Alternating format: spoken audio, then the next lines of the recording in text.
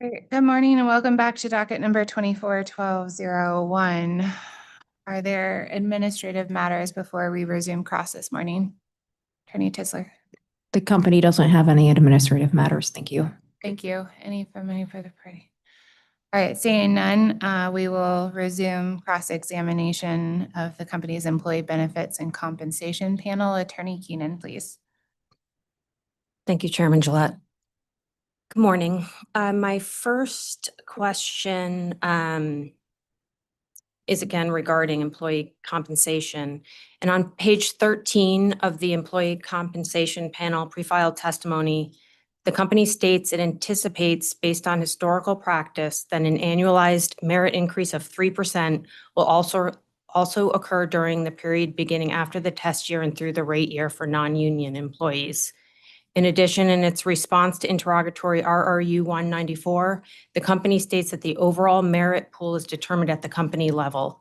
Can you articulate how the overall merit pool is determined? Good morning. I'll take that question. We determine it a couple ways. So first, I'm in charge of compensation. So my team and I review market trends for the year to see what the market is doing in both the utility sector and the general industry sector. And as we've shown historically, that has been in the 3% range. So that is one step that we do. We participate in surveys with Willis Towers Watson and other surveys so that our data is in those databases as well. The second piece we do is we work with the finance team around budgeting. So typically in the fall, we start our budgeting process for the following year. So I will meet with them to review trends that we see in the marketplace around merit increases. And it's generally in that time frame that we're setting the plan for the following calendar year. So it's an external market review, internal budgetary review. The third piece of it is with half of our company being unionized, we have to look at merit increase on a total company basis as well. So looking at where the contracts are heading and all of that. So those three pieces are what we do to look at the merit recommendations. Okay, thank you. Next, I'm going to ask that you walk me through the guidelines in the table provided in subpart C of the company's response to interrogatory RRU 194.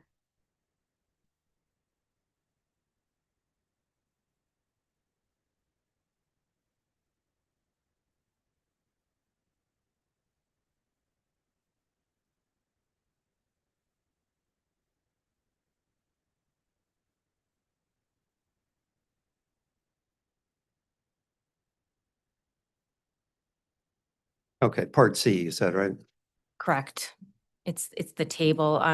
If you could talk about what each of the performance ratings represent, and then also what the rest of the columns. Okay, so what I'll start with the performance rating factor. So we have a 5-scale factor that the D, I'll respond to what the terms mean. So D is the lowest ratings, which means did not meet performance expectations. I is improvement needed. SC, successful contributor. HC is high contributor, and TA is top achiever. So it's a 5-scale ranking, 1 to 5, TA being the top. So our managers are required to evaluate their performance of their employees.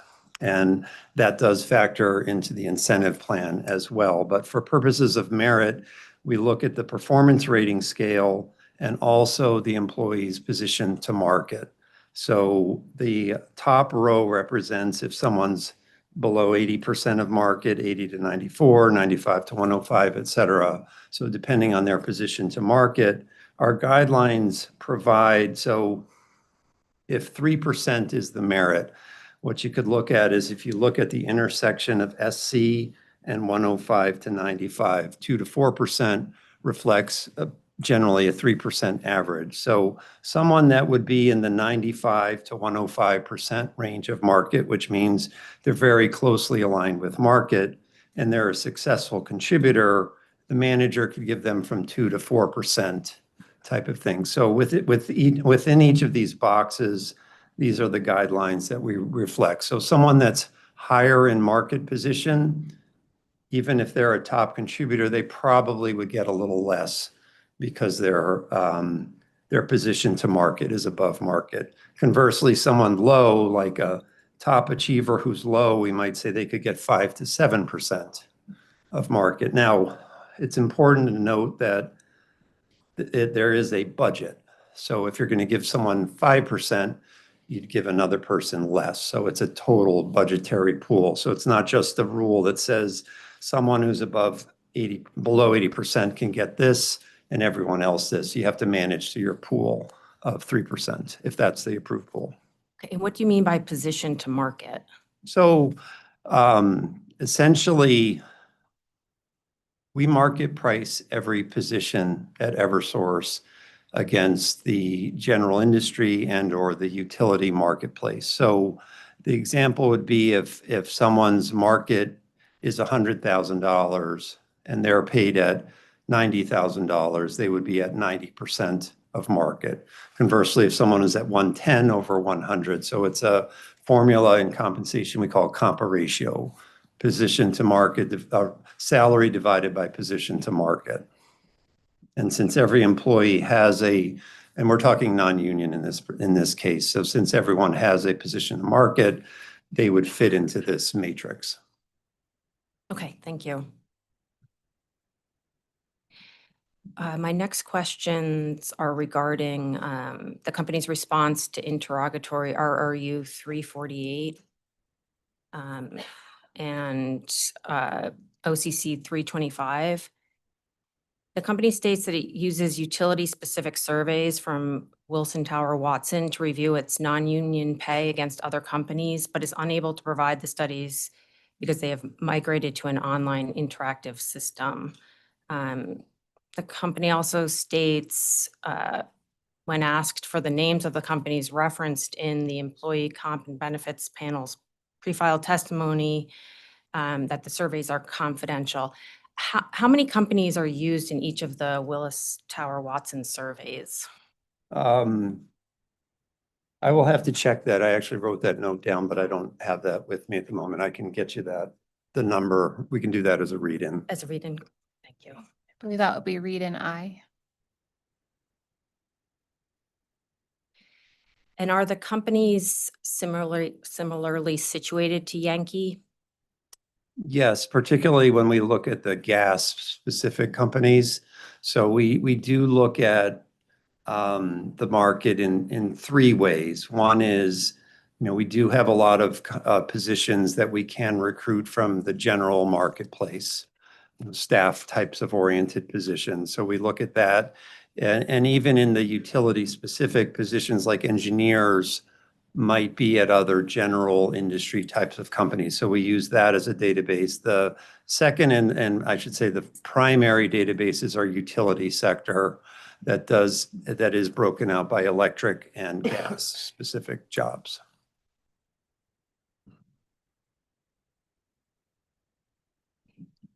And are the companies representative of the labor market of Yankee's non-union employees?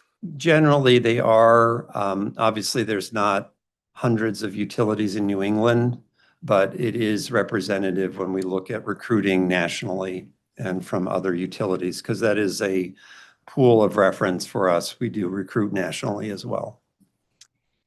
Given that the companies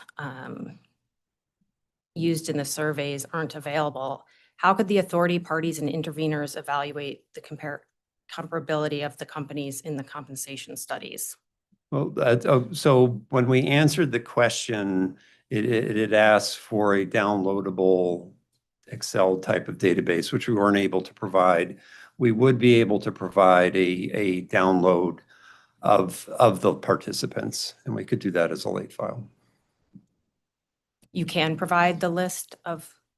We couldn't provide it in the context of the question, but we do have, obviously, it's helpful to us as professionals to know what companies are in the database. So we would be able to provide the list of companies. We just couldn't do it in the format asked.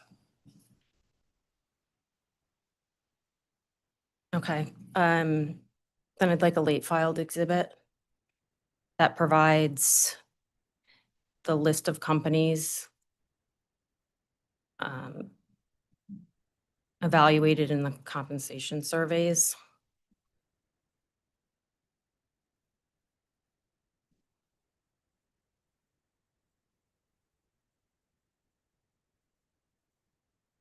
Play file exhibit 37.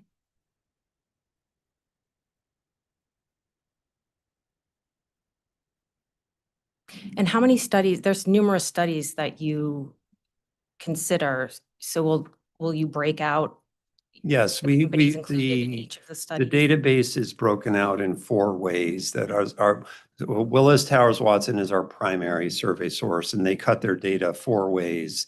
2 are what we call middle management and professional level. So we have 1 for general industry, 1 for utility, and then there's 2 comparable ones for the executive level as well, which we use. Okay, and in the late file exhibit, are you going to break up the We'll list? show all 4 lists of participants. Okay, and can you Yeah. also provide a description of the purpose of the study? Yes.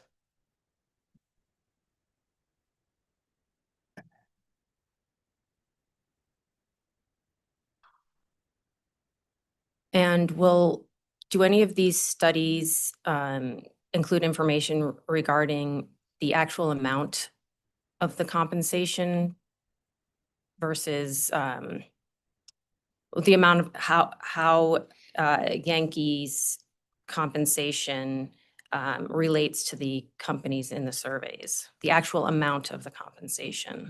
So the surveys, and we are a participant in that as well. Again, it shows total compensation, so salary plus variable compensation. That is our target when we look at that. So because we are a participant in it, the surveys don't provide our salaries against the database. It's just a database that my team of compensation professionals then uses. So in our pre-file testimony, we showed an exhibit that showed the comparative position of the general industry and utility against the overall marketplace when we looked at all of the market benchmarks against that. So that exhibit sort of summarized, those 2 exhibits summarized our position against the market. But part of the issue of the surveys is they have migrated to electronic. So in previous rate cases, we could do a PDF download of all of the data.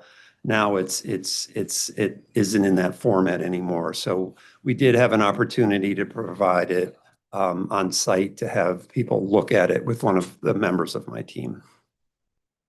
Thank you.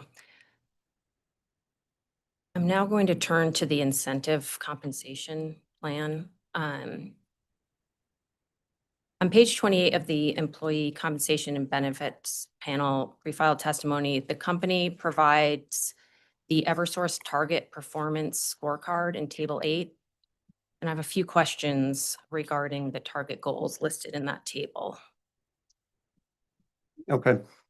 And to confirm, the target goals listed in this table are used to determine the amount by which the variable compensation pool should be funded, correct? That is correct. Okay. Can you explain what the days away restricted or transferred rate or the DART rate target goal is and how it's met?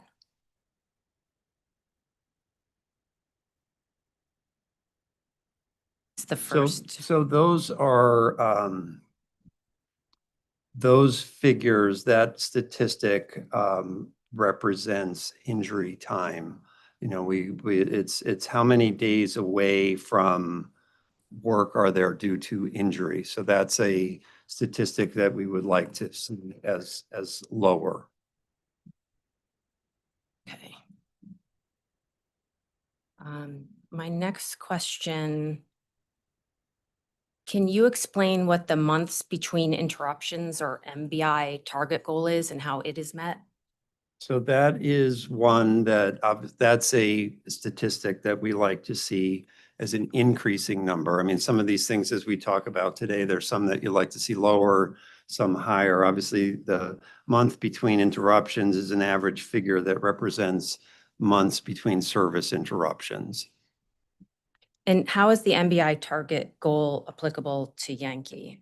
So it's applicable to Yankee in the sense that this covers the overall funding of the incentive plan.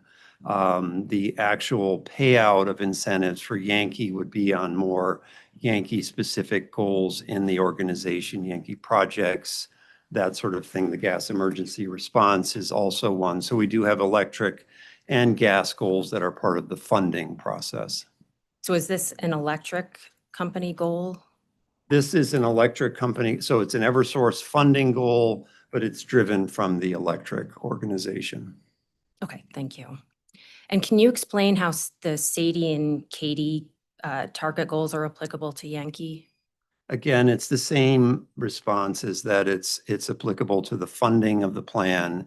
And then it's the Yankee management looks at the specific goals for employees in their department relative to the payout, the service goals, the operational goals, budgetary goals, and safety goals within Yankee itself.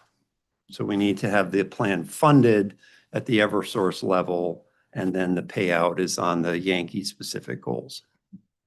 Okay, therefore, if I understand you correctly, whether the variable compensation pool is funded to pay Yankee employee and officer incentive compensation is driven by the electric distribution company's performance and Yankee's performance. Yes, yes, it is. We look at the incentive funding on an Eversource-wide basis. So the pool would be equal across the board, and then the payouts are driven by performance within the individual business units. Okay. And are these metrics assigned weights? They are.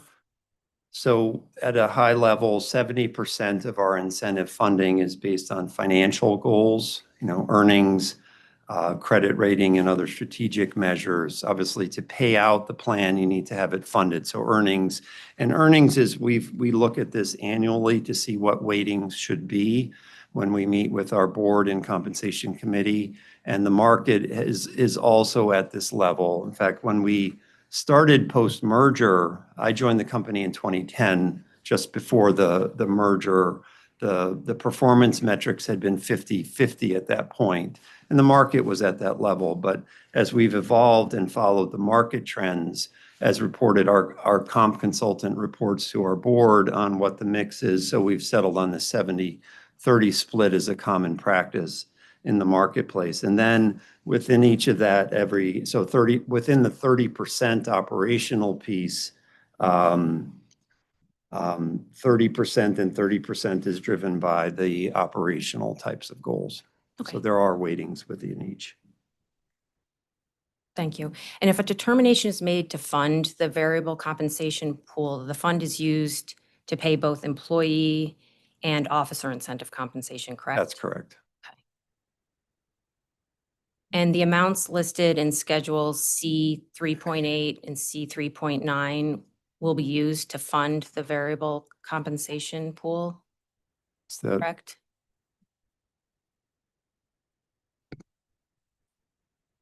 Pardon me. Good morning, Marissa Peruta.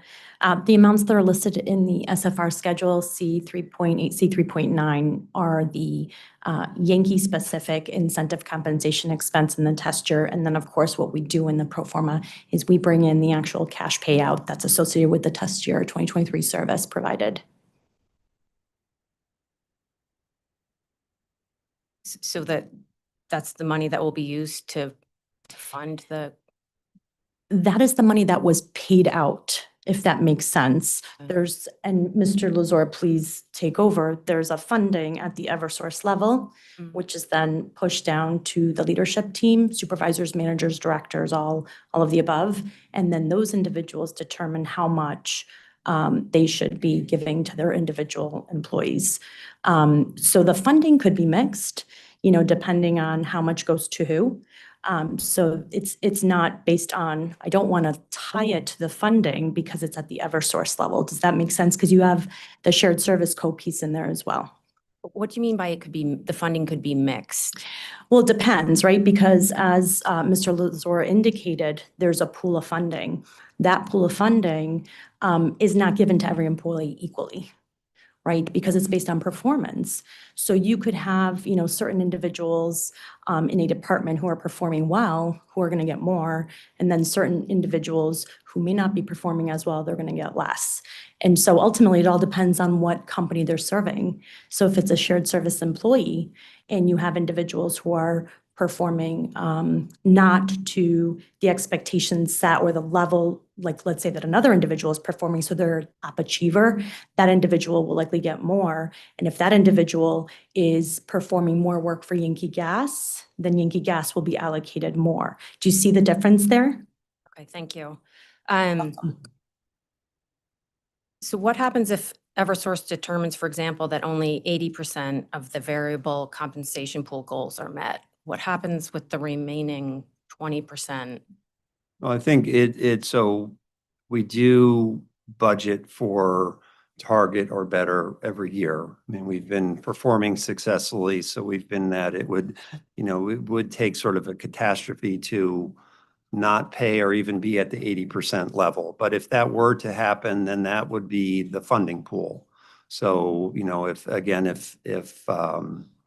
if the overall budget was $1 million and it was 80%, then 800,000 would be available for funding. And then it does follow through that the performance then does take into place. So what Marissa was indicating about higher or lower. So again, back to that matrix, when we look at the performance column.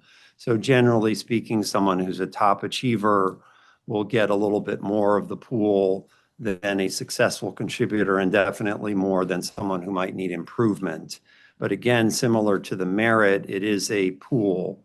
So if you're going to give someone a little bit more, you're going to have to take some from another person. So, to answer your question specifically about the funding, if we don't hit the targets, again, it would be a significant event that the board decided that was what the pool would be. The corresponding payout pool for the employees would be reduced. Thank you.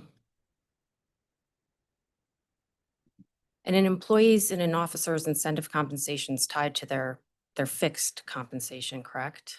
So every employee has a target percentage of salary. Again, if we get back to the total compensation principle, if we're hiring an employee that we determine their target total compensation is 100,000, it's typically would be 95 as fixed base and 5,000 as the variable piece that goes into the performance pool. So it does vary on the non-union side.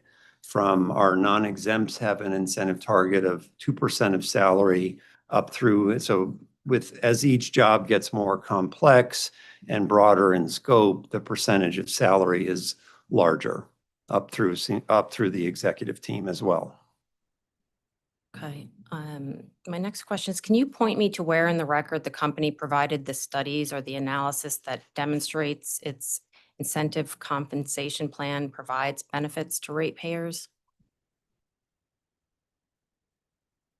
I would have to look and on that, but generally speaking, there really is no study that points to that. That question is asked frequently. Is there a study that proves that? Or as we look across that, I would say I look at it in two ways to say that it is working.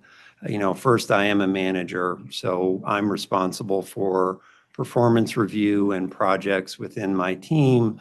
And we look at performance in a bunch of different ways. First of all, there's the notion of our people stepping up to do more that's required of them, or are things, in a publicly traded company, there's things that come up that you didn't anticipate as you began the year.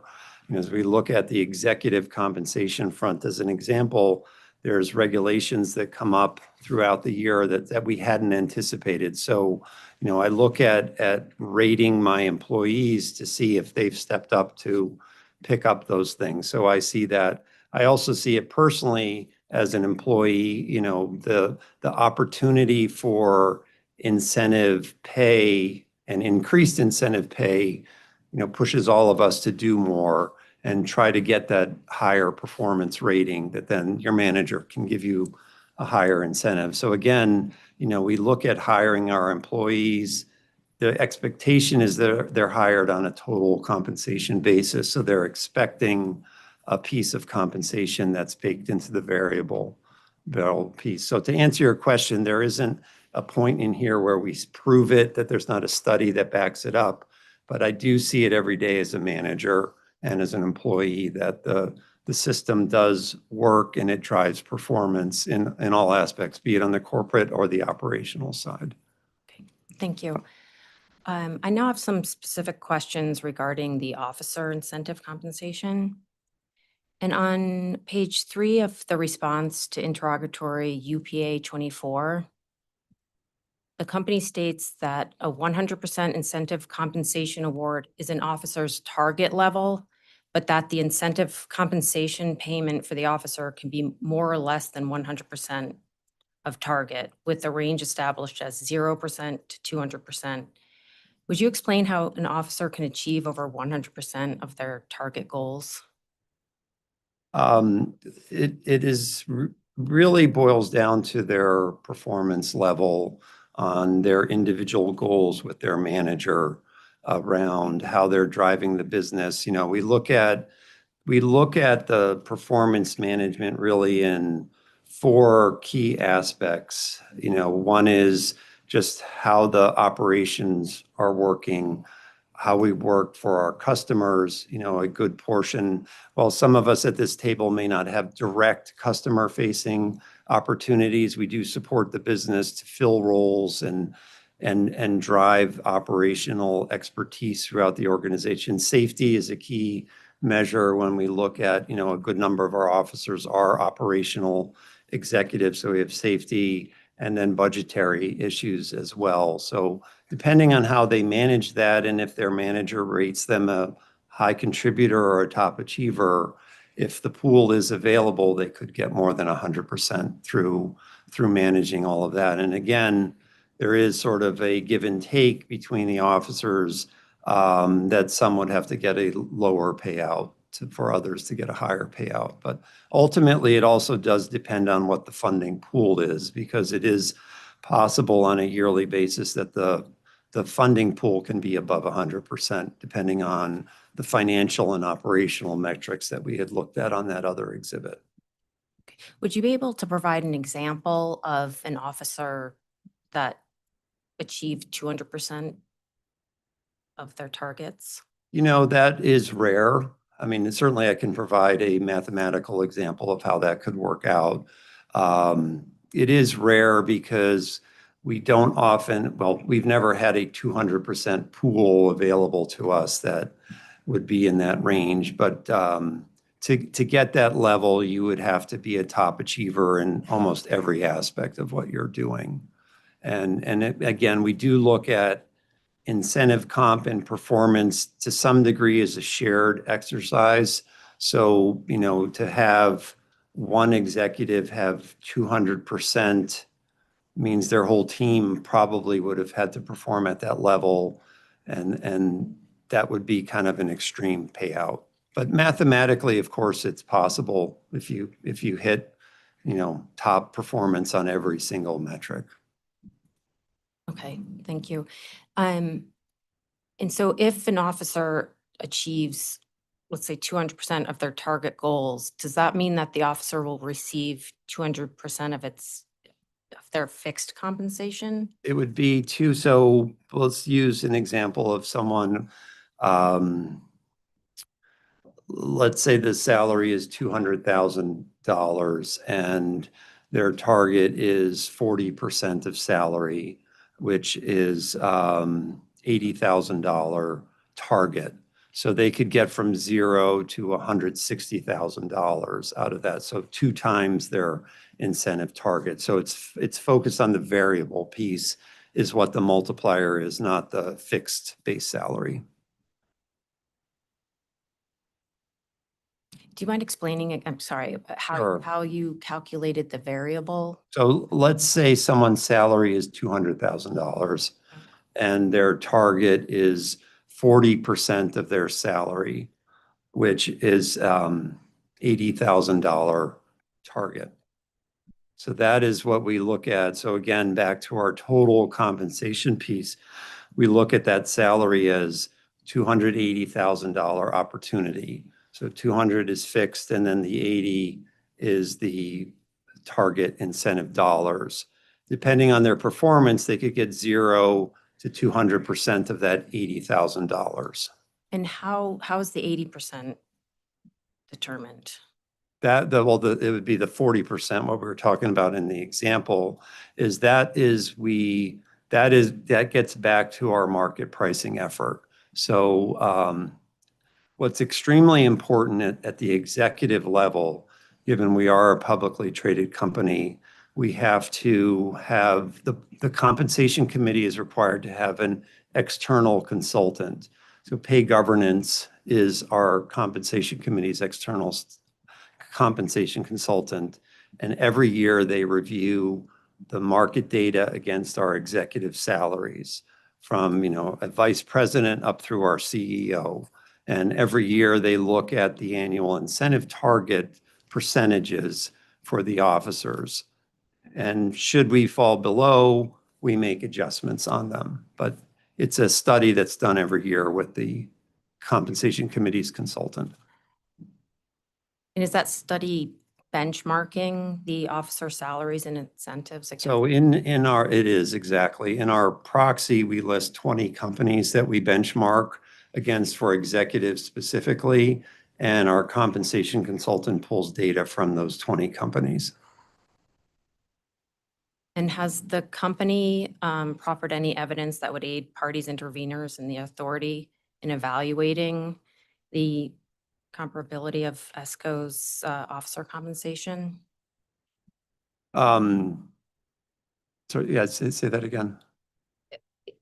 Can you, for example, point to where in the record there's evidence that would aid parties interveners in the authority in evaluating the comparability of ESCO's officer compensation? Yes.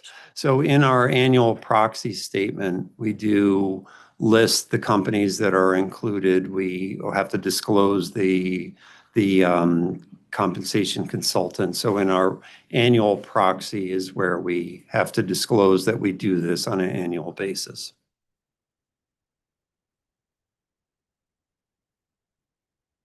And it's just the companies and the consultant? Yes, we list the companies, and then the fact that the studies were done. Obviously, those studies are confidential and they're not disclosed publicly, but the comp committee, engages the consultant every year. That consultant does not work for management, so it's direct to the compensation committee and the board. So the compensation committee has to approve the CEO's compensation as well as his direct reports. The CEO recommends compensation on all the other executives, and then the board of directors needs to approve the CEO's compensation. Okay, thank you. Okay, in an attachment 1 to the company's response to interrogatory UPA 24, which is Eversource Energy's 2024 proxy statement, it states that executive compensation targets are set approximately equal to median levels for comparable utility companies. Is that statement referring to the 0% to 200% target level for incentives? Not exactly what it's referring to. So overall, Eversource's compensation philosophy is to target the median of our utility and general industry market. When we talk about that in the proxy statement, that is a specific target for the 20 companies that are shown in that. And in that case, what's important to note about the 20 companies selected is that they are comparable to Eversource in size. So we're not comparing ourselves to the biggest utility in the country, that sort of thing. So the 20 companies are a scope-specific database that reflects Eversource's size and also business model as well. So we target on a total compensation basis, again, for salary, incentive, and in the case of executives, for stock compensation to be at the 50th percentile or median of that market base. And that also does carry down to the rest of the organization as well. So all of the exhibits we show in here, where we show Yankee and Eversource service company compensation, also targets the median of that market as well. So that is our overall company philosophy, is to target total compensation on a 50th percentile or median basis. I now have some questions regarding attachment 1 to the company's response to interrogatory UPA 67. And in that attachment, the company provided a sample of pre-established target performance scorecards for officers numbered 5, 7, 12, 13, 31, 34, 42, 43, and 58. And my first question is, what do you mean by a sample of pre-established target performance scorecards? It was UPA 67, right? Correct, attachment 1.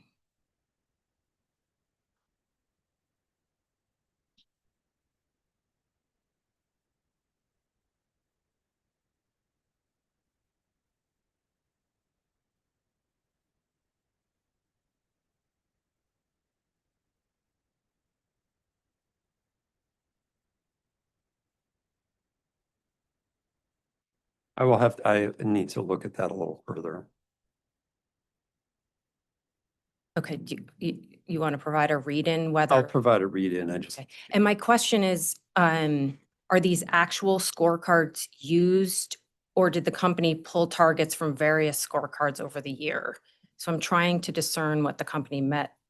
This should be specific scorecards for executives, but I need to verify that. Okay. Can that be provided as a read-in? We read in J. Thank you. In the reading, can you also state what year Eversource used these target performance scorecards? Okay.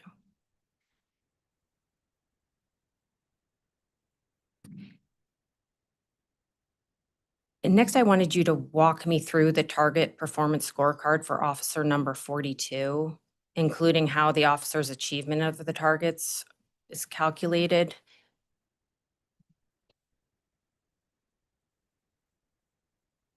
Okay, I'll have to do that as we read the other portion. And Okay, okay. I wonder if that should be a late file exhibit because I'm asking for a calculation. unfortunately, I just can't get to that exhibit at the moment. So Okay, Attorney Keenan, do we want to formalize this as a late file exhibit? Because I suspect, based on what you just said, that you're looking for the methodology of the calculation. Correct. Okay. So do you want to specify a late file exhibit prompt, which will be 38, please? Okay, how the officer number 42's achievement of the targets provided in the company's response to UPA 67 attachment 1 is calculated, and how the aggregate score is calculated if the performance targets are not weighted.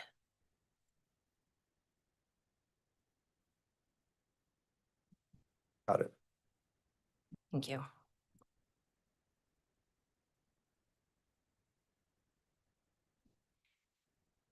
And my next question is, did the company use the target performance scorecard provided in attachment 1 of its response to interrogatory UPA 67 to calculate the aggregate achievement score provided in attachment 2? Yes, that would be the case.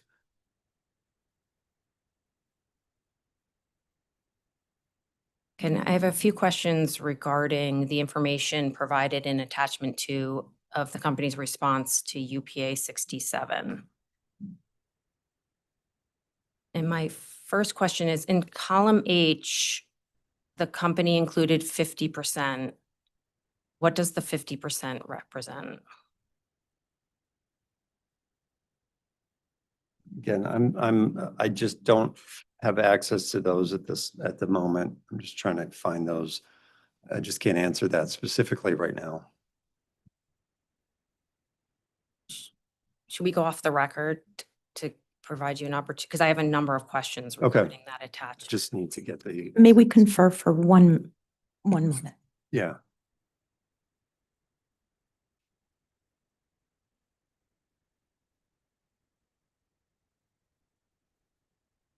Yeah. Yeah.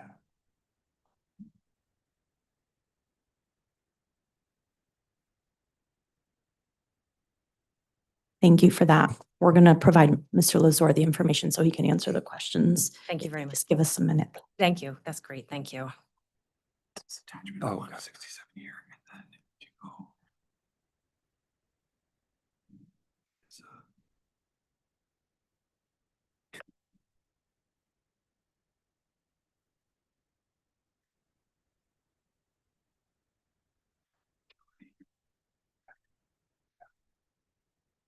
Okay.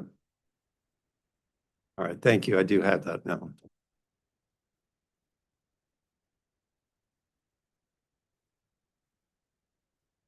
Okay, yep. So my first question is regarding the 50% listed in column H. There's not a heading on that column, so I wasn't sure what that represents. Okay. Each.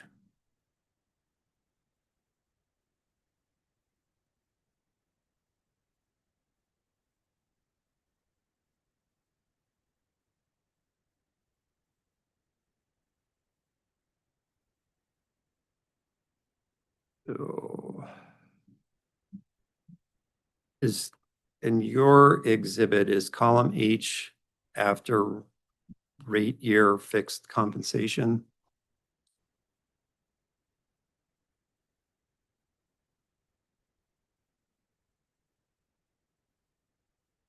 One second, my computer's pulling. I'll note that when I open that, column H is not immediately visible. You have to So you unhide may it. have to It's, expand that column. oh.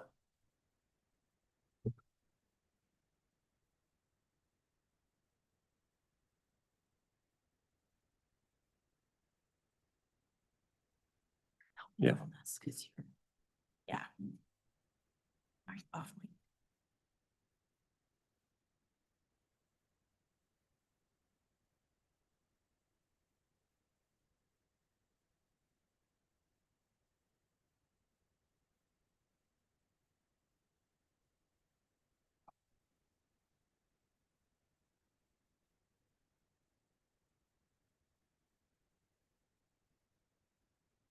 Okay, so in this example, H was hidden for the calculation purposes, but H would reflect the target percentage of salary for the variable compensation piece. So this particular officer had a target of 50% of salary reflecting the variable comp target. And again, could you explain how the 50% was selected? That was selected based on the executive compensation market review. And it's not necessarily, we look at officers, we tend to look at officers in grouping. So obviously the CEO is the only one who's at a certain level because that position is the highest. But when we get to vice president, senior vice presidents, and presidents, we tend to group executives together. So there's a cadre of executives who are targeted at 50% of salary. And the determination to set the target at 50% is done annually? That is, we review it annually. We may not change it annually, and we typically don't change the incentive targets on an annual basis. But we do review, and as our job in compensation is if we start to lag the market a little bit. So let's say for sake of argument, in 3 years, the market is saying that target is 55%. We would then, if there's enough market data behind it, we might adjust that target to 55%. But we do an annual study on that to look at our executives.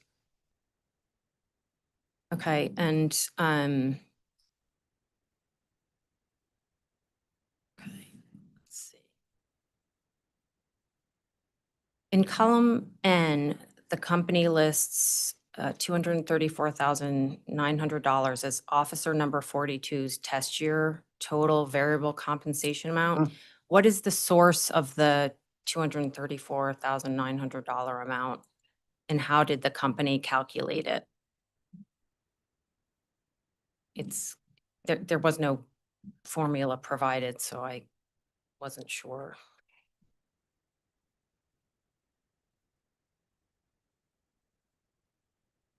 I will have to review the formula behind that number.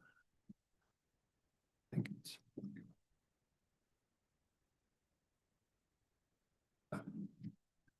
Okay, so, got it, thank you. So if we look at column J, the variable compensation target of 300, if you multiply that by the achievement score of 115% of target, that pays out at the 234.9. So the 234.9 represents the overall actual payout. So in this particular case, this officer achieved 115% of the incentive target.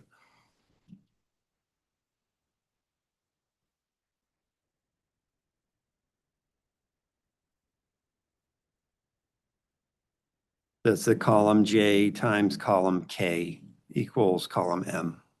And the 115% is based on the officer's personal scorecard? That would be the officer's performance scorecard, yes.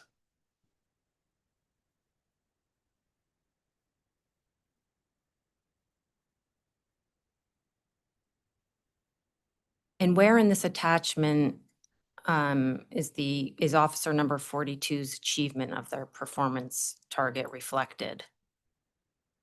That is, it's not reflected in that because we didn't show the individual performance scorecard or the manager's determination of the score. Because again, as we were talking earlier, there's a pool of dollars given to each manager depending on their level. So the aggregate achievement score really reflects that this officer's manager's determination of their payout relative to the performance pool that he or she had available to them. So it doesn't point back to, again, we have the funding piece and then the payout piece. And a lot of the payout piece, be it at the executive level, the named executive officer level is a little different situation because the board of directors reviews, the compensation committee reviews. But when we look at this individual is not a named executive officer in the proxy statement. So this is highly dependent on this individual's manager relative to his or her performance. Okay, I'd like to request a late filed exhibit. Can you provide officer number 42's scorecard and the officer's achievement of the targets in the scorecard that was used to calculate the aggregate achievement score in attachment 2? Sure.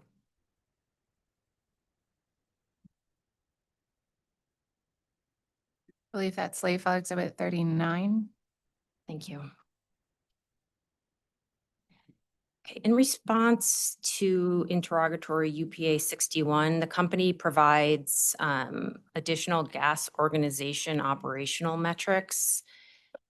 Are these gas organization operational metrics used to calculate the amount by which the variable compensation pool should be funded? Or are they metrics used in an individual officer's target performance scorecard? These would be in the individual scorecard because for purposes of the funding, we only have the gas emergency response related. So these would be reflected in their individual performance. Okay, thank you.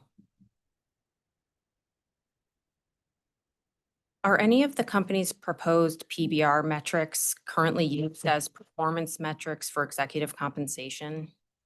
They would be in the sense since they are very transparent and measurable goals, they would be reflected in individual performance. It is important to note a distinction here is that, our plan doesn't necessarily work like a commission type of plan that if you do these 5 things, you'll get this score. There is a degree of subjectivity and look at the overall performance over the course of a year. So that we don't take the last best thing you did made you a good score. We do look at the score throughout the point of the year. So it doesn't always boil down to a number like a commission sales type of plan would, where you do 5 things and you'll get 112.2% type of payout. There is a degree of subjectivity in the performance review process that takes place even at the CEO level when the compensation committee looks at our CEO's performance. So there is a degree of subjectivity that's baked into it. But the funding of it is the key driver of what's available and the dollars that could be available. Can you tell me which one of the company's proposed PBR metrics are currently being used as performance metrics for executive comp? I can't at this moment just because I don't manage the sync between those to the exec plan. But we can look at those for you. Can I have that as a read-in? So I'm specifically looking for which of the company's proposed PBR metrics are currently being used as performance metrics for executive comp.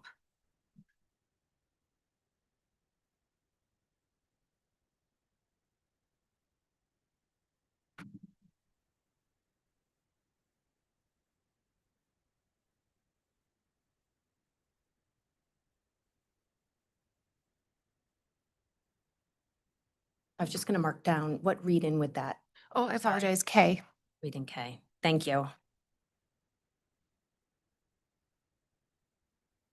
And I do have other questions, but I've moved them to the revenue requirements panel with respect to the compensation and incentive compensation. So now I have some questions regarding healthcare benefits.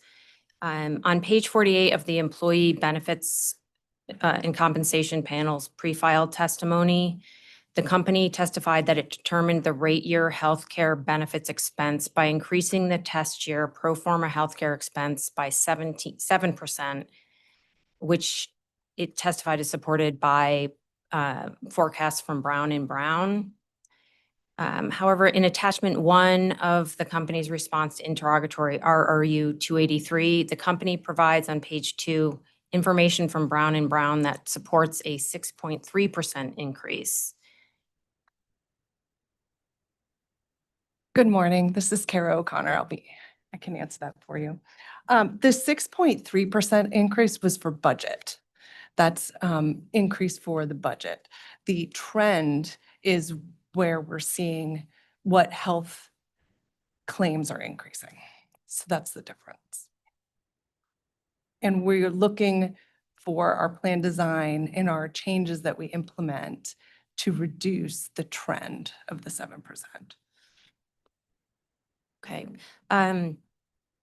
So what's the difference between the amount you budget for healthcare benefits versus the amount you're seeking to recover for healthcare benefits? What we're looking to recover would be the actual expense spent in healthcare benefits. We're hoping that our budget aligns with spend.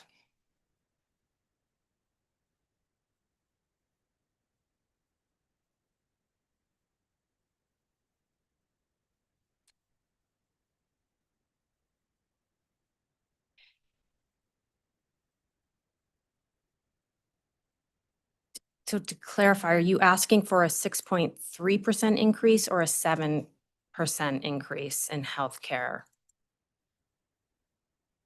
costs? I'm sorry, Attorney Keenan, can you repeat the previous question so we know the second question? We heard you there. Apologies. So my understanding based on today's testimony is that the company budgeted for 6.3%, for a 6.3% increase in healthcare benefits. And I'm trying to confirm if they're requesting the 6.3% increase, or because that's what they're budgeting for, or some other amount. Yes, we understood you. Okay, could we have one moment to confer? Thank you so much.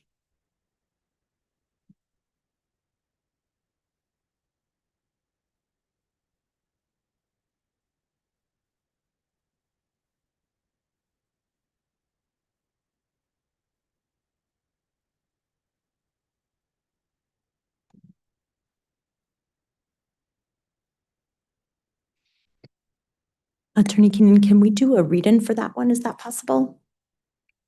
It'll probably just take us a few minutes and we'll have it ready for you after the break. Sure. So let's read in L. Yeah, I'm sorry, I actually It- do have that answer now. Okay. It is, we did build in the 7%. Then I'd like to request a late file exhibit. Can you provide a late file exhibit calculating the healthcare benefit expense, assuming a 6.3% increase? Sure, absolutely. Thank you. You're welcome.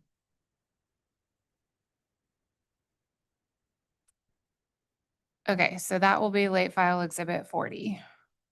Thank you. On page 41 of the employee compensation and benefits panel pre-filed testimony, the company testifies that Eversource, on behalf of affiliates, including Yankee, has implemented changes to all medical options to reduce cost, including the promotion of an HDHP design that encourages consumerism. Can you identify where in the record the company reflected the changes to all medical options to reduce cost, including the promotion of an HDHP design costs? Sure. The it's a high deductible health plan was offered to employees, which puts them, the consumerism is that they're going to pay first out of pocket. So they consume their own healthcare costs to start. And you're looking, I'm just, can you identify where in the record the company reflected all of these changes? it's built into the healthcare expense.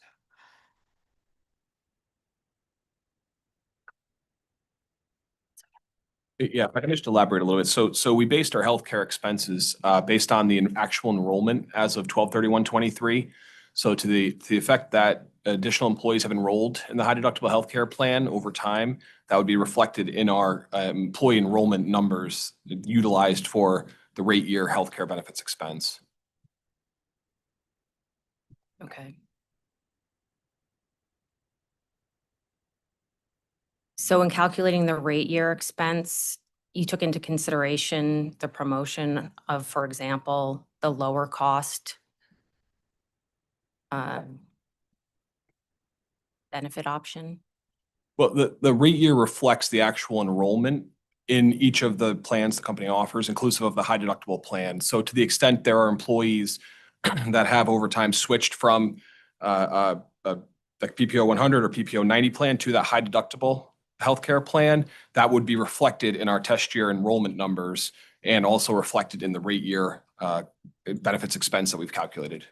And the rate year is based on enrollment in the test year? Correct. The rate year is based on the enrollment in the test year. There was no further adjustments made to that enrollment. Okay, thank you.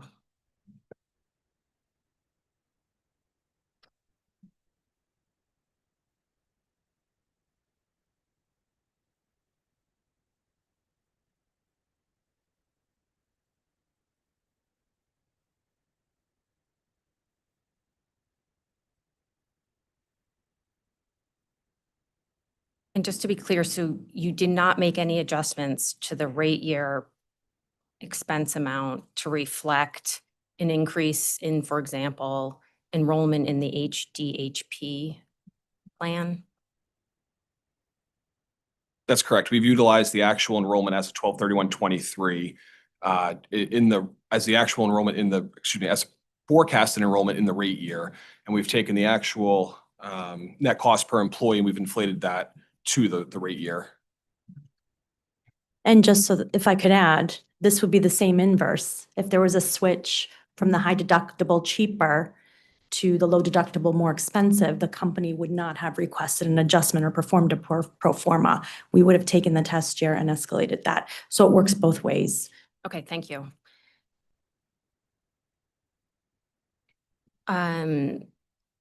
So also in the employee compensation and benefits panel pre-filed testimony on page 41, the company describes various cost containment initiatives for healthcare, including prescription drug management programs and wellness incentives.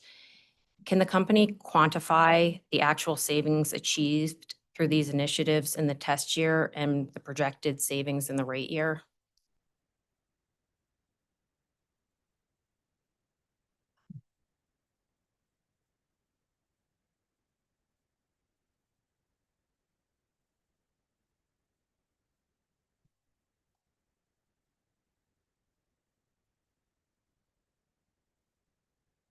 Can you just restate the question, please? Sorry. I think I understood it, but I want to make sure. Sure. So on page 41 of the employee benefits and compensation panel, PFT, the company describes various cost containment initiatives for healthcare. And I'm asking the company to, can you quantify the actual savings achieved through these initiatives in the test year and the projected savings in the rate year? I can speak to the calculation for the test year and the rate year. I mean, to the extent there were savings achieved since the last rate case, those would be reflected in our test year actual benefits expense. The company hasn't projected any additional benefits savings to those benefit expenses in the rate year. But I just don't know if maybe my colleagues could speak further to any quantification of those savings. But certainly to the extent those were achieved, they would be reflected in our test year. So we don't quantify that. And that's, for example, one of the step therapy is prior authorization, which is in order to get medical coverage. For example, you need a surgery. Our plan design is, or we use utilization management to say, you need to go to PT first. So when you're talking about so many millions in claims, it's hard we can't quantify those. Can you identify where in the record the savings achieved through these initiatives are reflected?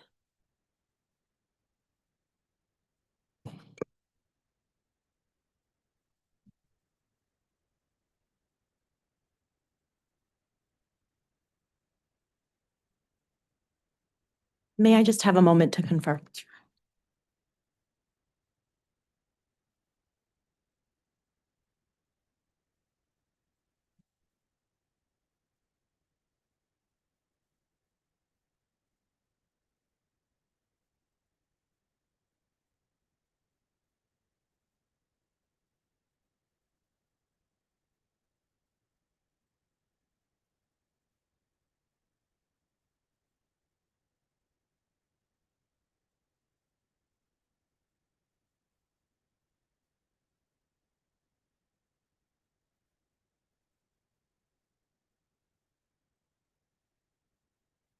So those savings are already reflected in the healthcare expenses, overall expenses. We can't really quantify where because medical expenses are always increasing, but we try. It's built in there to the total expense.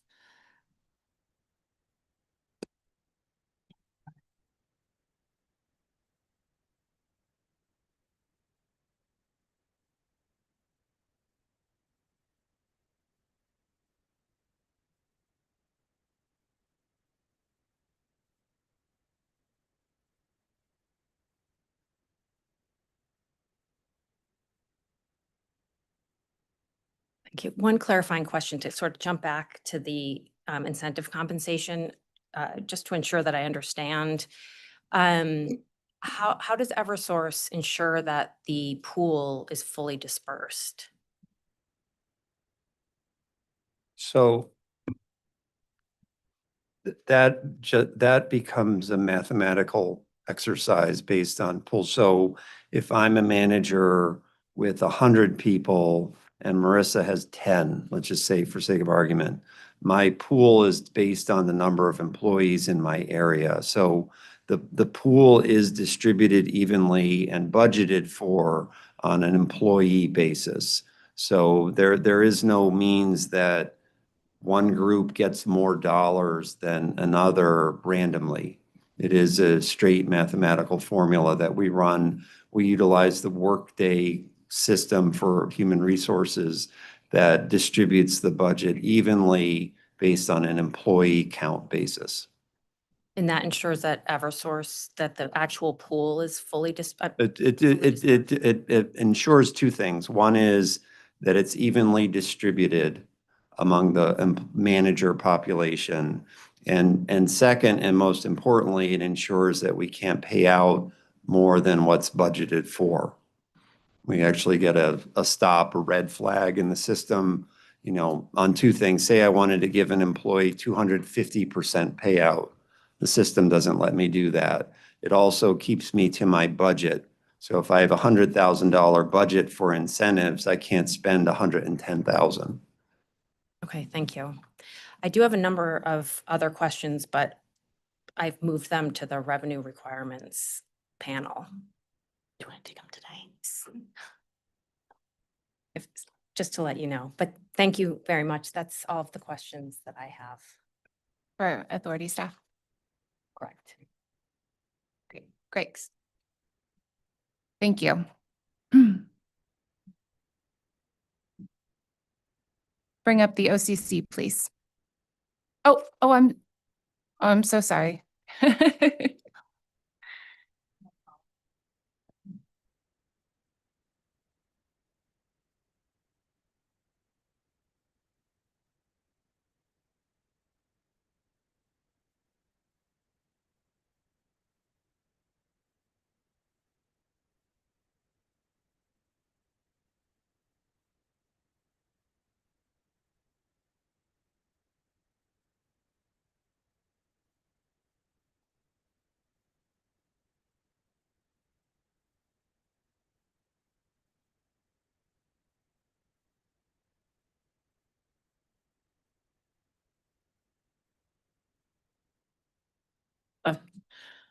Good morning, panel. Karima McDonald with Authority staff.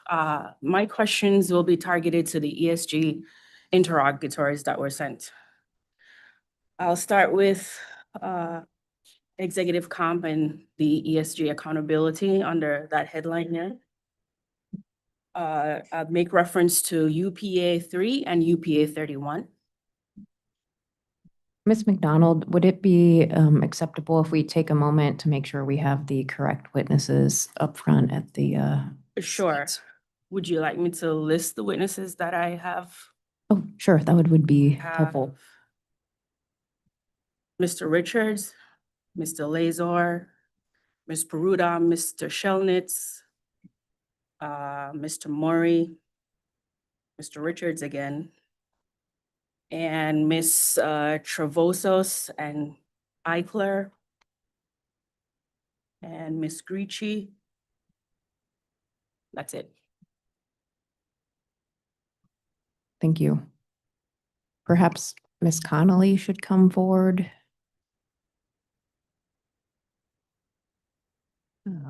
Oh, and my apologies, Ms. Staten. Okay.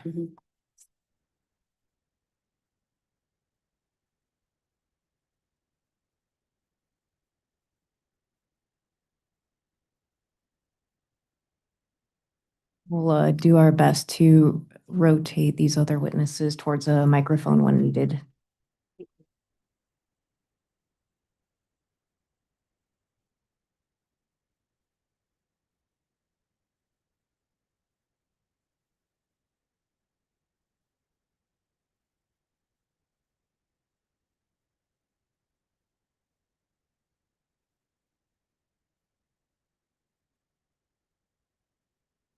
May I begin?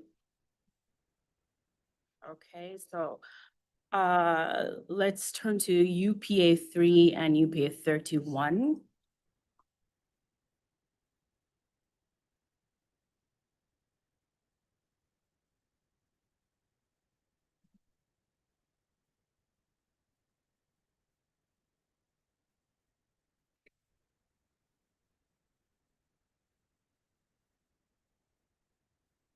All right, to understand how this accountability is operationalized, can you clarify how much weight ESG goals carry relative to other performance factors in executive compensation? For instance, if ESG targets are missed, but financial or operational goals are met, how significantly would that impact an executive's compensation? So there's two aspects to that.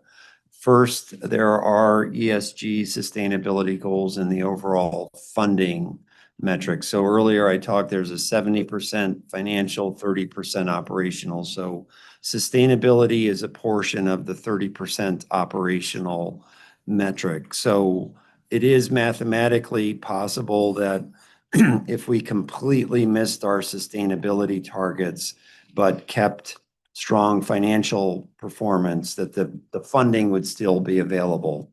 The second piece to that is for those executives that have direct accountability on sustainability or ESG goals in their departments, then they fall into that 0 to 200% phase that their range that their manager could pay them out on. So again, these goals are impacted. So the weight on the overall funding is within the 30% operational piece. The payout is probably heavier depending if they have more direct ESG goals. So as an example, in my role in compensation and benefits, I don't necessarily have direct ESG goals in my performance measure, but an executive who does have those types of goals would have them more heavily weighted by their manager. And for those executives, is there a percentage of that 30% portion that would be weighted? So once it gets to that's in the funding piece, excuse me.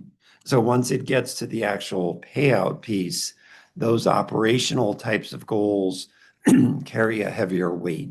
We can't put a specific target on them, what the percentage is exactly, because again, our performance plan doesn't, an incentive plan doesn't work that everything has a number and an exact weighted payout. Some of it is subjective on the portion of their manager. But again, if you compare me as an executive who doesn't necessarily have direct ESG goals to another one who does, those would be much more heavily weighted. All right, thank you, Mr. Lazar. In UPA 31, the company mentioned that sustainability goals account for 2.5% of overall variable compensation and are tracked only in aggregate. Are there any plans to refine internal systems so that ESG goal performance are, particularly those for GHG reduction, can be linked directly to team or department level for evaluation purposes? That's where they would, exactly where they would be. We got asked a question earlier about why are electric goals in the overall funding pool. So we use, in the overall funding of our incentive plan, we do use a wide range of metrics that come from different portions of the business, because our philosophy on incentive comp has been funding is equally weighted across the organization. So someone in HR would get the same percentage target or the same funding pool as a percentage as someone, say, in finance or in electric operations. But when we look at the individual performance of someone who has more of those goals, the weighting is higher. And it does change year over year depending on how the manager and the employee, or in the case, the executive and his or her manager, look at the specific goals. Who sets these executive compensation goals for a particular team or department? And how Generally- often are they reevaluated? So those are reevaluated every year as part of our performance management process. So, when the board of directors and the compensation committee set the funding pool in the beginning of every year, oftentimes then the managers step in and set goals for their individual departments. We are a company that loves scorecards and measures a lot of things. That's typical in the utility sector. There's a lot of engineering that goes on when we look at things. And then, so each department then would work with their management to set goals for that level or department. Executives tend to get set with their senior executive. We all report into the senior team, as we call it, which is the CEO and the direct heads of each functional area. But then it cascades down throughout the organization from managers. So I would cascade goals to people who report to me, who would cascade goals down to them. And typically the goals, as they go down in the organization, become more tactical in nature. So an analyst type of position or an individual contributor would have much more tactical goals, whereas you get up to the leadership level, you have goals that are more strategic or developmental in nature. What's not being done now? What do we want to do going forward? So that does play well into the questions you're asking about these types of sustainability and ESG goals, because two things. One is they change every year, but they are longer term in nature. We don't set things and finish them in 1 year. Oftentimes they're multi-year types of goals. So how well are you achieving against the first year of that? Is it successful? Do we veer and take another turn from that? So in a sense, they become longer term goals. All right, thank you, Mr. Lazar. Sorry, Ms. McDonald, may I add to that? Just you asked specifically about executive compensation and how we're expanding or looking to broaden our ESG metrics related to executive comp. In our response to UPA 31, we did describe our ESG metric that's discussed in our proxy statement, which historically was based on our performance with key ESG raters relative to our peers that Mr. Lazar earlier described, the 20 peer group of other utilities that are similar in size. We've recently expanded that metric to also include internal KPIs that do address more departmental performance measures relative to our sustainability priorities. So this is an example of how we continue to look at remaining current and ensuring that we're applying best practices with our metrics and performance measures. Thank you, Ms. Connolly. All right, let's move on to the ESG costs and as I try to understand more about the costs given in UPA 33. This was I got this response from Mr. Richards, Ms. Peruta, and Mr. Schilnitz. Ms. McDonald, I just want to let you know that Ms. Connolly has adopted all of Mr. Richards' discovery responses for purposes of ESG and GHG. Thank you, Attorney Tisler. All right, given that 37,000 was allocated to Yankee from the enterprise-wide human resources cost for 2024, how did the company determine that value? Was it based on headcount, usage of specific HR services, or another methodology?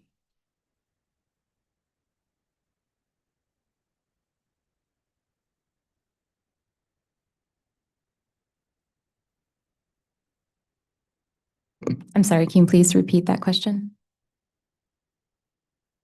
How did the company determine that 37,000 that was allocated to Yankee from enterprise-wide human resources costs for 2024? I think I would have to defer to my colleagues in revenue for that answer. I'm sorry, I'm not able to answer it myself. Yes, we may take a read-in. I can explain it, but I would prefer to give you the actual way it was allocated down to Yankee Gas. But if you wouldn't mind to take a read-in, I can give you a really solid answer, if that's okay. A read-in or a late file? Read-in is, I can do a read-in for sure. Thank you so much. That is fine. Thank you. Would be late, read in L.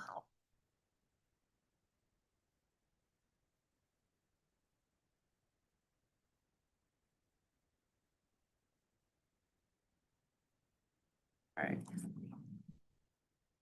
Ms. Peruta, in that reading, can you tell me which schedule this $37,000 is showing in the application, please? For sure. Thank you. All right, UPA 39.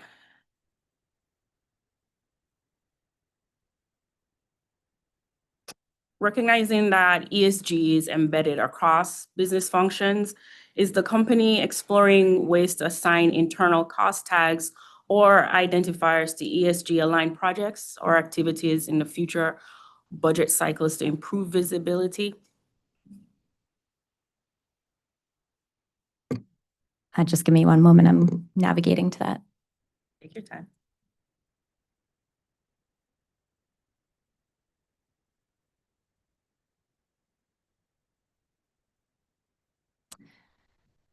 Yes, thank you. So with regard to our ESG initiatives, we really see these as enterprise-wide. It's, everything that we do around sustainability and environmental and social governance is part of how we lead as a corporate citizen and execute responsible business practices. So to the extent that we can allocate specific expenditures, that becomes very complicated to do because it's really carried out throughout the entire organization. However, there are certain initiatives that are departmental, and the KPIs I referred to in my earlier response related to our upgraded sustainability index and ESG metrics do address specific functional areas within our company and areas that are of most significance, or what we call our high priority sustainability areas. So that's something that we have been quantifying more specifically at the departmental level. Thank you, Ms. Connolly. How does the company ensure transparency and consistency in identifying which costs are ESG benefits, such as those tied to the regulatory programs, like the ARP program that was mentioned in this response?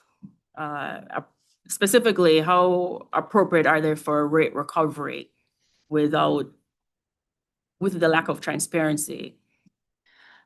Well, I would say that we do take a strong effort in maintaining transparency. We produce a comprehensive sustainability report every year. We're actually expecting to publish our most recent publication of this in the next couple of weeks.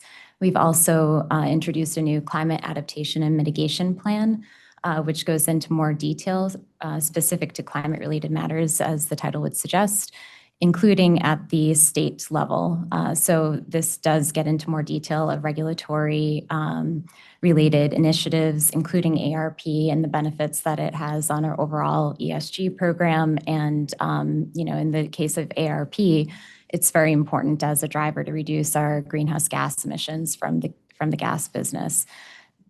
Oh, thank you.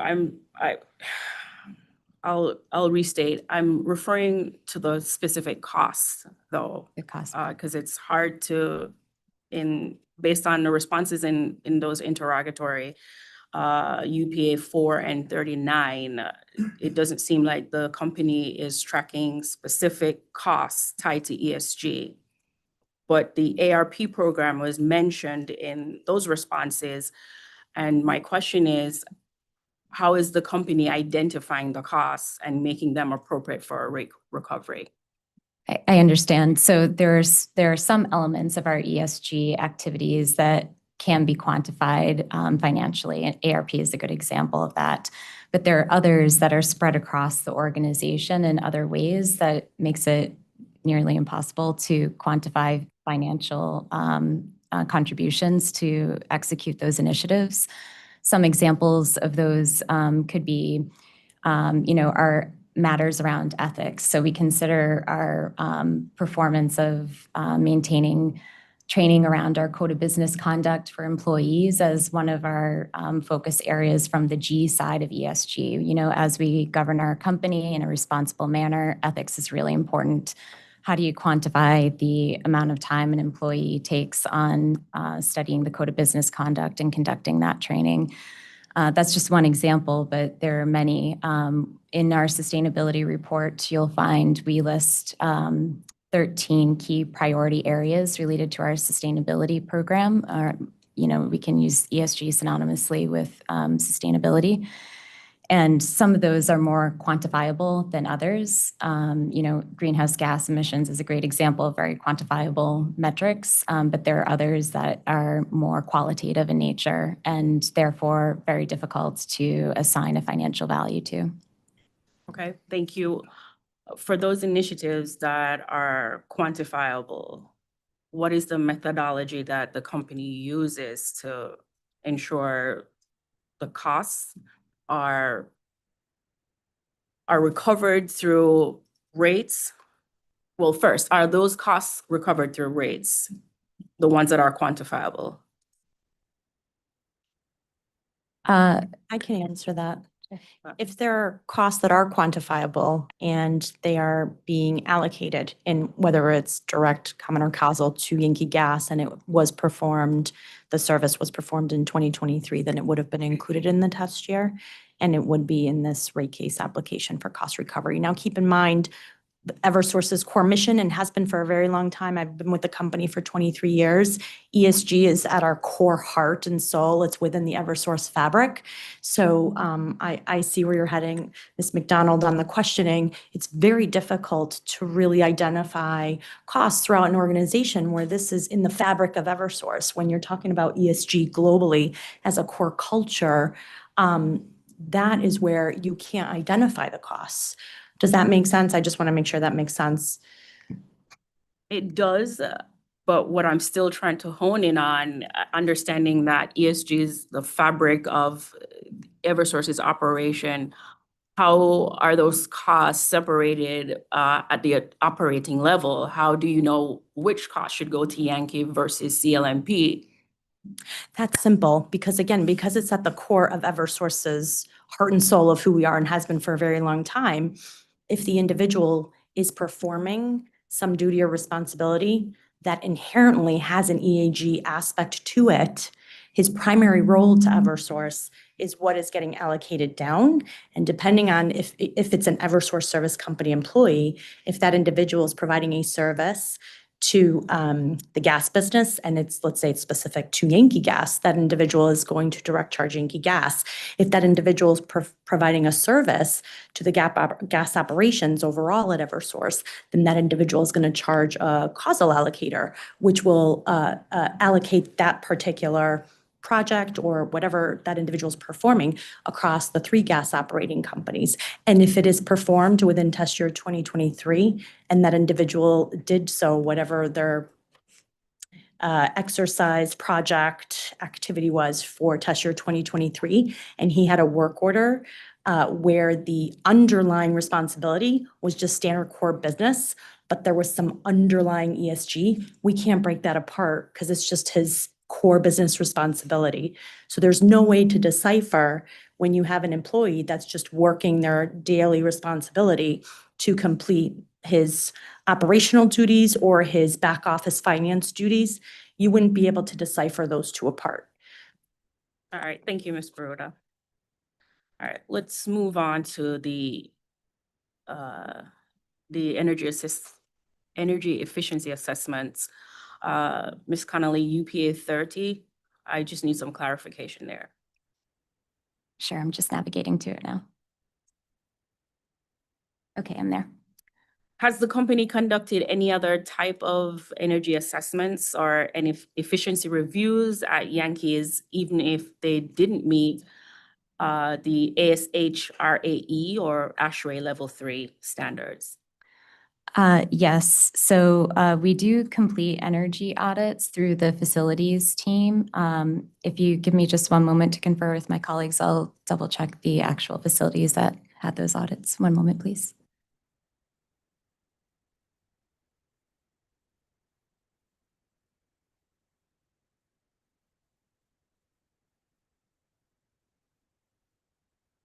Thank you for that.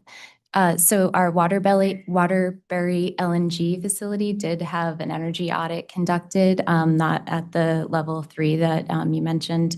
And also our Berlin Shared Services campus had an energy audit conducted there. Are those facilities leased or owned by? They're both owned properties. Okay, all right, thank you. Let's move on to GHG reduction tracking, UPA 52.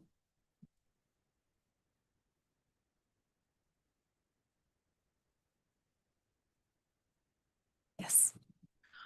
Regarding Yankee's emissions reductions, factored into the broader enterprise strategy, can you clarify how the company assess whether Yankee's activities like the main and service replacements are achieving the anticipated GHG reductions? Can you please clarify what you mean by anticipated greenhouse gas reduction? How are those two projects, the main and service replacements that was referred to in Mhm. this response, how is that helping GHG? Oh, I see what you mean. Thank you.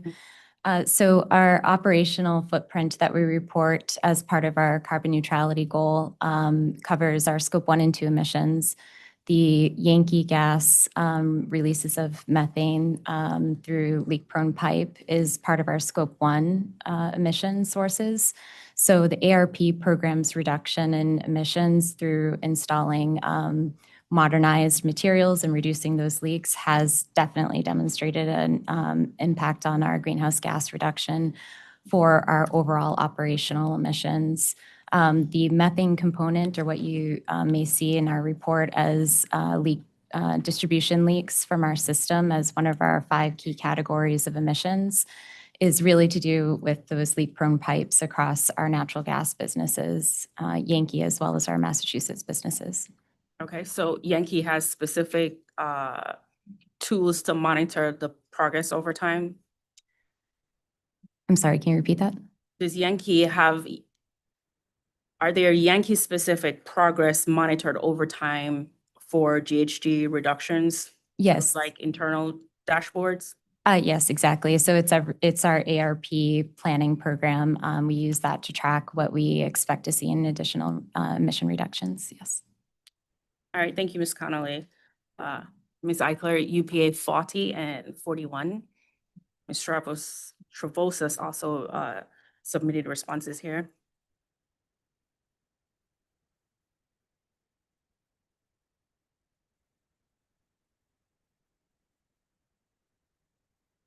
One moment, we're just going to switch seats. Thank you. Take it.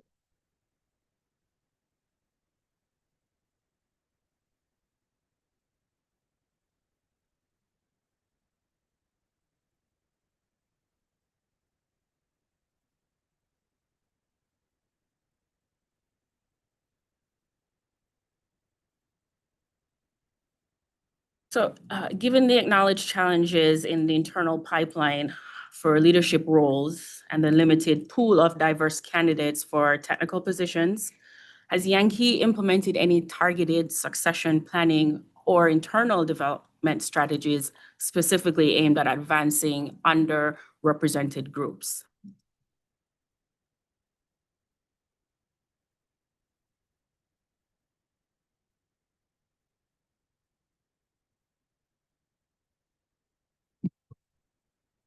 Yes, we have. We have a focused development program that helps to work on succession planning for underdeveloped talent within the organization, focused on a variety of opportunities to build their skills through projects, build training through a variety of schooling, that type of thing. Okay. When did this program begin? Or it's been It's been around for okay. a long time. Yeah. Yeah. Can you share any early outcomes or lessons learned from these expanded partnerships or internal development efforts through this program? Yeah. So in terms of the leadership development program that we have and the cohort hiring, and we also have, it was called Key Talent, and now we're calling it the ELDC, Yep. Eversource Leadership Development Cohort. So in terms of outcomes, we've seen a lot of folks who have been in the program, been promoted into leadership level roles who are still with us. I can say that I was part of the program and have experienced the growth at the company due to the program that I was in. So it's definitely one program that we see a lot of success. Thank you. UPA 44.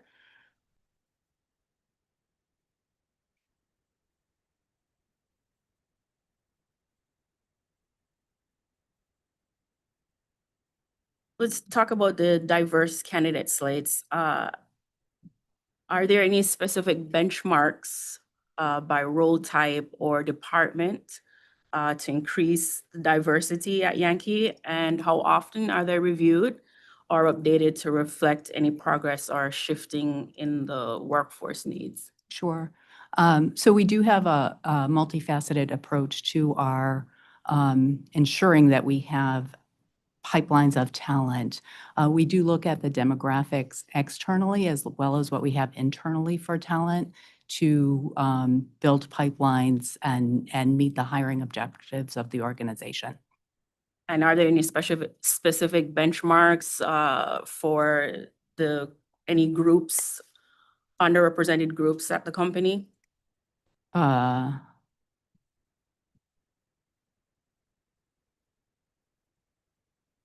Yeah, I'm sure we do. I can't think of benchmark. Can you repeat it? I'm sorry. Are there any specific targets for the lack of underrepresented groups at Yankee?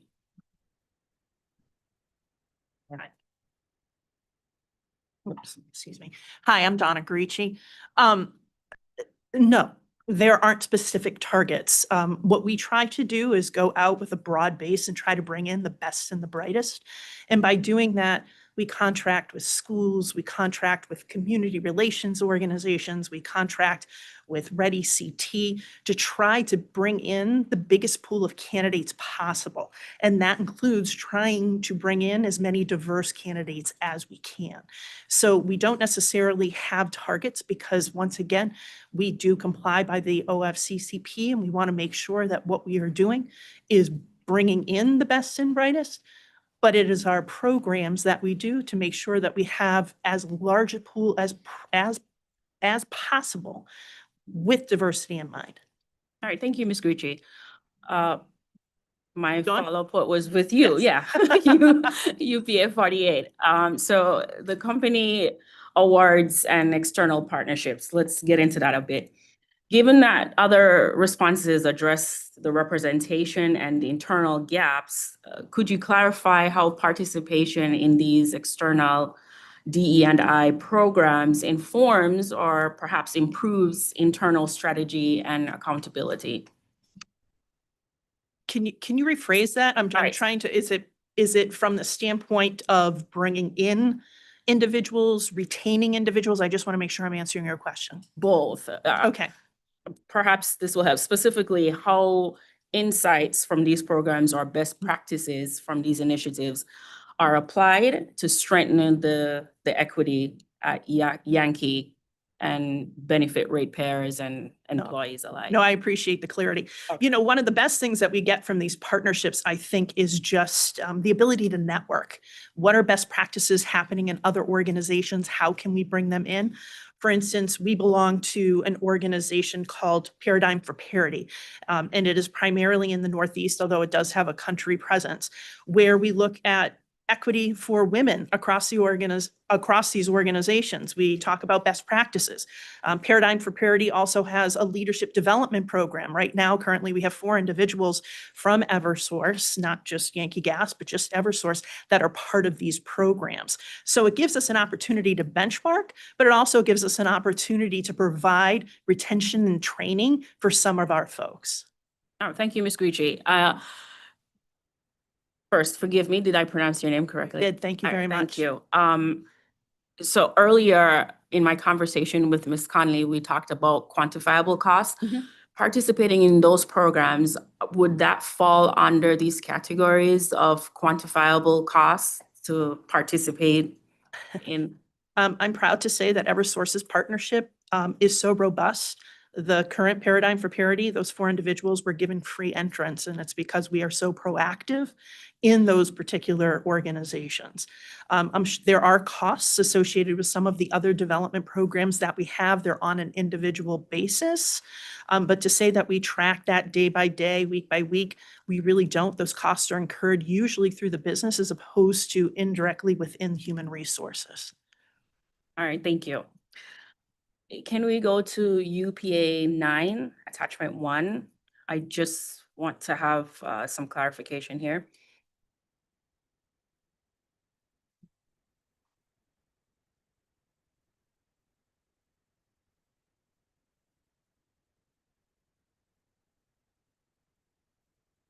Yes, ma'am. First, the employees listed in this attachment, do they perform work exclusively for Yankee, or some of them also support parts of Eversource in different states? And it's UPA 09 attachment 1, correct?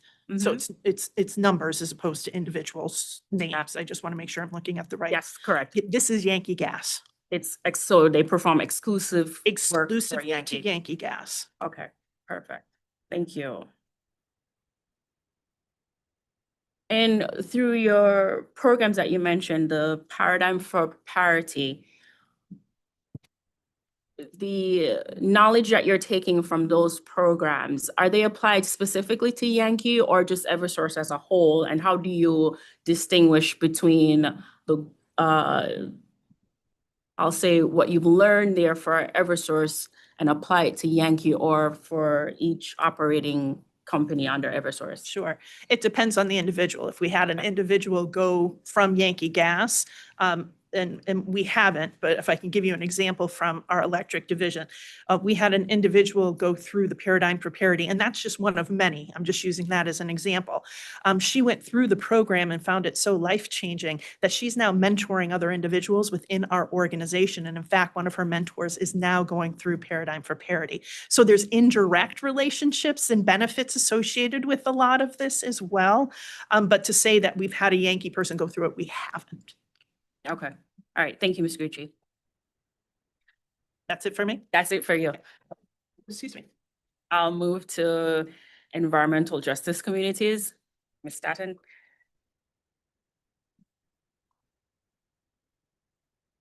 UPA 36. And I'm looking at the revised version.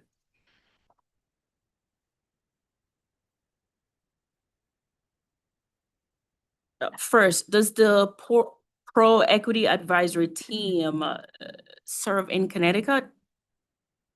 The Pro Equity Advisory Team, when I first started this work in 2021, was comprised of about 15 Eversource colleagues from across our service territories and from across 12 business units. That team is no longer functioning. They've been disbanded. They've gone back to their work. But at the time, they were 15 individuals across our service territory, across 12 business groups that assisted me on the equity journey at Eversource. Okay. Now that they're disbanded, so I guess this means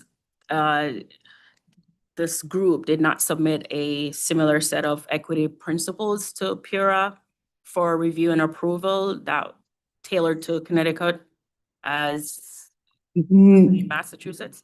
No, we did not. We did not submit an equity framework in Connecticut. The framework that's referenced in this revised answer was one that was submitted in an N-Star rate case to the DPU and was approved by the DPU. Many of the principles that are embedded in that framework that was actually approved by the DPU was based on a lot of the initial work that was done by the Pro Equity Advisory Team. My colleagues in Massachusetts worked collaboratively, actually, on that framework with a number of stakeholders in Massachusetts to come up with some more in-depth detail relative to what that framework would look like in Massachusetts. That was not developed by the Pro Equity Advisory Team in Connecticut, but many of the principles embedded in there were based on the work of the PEAT.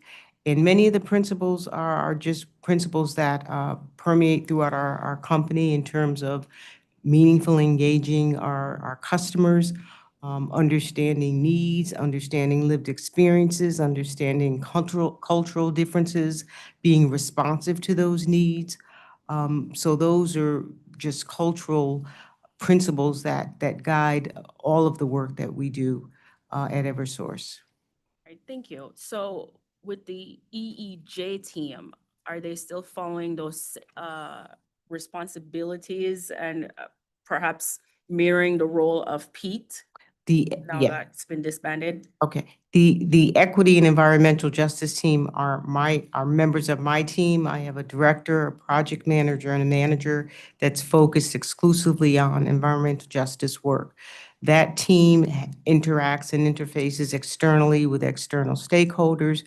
One of the things that was referenced in this response is in educational workshops that have been developed specifically targeting our environmental justice communities, going out, talking about what's in your bill, the various programs and services that are eligible to our most vulnerable customers. So, and also energy efficiency programs that they are available to them to avail themselves of to help mitigate their bill and making that more manageable. So that team is focused exclusively on externally meeting and providing information to our environmental justice communities. In addition to the external work, we also work internally with our business partners. So if there are questions around, if there is a project being done in an area, if it's an environmental justice community, our team is responsible for providing profiles of the demographics in that community to our business partners. So we work collaboratively across our enterprise, making certain that our employees get the support that they need as they start to meaningfully engage with our environmental justice communities, if there's any information that we can assist and provide them in doing that work as well. And so across the enterprise doesn't mean it's specifically to Connecticut, and are the operating companies in Connecticut for Eversource? It's all of our operating companies. If you can, just to provide me a bit more context here, are there any local community feedback where EEJ was able to influence how a program was delivered or scaled here in Connecticut? I will tell you that I serve on the Connecticut Equity and Environmental Justice Advisory Council, which is a council that advises the Commissioner of DEEP on historically historical communities that have been historically burdened and been disparately treated relative to socioeconomic issues. That council was formed 3 years ago by executive order of the governor, and I am one of the members of that advisory council. I get a lot of feedback in terms of concerns and needs of environmental justice communities by those influencers and those advocates. We also meet with some of those same advocates, and they are very forthright and very honest about some of the things that they view as needs and things that they feel that some of their clients and constituents can benefit from. That was one of the reasons we developed the Let's Talk Energy workshops that we currently do in environmental justice communities. They felt that their community members and their constituents and their clients could benefit from hearing more about programs and services that were available to financially challenged, economically challenged customers. So based on the recommendation and the guidance that we got from some environmental advocate organizations, we developed that workshop, and we're doing those. And as we go out into the community and we meet with our customers who are economically challenged and having some difficulties, they're providing us feedback and guidance that we share internally with our business partners as appropriate and as needed. So they find the presentations that we're doing extremely productive and useful. They're, applying for programs and services. So we've just kind of started doing it, but the feedback has been very positive. One of the things that we're planning to do is have some type of survey just to get more information and more feedback on things that we could do differently that would be more responsive to some of the needs and the things that they need, that they would like to see us do. But that's how we've gotten some feedback and guidance on where there may be opportunities for us to provide services and information to our environmental justice communities. Thank you. I just want to hone in a couple more questions there for the EEJ team. First, do they perform any other functions at Eversource, or specifically at Yankee? Or are they fully dedicated to these environmental equity efforts? Their function is to support our business partners and to work externally in our environmental justice communities as defined by state law. Can you tell me how many team members currently serve on the team and how many are based here in Connecticut? There are 4 members, including myself, and we go wherever we need to go. Okay. There are 2 who live in Massachusetts, and they handle a lot of that, but they do come into Connecticut and they will present workshops as needed. All right, All hands on deck. thank you. In attachment 1 to that same interrogatory response, UPA 36, there's a footnote, I recall, and it states that the framework applies if there's a firm commitment to an investment of a project 20 million or greater. What strategies are applied to smaller projects if they don't meet this investment threshold? Again, that framework, I think, was submitted more as a template of what was an actual framework that was being implemented by an Eversource company. It's not one that governs or guides the work that's being done in Connecticut. That framework was specific to an N-Star electric rate case.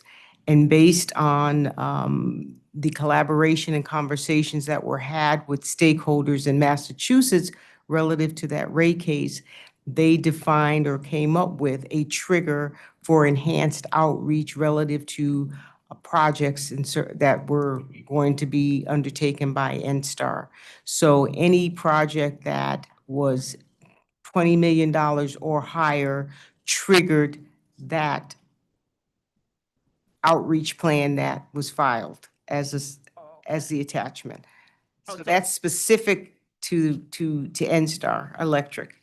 Okay, so that would mean everything in that response, including the number of workshops, was specific to N-Star and not a guiding principle to what's being done now with the EEJ team? The 24 there was a reference to 25 25 in Connecticut. workshops being done in Connecticut. That's specific to That's Connecticut. specific to Connecticut. Yes.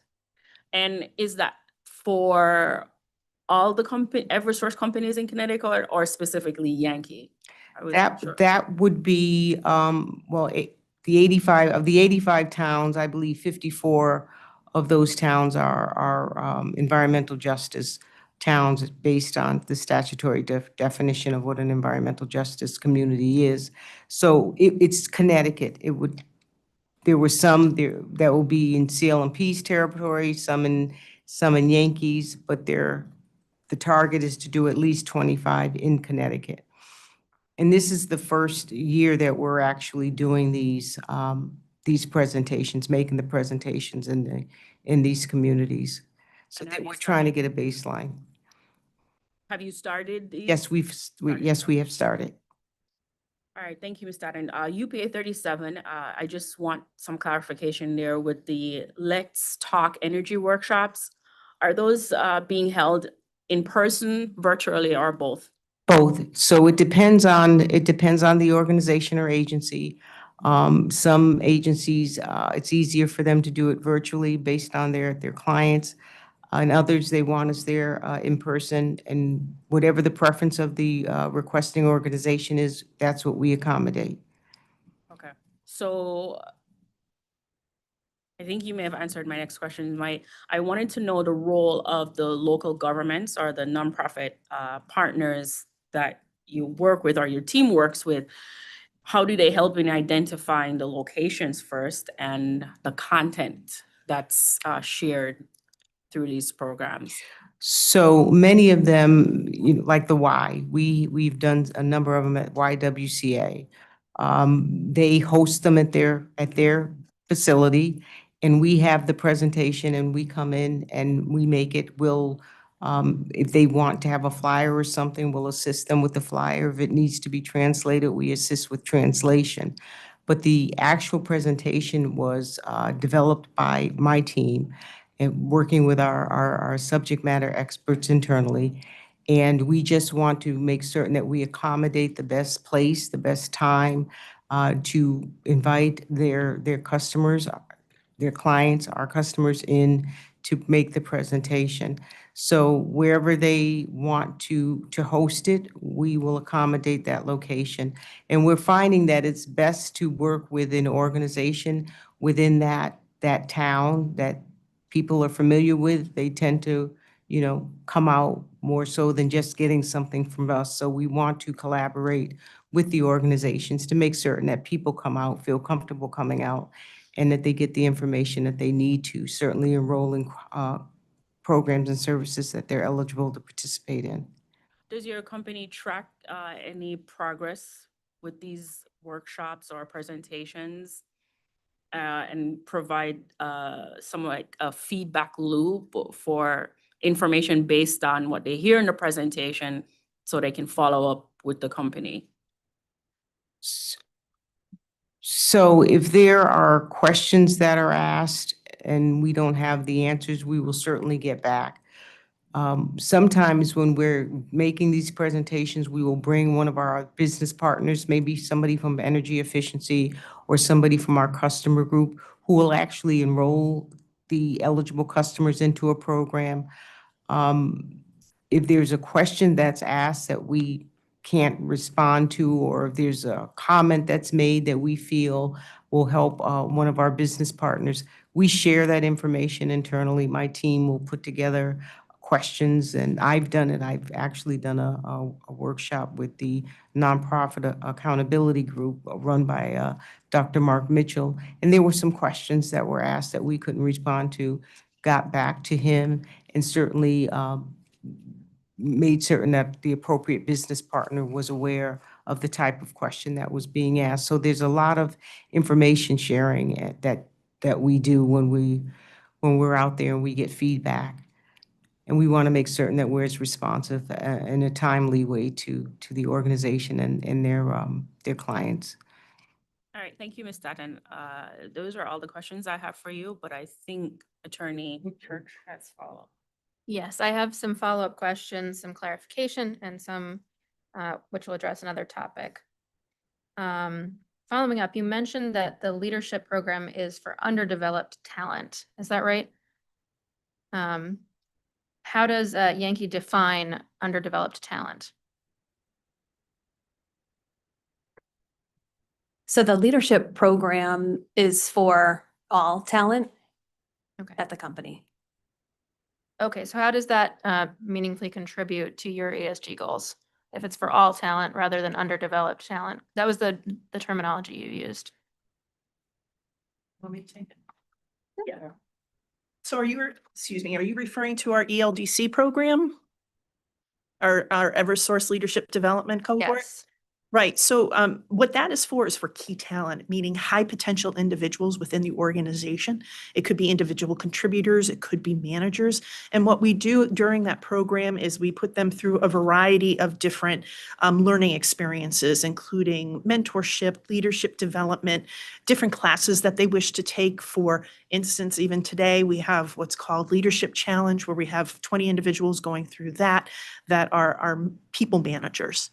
So it's not so much that it's underdeveloped as opposed to individuals we want to develop more because we consider them to be the key leaders for the next generation of Eversource. Okay. That program was brought up in response to a question about UPA 40 and 41, which was about leadership roles for a limited pool of diverse candidates, and asking about succession planning or internal development strategies aimed at advancing underrepresented groups. So how does that program help that? How is it responsive to that question that was asked? So what we do during that program is we do look at the demographics across the program because we wanted to make sure that it's representative of the organization and, if possible, even more representative of the organization for underrepresented groups. And I can tell you that 25% of our organization is female, but the ELDC actually is comprised of 31% female. So we're actually going above and beyond there. But it is the primary for the ELDC is to address all talent needs within the organization. We're just lucky enough to be able to also fine tune it for some of the folks from underrepresented groups. Ms. Creech, you also mentioned programs and partnerships while you're up here that you have with the local communities. Are those programs and partnerships, along with any accompanying costs they have, reflected in the record? It should be. Because once again, that's not something that is necessarily paid out of human resources. Sometimes it's paid out of our Teresa's budget because it is considered to be community relations.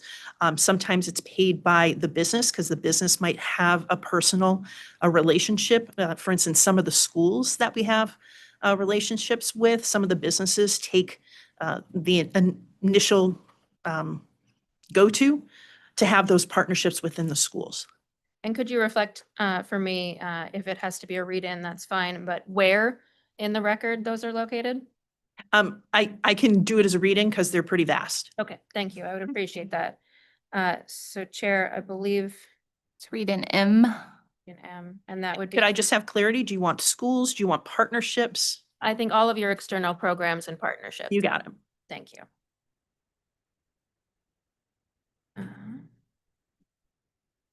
And then the 4 individuals you mentioned earlier, specifically on the paradigm for parity, I think I heard you say that those were not Yankee employees, but I They're just not. wanted to confirm. No, they are not Yankee employees. Thank you. And a final question. I'm sorry, I don't have your name tag in front of me. Thank you, Ms. Hopkins-Staton. Could you just let me know why the pro equity team was disbanded? It was just a group of employees that were on loan to jumpstart all of our equity work at Eversource. So it was never intended to be a permanent group. They were just on loan to me as I started doing all of the equity work at Eversource. And it was always that we were always going to hire permanent people to come in, and then once we were fully staffed and formed. Thank you. My following questions are related to the company's ESG score. Would you agree that an ESG score is a measure of how well a company addresses risks with respect to environment, social and governance issues in its day-to-day work and operations? Sorry for the change.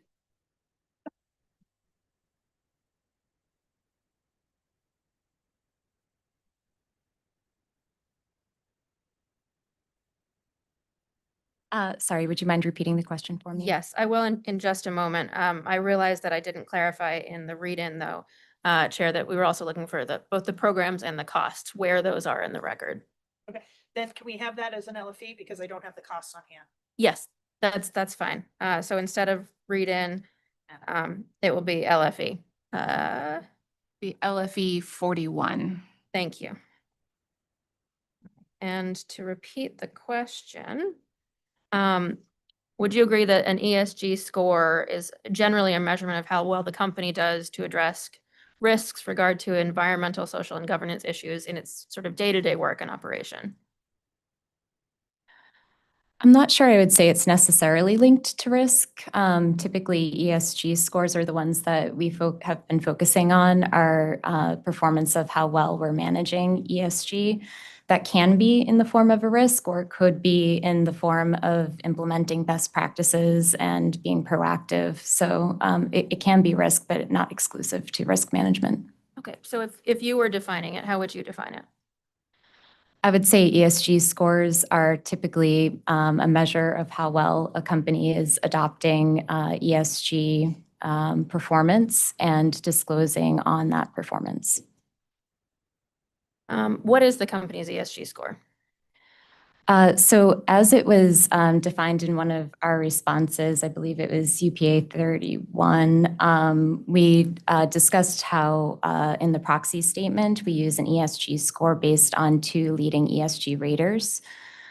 We measure our performance relative to our peer group, the 20 peer utilities, and how they're doing with those 2 raters. And we do a forced ranking to determine a percentage value for a score. That's how we've been doing it for several years, although we saw an opportunity to expand this to incorporate measures that we've defined internally to be really important areas for our sustainability program. So we now have a blended ESG score, or ESG metric rather, which is discussed in our most current proxy statement, which still takes that, what we call the external component, the ESG rater performance, and blends it with internal KPIs that address all of our 13 material topics. Okay, so what is the score then? So it's a split. It's a 60-40 split where we apply 40% of weighting to the external ESG rater component, and then a 60% weight to the internal KPIs. And there's a number of KPIs. So there are at least 13, but in some cases we have more than one KPI for a given high priority topic. Do you not have an overall score? So each month we track our performance with a blended of those 2 scores. Does that make sense? I'm just asking for the score. Are you asking for our target for the year? I'm asking, okay. So let's just look at the external for now. What is your score, say, compared to your other 20? Give me one moment. I'll look that.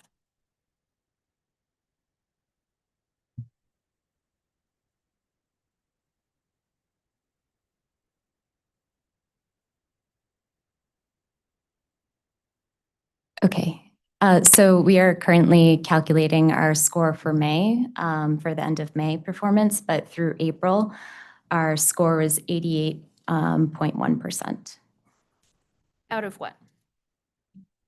Oh, excuse me. Sorry. Hold on one second. Sorry, excuse me. It was 78.57% out of 100. Okay. And is that the external score or the internal? That's the external component, yes. And is that with both of the 2 externals weighed equally? Yes, they're weighed equally. Yep. So what would those Forced ranking? What are those 2 scores individually? Let's see. For one of them, it was 66.7 and the other was 90.5. Chair, I believe I'd like to ask for an LFE to ask the company to provide the monthly external scores going back, if possible, to the last rate case, given that it is calculated monthly, along with a description of the methodology used to calculate that, as well as their internal scores, since you began using your internal scores as 60% of the metric, and how those internal scores are calculated as well. That'd be LFE 41, I believe we're on. 42. 42, my apologies.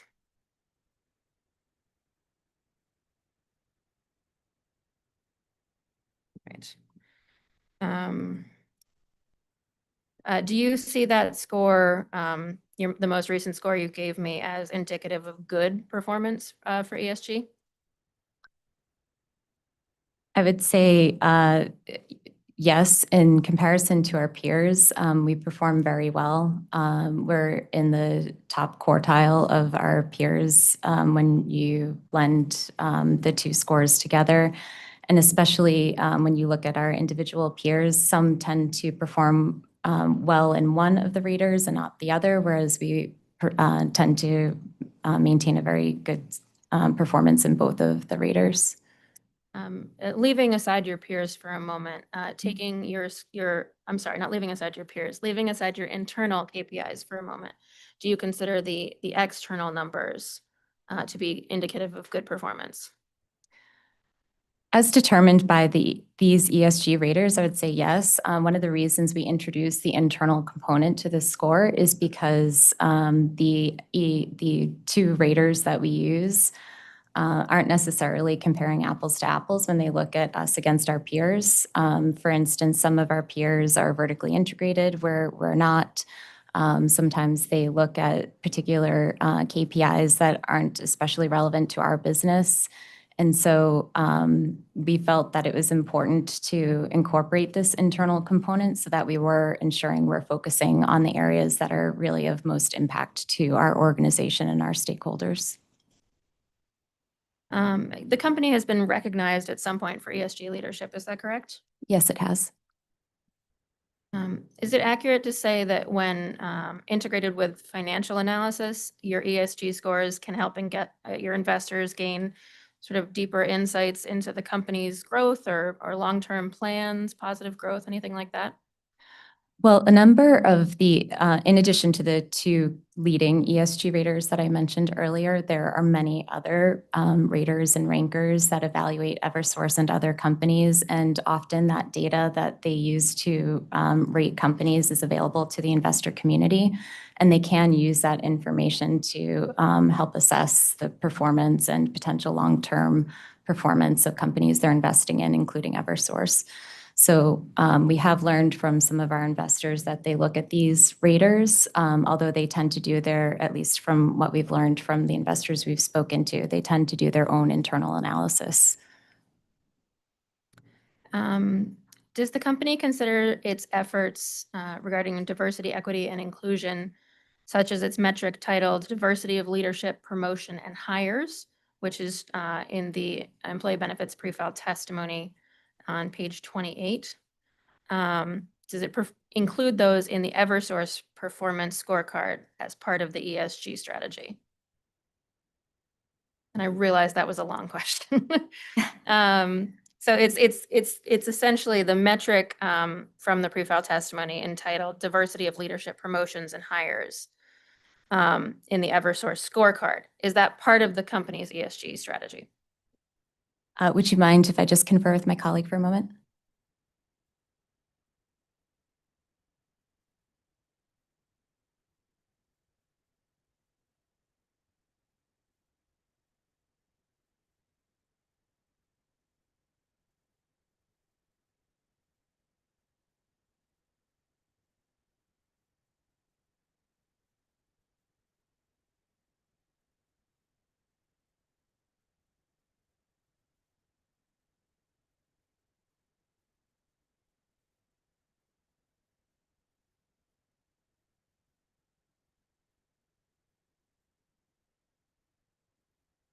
Thank you for that time.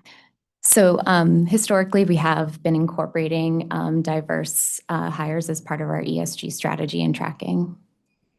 You said historically, that indicates some change. Is that true? Yeah, I'll let my colleague, Ms. Screechy, speak to that. Thank you. Yes, we're changing how we publicly display some of our D&I efforts. Number one, it's because of for business reasons, we've made that change because we're looking at different categories that we feel are pertinent. And also because of the executive orders, we want to make sure that we're complying with executive orders and not necessarily putting spotlight where it's not needed when we're doing good D&I work. And this ties in a little bit, but has the company made any changes to its ESG strategy since the time that the rate application was filed? Is that ESG, do you want diversity or ESG? Both, I'm sorry. We've made no changes to our strategy. We've only made changes to the narrative due to the EOs. Okay. Yes, I would agree with that. Our strategy has remained stable. If anything, we continue to look at best practices and make sure that we're focusing on the right things, but there haven't been any, sweeping changes since the rate case. And are there any changes in either area planned coming forward in the rate year or beyond? Only to ensure that we're maintaining best practices. We continue to benchmark against our peers and make sure that we're adhering to the most appropriate reporting frameworks and things like that. So nothing planned. And Chair, if you would indulge me, I have one more request for an LFE, which would be the most recent proxy statement. I believe we have the 2023 in the record, but I don't believe the 2024 is in the record, if that's your most recent one. If there is one for 25, I don't know offhand what time of year, but Yes, we can certainly provide that to you. thank you. I do think we did include that in some follow-up questions, but we can look at it to be. Yeah, I agree. ensure it is. We provided a more recent proxy statement, but we'd have to take that as a read-in to locate it exactly. Read-in would be fine, yes. There's a big record. Okay, so read-in in will be the location of, or the proxies, the most recent proxy statement. And when do those proxy statements get published every year? They're published in March. March. So there should be one from 2025. There's then. publicly available Okay. too. Thank you. I think that's the remainder of the questions from me, Chair. Thank you. Okay, I believe that concludes. No, Ms. McDonald. I think you just said reading M. N, But shouldn't it be M? I had already written down M, so I canceled M out in favor of a late Okay. call exhibit. So M has been used and satisfied. So we'll just Thank move you. to N for the proxy statement. Thank you. Thank you. I believe that concludes authority staff cross for this panel, which gives us a good time to take a lunch break and resume at 1 p.m. With the OCC's cross, please.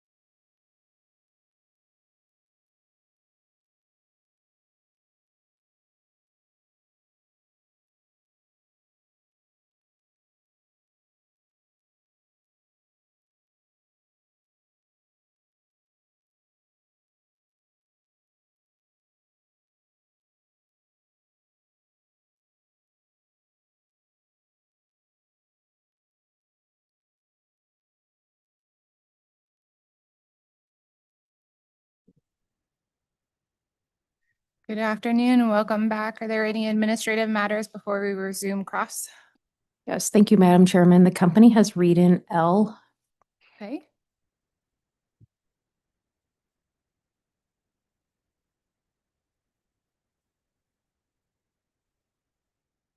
Okay, so I think the question was regarding the $37,000 referenced in UPA 33. What is that related to and where in the cost of service can that be found? The majority of that $37,000 is related to payroll expense. Approximately 33.5 thousand of that could be found in C 3.7 of the company's cost of service. And another $3,000 is related to HR, education and training expense, and can be found in Schedule C 3.19. And the last smallest piece can be found in the residual, which is C 3.30. Thank you. Madam Chairman, we have another read-in. Read-in N. Very good. And I actually have two others to go in, but N was, where was the 2025 proxy statement filed? That was OCC 457 SP01. Thank you.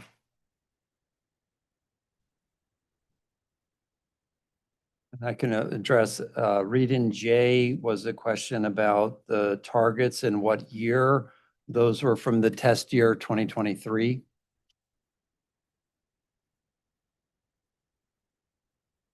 And the last one was around read-in K, which was regarding PBR metrics.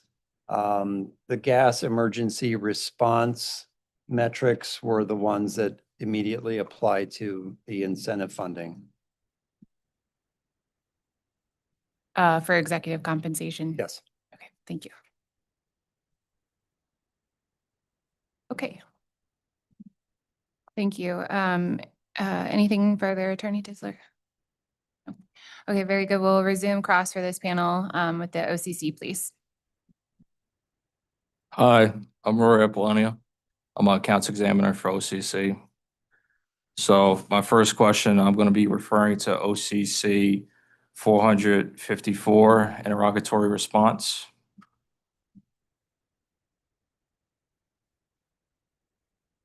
And my question is, has the company used any other companies other than Williams, Towers, Watson for compensation and benefit studies?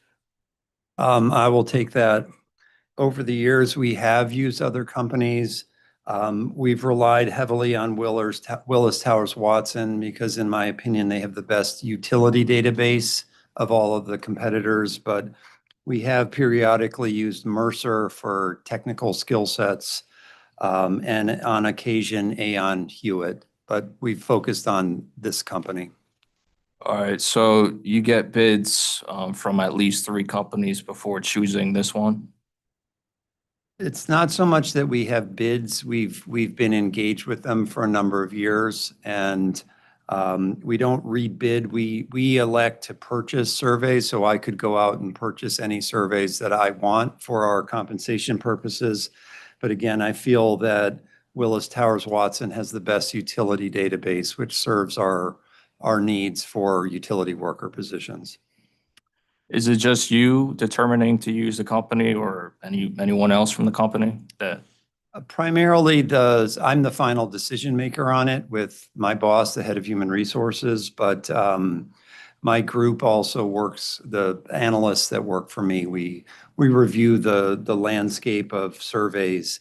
And again, we feel that this one has the best utility database. All right, I understand that. So let's go to OCC 325 interrogatory response. Just let me know when you're ready.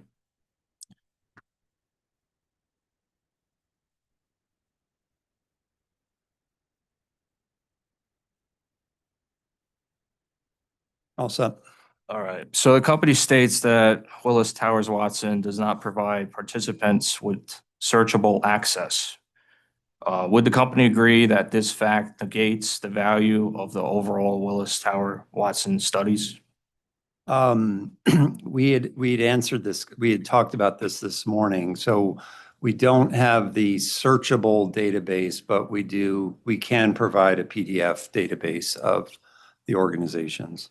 It's very important to me to know who is in the database. So that is, we can provide that. Okay, thank you. Is that coming from a late file from this morning? Yes, yeah. Okay, got it. Thank you. Let's move on. I'm gonna go to OCC 319 interrogatory response.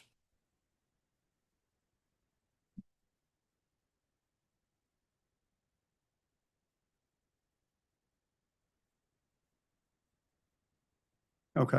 All right, does the lack of a top achiever employee negatively impact employee morale? No, it does not.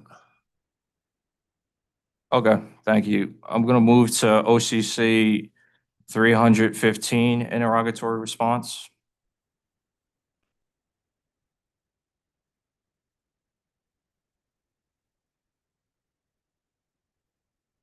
All right, how does the company review carrier cost containment plans? We review annually, constantly seeing what our providers are doing in terms of certainly medical claims, what they're able to provide our members in terms of cost avoidance. Okay, and you're able to do this without it getting rebid? Correct. We rebid on occasion. It is absolutely needed, but on an annual basis, we can request cost containment from our carriers as well as new pricing. Okay, thank you. Overall, what is the time frame for rebidding out pharmacy and/or health insurance contracts? There's no set timeframe. We, again, it depends what we're getting from the responses from them in cost containment and also responses in pricing. But with that as well is membership and myself services. If my team isn't receiving great service or our members are not receiving great service, that ties into, they may be giving us good pricing, the service isn't working, we would go to a bid. So it's really all these factors combined. Okay, and you're saying you're able to get feedback from your members, from your employees? Yes, absolutely. Okay. Does the company incur costs with rebidding of pharmacy and/or health insurance contracts? On occasion, but not necessarily. It sometimes is built into a consultant's role. Okay, thank you. Is Blue Cross Blue Shield of Massachusetts considered a single state Blue Cross Blue Shield health plan? Yes, it is. But it has access to a national network. All right, thank you for that. I'm gonna move to OCC 311 interrogatory response. Mhm. All right, well, why is the company using Blue Cross Blue Shield of Massachusetts instead of Blue Cross Blue Shield of Connecticut? Thank you. That's a great question. So back in 2018, when they rebid the carrier, we cannot determine what Blue Cross plan bid. At that time, Blue Cross could, the Blue Cross's plans could not both respond to a bid. Blue Cross determines which bids they respond to. So that's really a Blue Cross decision. We did not, they worked it out between them, who is going to respond to our bid. Okay, so I'm getting a little confused here with the two different states. So you're saying there's a national Blue Cross Blue Shield that steps in between the two different parties? No, it's my understanding, but I can't speak for them. It's Blue Cross of Mass and Anthem Blue Cross of Connecticut had to decide who of those two companies was going to respond to our RFP. Okay, and you just said before that Blue Cross Blue Shield of Massachusetts is a single state Blue Cross. So how can they expand into Connecticut? Because they have access to the national network. It's their network that provides the claims. and the providers that our employees can all go to. Okay, thank you. You're welcome. Is it possible to switch from Blue Cross Blue Shield health insurance scheme for Yankee employees based in the state of Connecticut to the Connecticut Blue Cross instead of Blue Cross Blue Shield of Massachusetts? No, it's one company, Blue Cross company provides the benefit to us, is our third-party administrator. So if we were to go to bid again, Connecticut could respond. Okay, I think I'm understanding what you're saying, but even though Blue Cross Blue Shield, the association is like nationwide, Yes. there's two different companies involved here, and you chose, or the company chose Blue Cross Blue Shield of Massachusetts, correct? We didn't choose Blue Cross Blue Shield of Massachusetts. We did, All right. but All right. Connecticut did not respond to the RFP. It was Blue Cross of Mass at that point in the RFP, and we chose them.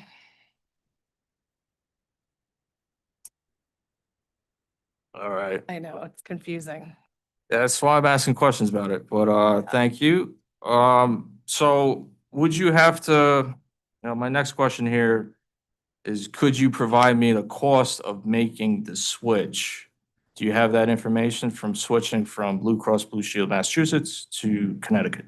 No, I would need Connecticut to respond to an RFP with that information. All right, and that would be, you have to do the bid, correct? Exactly, Okay. because part of the bid, they run our claims, so we can't have part of the bid. They'd have to respond to the bid and run our claims. Okay, I think I'm getting what you're saying. Are there any benefits for using Blue Cross Blue Shield of Massachusetts over Blue Cross Blue Shield of Connecticut? I couldn't answer that. I don't know their business. Okay, so let's say you do a rebid and Blue Cross Blue Shield of Connecticut is chosen. I'm assuming there would be economic benefits of bringing all these transactions, healthcare transactions, to the state of Connecticut and using Connecticut workers who are based in Connecticut. Would the company agree to that assumption? Not necessarily, because we're paying them a fee to run the claims. It's a third-party administrator. Like right now, Connecticut's getting the benefit from Hartford Healthcare is in our network. New Haven Hospital is in our network. Our employees are using them, and Eversource and Yankee are paying those claims. Okay, do you know like how much economic activity is generated in like, let's say 2024, relating to the health insurance plans that Blue Cross Blue Shield Massachusetts is operating for the Yankee employees? Can you repeat that? Yeah, so I'm just trying to figure out the economic activity of processing all these claims that Blue Cross Blue Shield Massachusetts is getting in 2024, for example. We pay them a fee. So I'd have to, and I don't have it here, of what fees we pay. Okay. This is a simple one. So the majority of Yankee Gas employees are citizens of the state of Connecticut, right? Correct. All right, good. And with that, if the majority of Yankee Gas employees are Connecticut residents, it's logical to assume that when they're conducting medical appointments, they're going to a Connecticut health provider. Yes. Okay. Is the company aware that Blue Cross Blue Shield Massachusetts is a top 10 corporate charitable donor in the state of Massachusetts, investing 8.8 million in more than 450 not-for-profits to help Massachusetts in 2023? I was not aware of that. Okay, do you know if Blue Cross Blue Shield of Massachusetts provides any charitable donations to the state of Connecticut? No. I'm not Blue Cross Blue Shield. Yeah, I understand that. I'm just going through questions here. Does the company know the combined ratio for Blue Cross Blue Shield Massachusetts in 2024? Combined ratio? Yeah, that's a insurance ratio. And it's calculated by dividing the total cost of claims, expenses, and losses by the premiums earned. So it indicates like an underwriting profit. No, but we're self-insured, so that wouldn't have, But you're using Blue Cross. as a third-party administrator, they're processing our claims, but we are paying the claims. All right, that's good. Let me move forward. I'm gonna go to OCC 310 interrogatory response.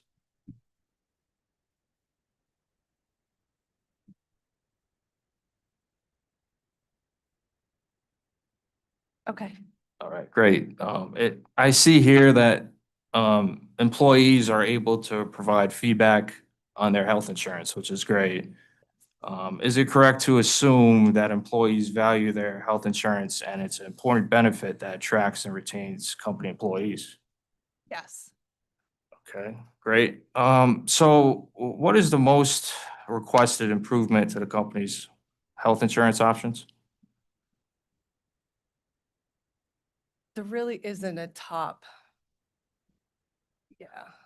All right, so, you continue. No, I couldn't tell you what the top complaint or request is. So the company does not know what employees want to improve, essentially, you're telling me right now. Not a top, no, not that I'm aware of, compared to all the benefits. Okay, if that's the case, either the company is not recording employee feedback about health insurance, or there's no feedback coming from employees about the subject because you have a survey, about health insurance. What's the problem here?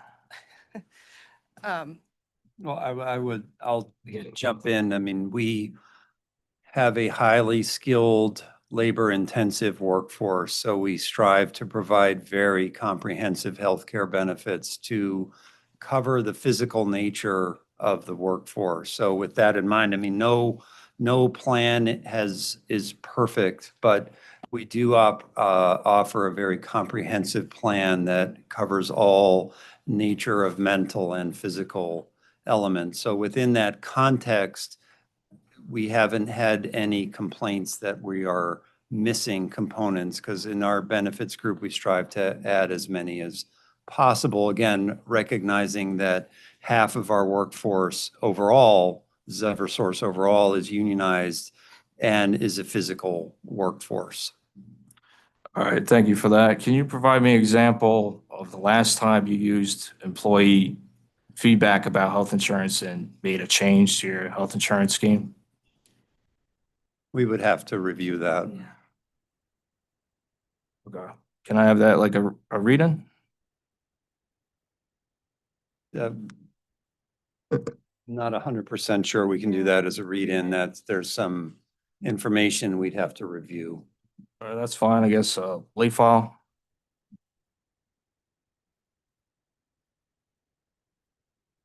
Okay, Mr. Apollonia, that will be late file exhibit 43. And can you just restate a prompt for me, please? Right, so I'm trying to find when was the last time the company took a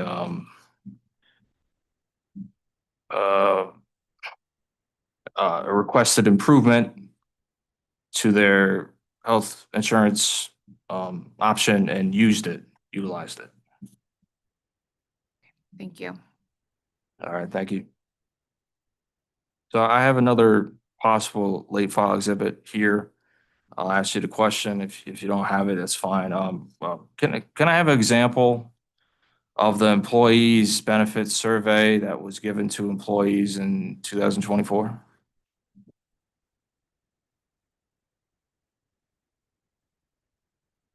We can do that as late file.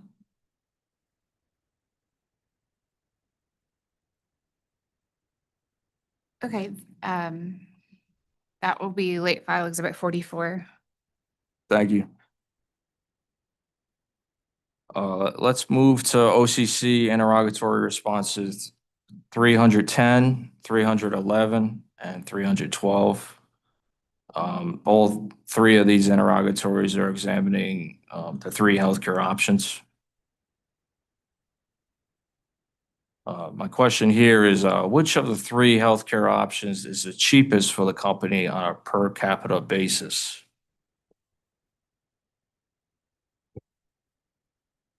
The least expensive for the company is the high deductible health plan. Thank you. And which of the three healthcare options is the most expensive for the company? The most expensive plan is the PPO 100. And I'd just like to clarify that it's most expensive for the employer and also the employee. Same with the high deductible. Okay, so just thinking on the spot right now, that seems like it's a bad plan if it's most expensive to the company and most expensive to the employee. What's the benefit for any employee for utilizing that plan? It's just plan design. The PPO 100, your employees are paying more per pay period for the premium and less on deductibles. So that's the plan design.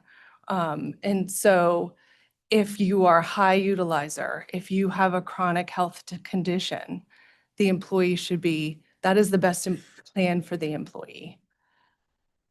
Okay, so moving forward, is the plan design the main cause for the cost differences between your healthcare plan options? Can you repeat that? Sorry. Yeah, so is the plan design the main reason for the cost difference between your healthcare options, like the most expensive and the least expensive? Yes. Okay, what is the reason for providing three healthcare options for employees? Because employees have different needs. They have different family dynamics. So that it's important that there's choice. Okay, I understand that. If the healthcare options were reduced to two and we removed the most expensive option on a per capita basis, would employees leave the company? Absolutely. Okay. Does the company conduct an exit survey when employees leave? Yes, we do. Okay, well, what percentage state they're leaving because of healthcare issues? Minimal, I would say. All right, very few. Okay.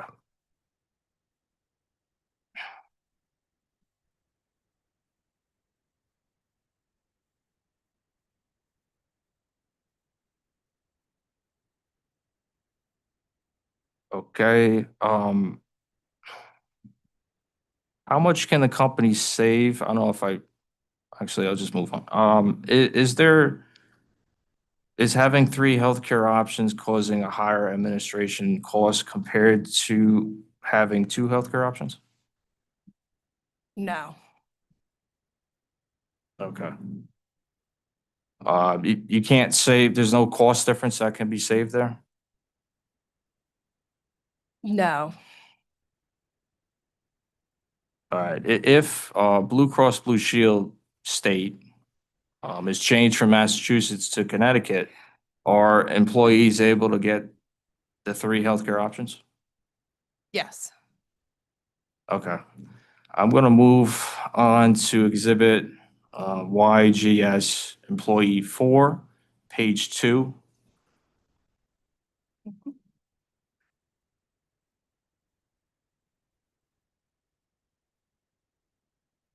Okay. All right. Is it correct to state that the company wants to give its employees a 6% match if the employee contributes 6% to the 401k program? Yes, that's correct. All right, that's very nice by the company. This is not coming from the owners of the corporation shareholders, correct? It's coming from ratepayers, the cost? Yeah, the expense. Okay. All right, now let's look at interrogatory response OCC 305. Is it correct to state that the ratepayer is bearing the full cost of 401k match?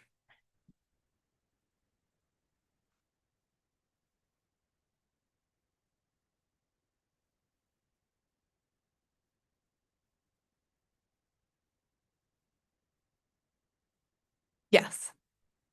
All right, so I'm just going to key in on this point over here. So essentially, the company thinks shareholders will never pay for any of the cost of the employee retirement compensation. Yeah, and I'll jump in on that. You know, as we've been discussing, we look at compensation on a total basis. So there's all components. We have the cash and salary compensation, health and welfare, and retirement. We benchmark those against the industry to see what those levels should be. Part of the reasoning of moving on our 401k match was that we were losing competitiveness in the marketplace on that particular benefit. So these are costs that are not shareholder related. These are our employee costs for salary and benefits. Okay, thank you for that. So my next couple of questions, the reason why I'm going to ask them is I'm just trying to establish the point that the shareholders of the corporation are the owners of the corporation. And the owners of the corporation determine, and because they're the owners, they get to set and run the corporation how they want to run the corporation. Okay, so you may object, but that's what I'm going after here. So am I correct to state that Eversource's 2025 proxy statement has a question regarding executive pay, and that question is number 2? Yes, that's correct. Okay. Am I correct to state that on page 71 of this proxy statement, Eversource states the CEO pay ratio disclosure as required by the Dodd-Frank Wall Street Reform and Consumer Protection Act? Yes, that's correct. All right. So shareholders are able to see what the median Eversource employee makes and could vote against the company's executive pay if they think the median employee is not being compensated enough, correct? No, that is not correct. They're not voting on the median employee. They're reviewing the executive compensation practice. They're not voting on median employee pay. Okay, so this say on pay, if shareholders start to vote against it, I would assume management would have to meet with the majority shareholders and determine why they're voting no, correct? Yes, that is a standard procedure. We would want to understand why they're voting negatively. So shareholders could, if they wanted to help their employees more than what's being provided in rates, and they start voting no on that, say on pay, they would then meet with company management, and management would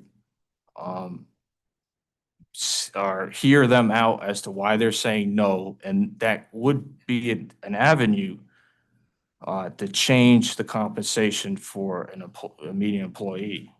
Shareholders wanted to do that. No, that's not accurate because the vote on, say, on pay is about the named executive officer's compensation. None of it has to do on changing pay for the rest of the company. The CEO pay ratio is a requirement that we need to put in the proxy statement, among others, but it's not a vote on median pay. Okay, thank you. I'm going to move forward. Why would ratepayers pay more in employee retirement compensation, i.e. the matches, than the prevailing market rate? I'll jump in first, but part of what we're looking at is that we were below the prevailing market rate on that element. So to attract and retain our employees, we need to look at that element of compensation like we do all others on an annual basis. All right, thank you for saying that. I think it's pretty obvious, but I need to get it into the record. The S&P 500 index contains 500 companies, correct? Yes. All right, so let's turn your attention to interrogatory response, OCC 303. More than half of the S&P 500 companies don't pay a 401k match to employees, correct? That's correct. Okay, that's correct. So Yeah, so you're using 243 companies, which is below that, half of 500 would be 250, 250.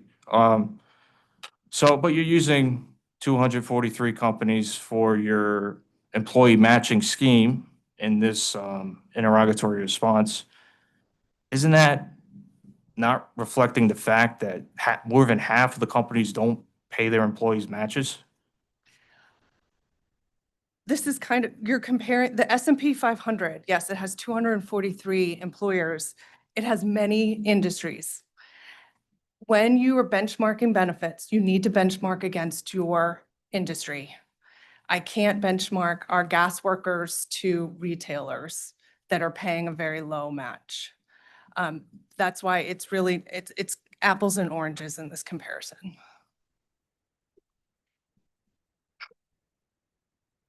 Okay. May I just have one moment to confer, please? Yeah.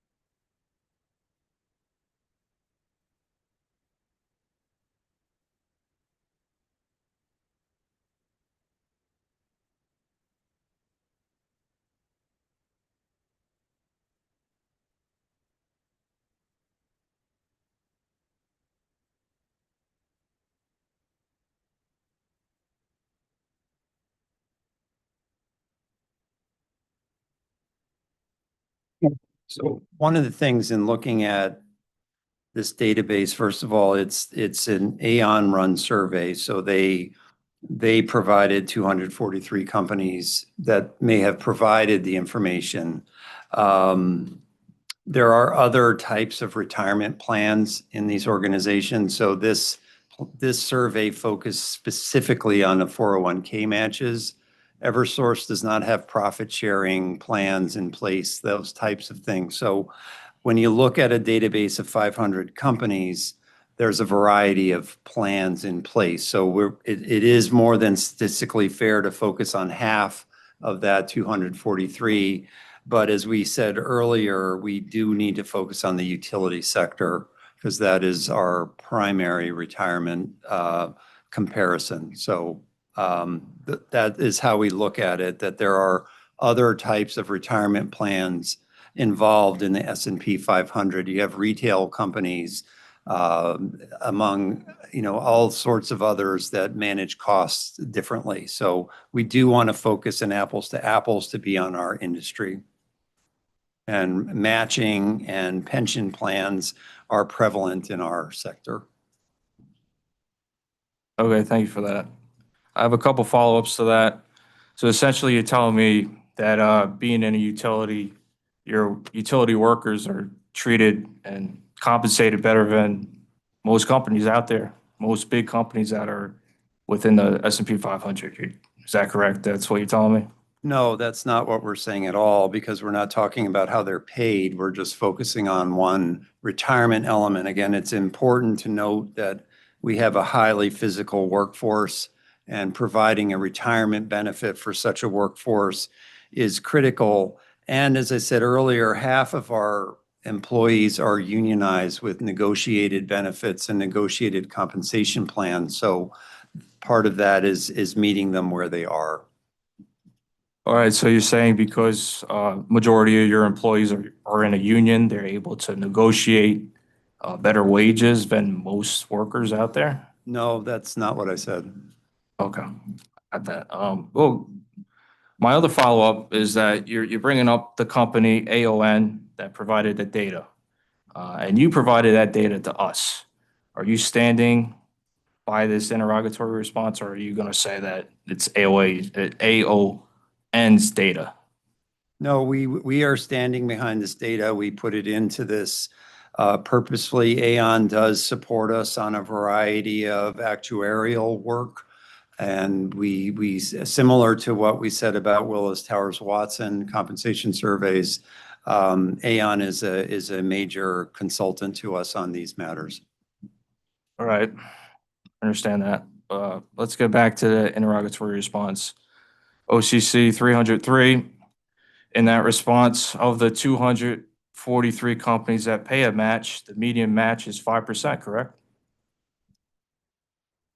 Yes, from that survey database, it's 5%. But Right. 75% pay between 4 and 6. So therefore, we use that as a reference point as well. Okay, so the company wants ratepayers to pay 6% in company matches to employees, while the 243 companies in the S&P 500 that do pay a match, according to AON, only pay a median match of 5%. So you're better than the median. I think part of what we look at with retirement is it's a match, and it's called a match for a reason that we depend on. If employees contribute 6%, they get 6%. That isn't, not every employee contributes 6%. Okay. Right now, if an employee contributes 3%, you match 3%. And I believe I saw it through the data. If I go back to that response that was provided, and just go back here.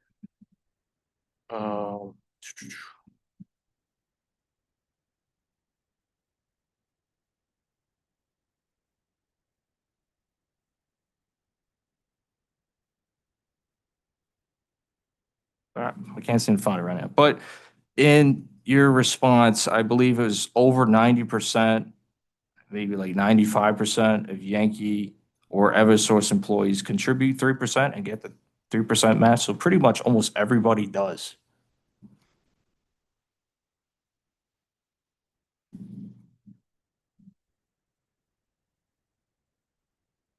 Yeah, in 2023, when the max, they did do that, but not, this program is new for 2025, but those percentages are correct for 2023 relative to the 3% match.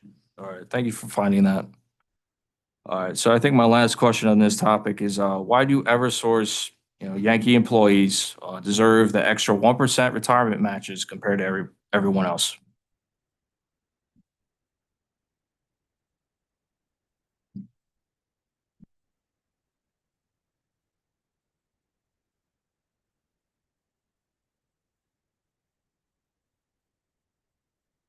When we look at retirement, we're providing a retirement and there's different components. There's the employee contributions, the employer match, and an employer non-elective contribution. If you refer to YJGS employee -3, you'll see an Aon benchmarking where the match, the 3% match, was below benchmark at 63%, where 100% is average. In order for our employees that are very physically demanding, in order to attract these employees, to retain these employees, we needed to change the employer match, which had not been touched since 2006. Okay, thank you. So I'm going to move forward here. I appreciate all your answers there. Regarding matches for new employees, is there a clawback policy related to them? No. All right. So for myself, I'm a Tier 4 state employee. We have a clawback policy in place in the defined contribution plan. If I leave state service for any reason before 3 years of work, the state gets back all their matched money and any corresponding investment gains. I'm not vested till 3 years of work. And the company doesn't have a similar policy. You're just saying right there, right? So again, we're talking different industries, but also we have the 3-year vest on the other component. What was K-Vantage is now cash balance, that non-elective contribution. There is the 3-year vest on that. What we were found, like as much as I said the 3% was behind benchmark, also if there was a vesting on that match, it would be significantly behind benchmark. All right, I'll follow up on that. The K-Vantage, is that just for executive employees? No, No? that's all employees. All right, am I reading it correctly that the company would not consider a similar clawback policy? For the match. Yeah, 3 years. The new employee starts with you guys. If this person leaves before 3 years, you get all your match money And back. that would be behind benchmark. And we didn't have that with the 3% match. Okay. Do you agree that clawback policies help retain employees via a carrot and stick approach? It does in certain components. So in order to attract the younger worker, we need to provide 100% match in order to get them in the door and have the carrot for the K-Vantage. Okay, thank you for that. Does the company have data relating to how many company employees left their job within the first 3 years?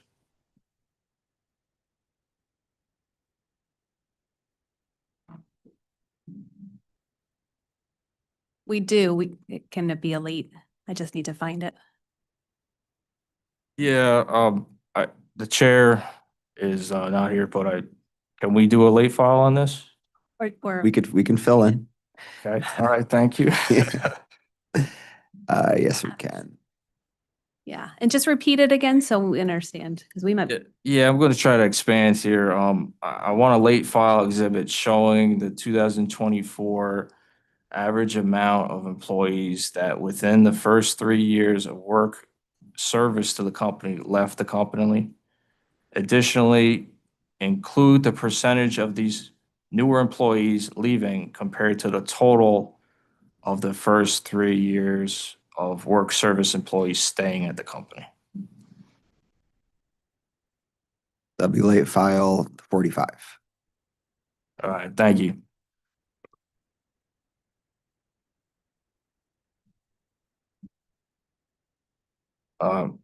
Moving on, would the company agree that the longer an employee stays in work service to the company, the more likely the employee will stay working for the company? Not necessarily. There's a variety of factors that play into why an employee stays or doesn't stay, and it isn't always related to tenure.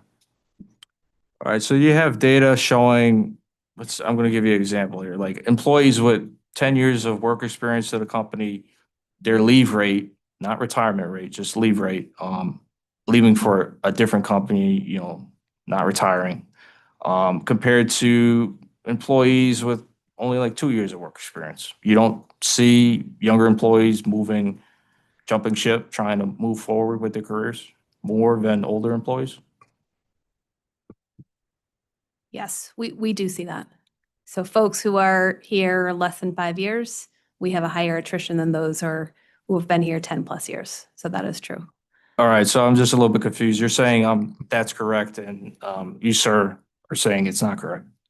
I was looking at it from a different angle, just responding that that's not necessarily the only reason why people leave. Yes, if we do look at our statistics, that may bear it out, and it clearly does, as my colleague mentioned. But I think tenure isn't the only reason people leave. They might leave for another opportunity, family move, poor manager. There's a variety of reasons people leave. Okay, thank you. I understand. Would the company consider implementing a clawback 401k match policy for 5 years of work experience, or would you oppose? No, we would not, again, because we want to attract employees. And that is certainly the younger workforce. What they are looking for is retirement support immediately. Immediately, okay. Does the company have the view that compensation and benefits, the package, is a way to maximize retaining labor at the lowest cost possible? There's a few angles to that question, and it certainly is a loaded question when we look at it. Part of our job is to manage costs, and as I said this morning, our target compensation level is median of the market. So we do look at managing costs that way, but as we were saying, it's important to offer all the elements of compensation to attract people. I can't say enough, we look at total compensation as our offer. So it includes salary, variable, health and welfare, and retirement benefits that go into all of that. Okay, thank you. I'm going to move forward. I'm going to move to OCC 301 interrogatory response. Just let me know when you're ready.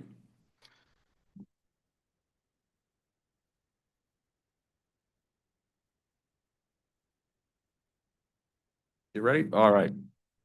So it's good that the company's employees are getting the company matches to help fund their own retirement. That's great. I want to dive into retirement plan options. How many retirement plan options are available for an employee to put their own contributed money and match money into, like a mutual fund, index funds, set retirement age funds? How many options do you have? So that crosses over some areas here when we look at investment management, but I don't know if you can. Right. I actually don't have the exact number. So we do have a number of target date strategies. If we were to count every one of those, it's more than 15 probably. But in that ballpark, I can get you an exact number read-in if you need that. Sure, I'll take it. Okay. All right, thank you. So Yeah. So I have, is that read in O? Does that match where you guys are? I believe it's O. Okay. Yeah, Can you just restate? Proxy statement one. Can you restate what the read in would be? yes. So how many retirement plan options are available for the employee to put their own contributed money and match money into?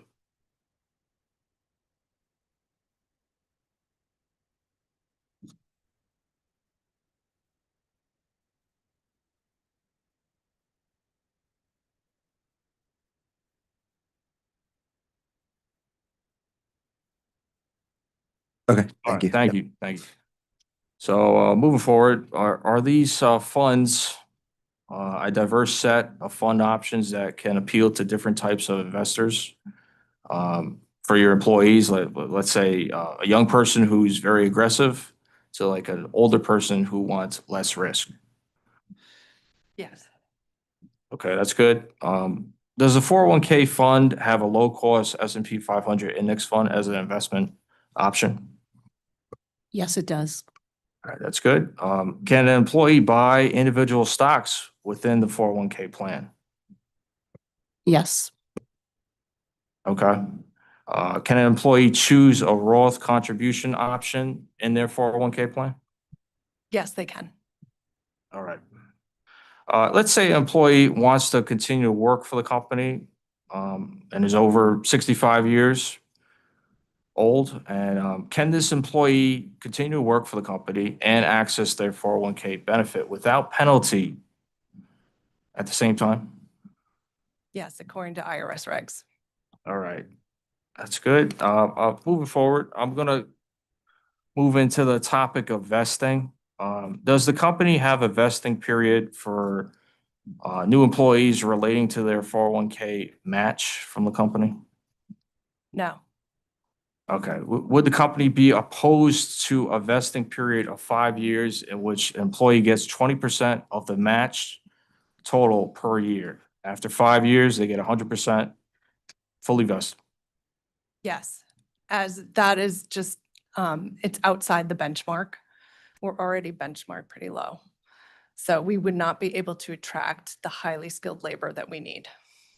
All right, and this benchmarked, can you remind me, that's just, you're looking at the 243 companies that provide a match, and they're, I guess, mainly utility companies, or is that correct? No, it's, the benchmarking is shown in Exhibit YGS Employee -3.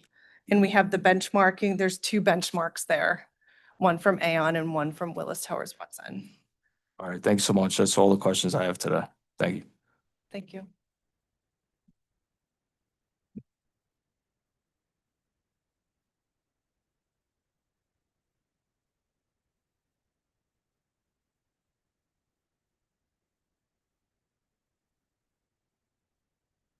Good afternoon. Musical chairs a little bit. My name is Jamie Toward Slagle. I'm a staff attorney here for the OCC. I just have a couple questions for you.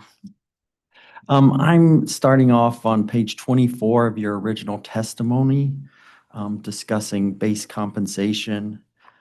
One of the things that someone said in the original testimony was that base compensation can't be increased to remove variable pay. So if an employee were to receive no incentive compensation, would their total compensation be below market? Yes, it would be. Okay, so in order to stay competitive in the company's view, you have to have the incentive compensation. Is that? We do, as I've been describing, we look at it as a total compensation position, of which there's two elements. We do recognize there's performance that factors in whether or not a person gets a payout. That's a different situation, but the target offer needs to include both components, along with the benefits components we've been discussing. Okay. Now we're moving on to page 51 of your testimony. And reading from that, I'm going to quote here: in addition to an employee's own contributions and the traditional employer matching contributions, Eversource also provides an enhanced defined contribution feature referred to as K-Vantage for eligible employees. Which employees were eligible for K-Vantage? It was new hires after 2006 who were no longer eligible for a legacy traditional pension plan. Okay, but the K-Vantage has been replaced by a cash pension plan, is that correct? Correct, a cash balance pension plan. Cash balance pension plan, okay. Are there any employees that were eligible for K-Vantage that were also covered under the defined pension plan? No, So none of them were covered by both of those? It was two separate groups? correct. And the majority were in which group? The majority of Yankee Gas employees are in the K-Vantage plan. Which no longer exists? That's now in the cash balance plan as of January 1st, 2025. So when you say the K-Vantage plan no longer exists, are they grandfathered into that, or they just totally have to switch over to the cash balance plan? Future benefits as of January 1st, they moved over to and started to accrue in the cash balance plan. Okay. So is it correct to state that since 2025, all of the company's employees are now covered under both a pension plan and a 401k plan?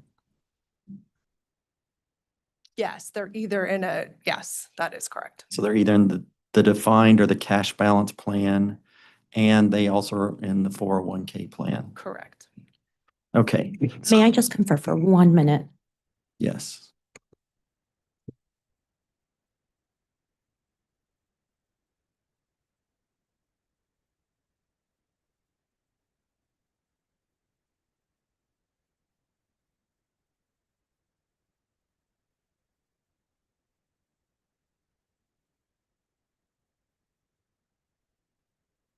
Yeah, so I'm just going to add to that. The 6% match, the 6% match that we offer is only offered to employees who are not in the pension plan.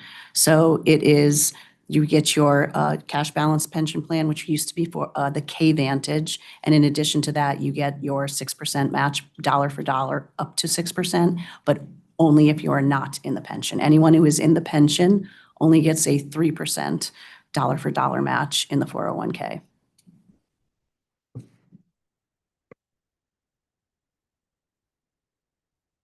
Anyone that was in the traditional defined benefit pension plan prior to 2006 has a 3% match in the 401k plan.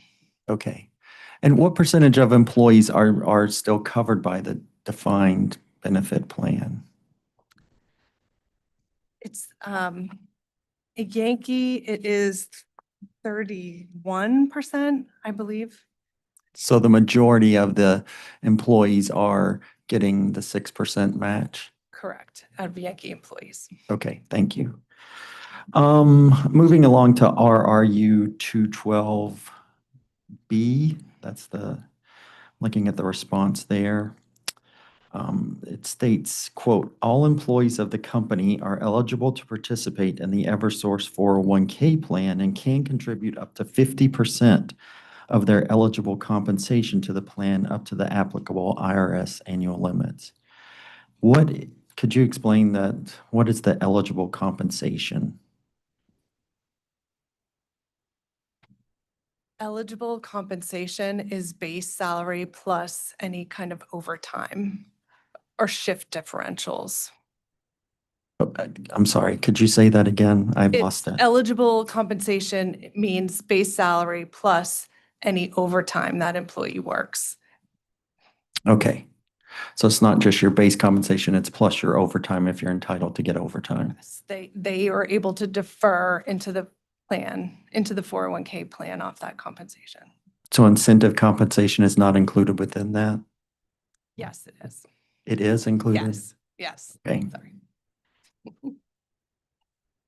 I don't know if we've covered this or not, but do all the employees that receive the defined pension plan also receive the 401k?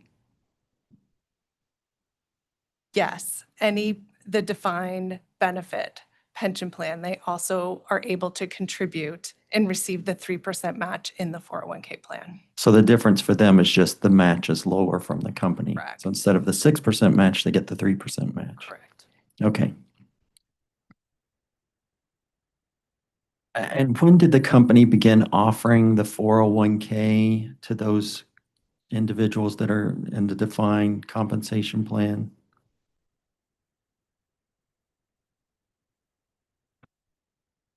We'd have to look at that. I mean, it's as, I've been with the company since 2010 and it's been a component for every employee. My understanding is that for both legacy companies, NSTAR and Northeast Utilities, it was a part of the compensation package as well.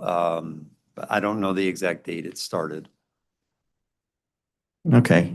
I don't know that we need necessarily a read-in, but it's true to say that it's been at least for the past 10 years. At least, yes, if not longer. Okay, I don't think we need a read-in on that. That's fine. Next, can we go to OCC 192? That's a response, talks about the Eversource's corporate volunteer program. I'm just going to read a little bit from your response there. It says, employees may participate in a maximum of 2 Eversource organized weekday volunteer events each calendar year. Could you give some examples of those events? Yes, I mean, I'll speak anecdotally to that. Being a part of our community is an important element for Eversource. So it can range from things like supporting the Hartford Marathon to local park cleanups to meal preps at various agencies that need that sort of support.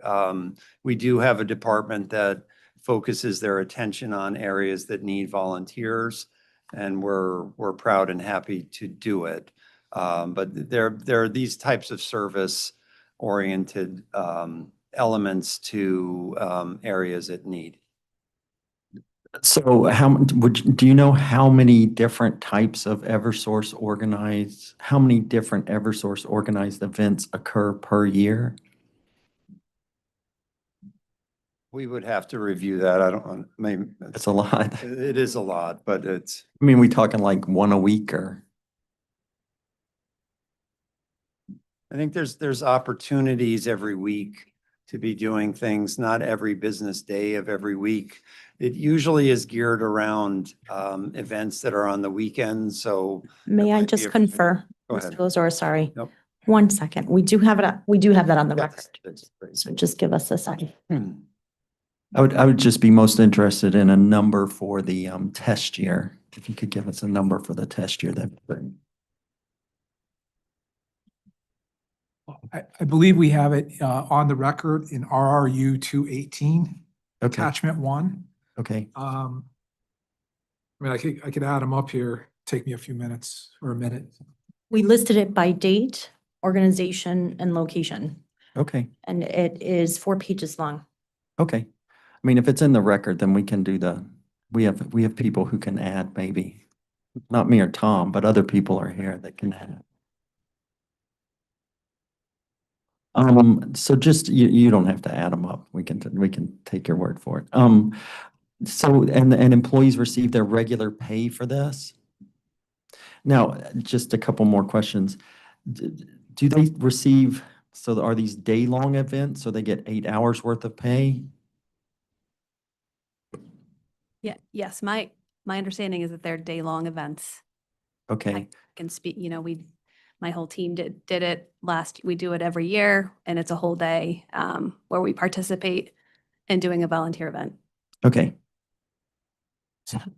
So the individuals would get 16 hours worth of pay at these Eversource events? So I did just want to indicate that, it requires, you to get your approval of your manager or supervisor. So, the daily operations of whatever is, needed for providing reliable service comes first before an employee would be allowed to participate in one of these events.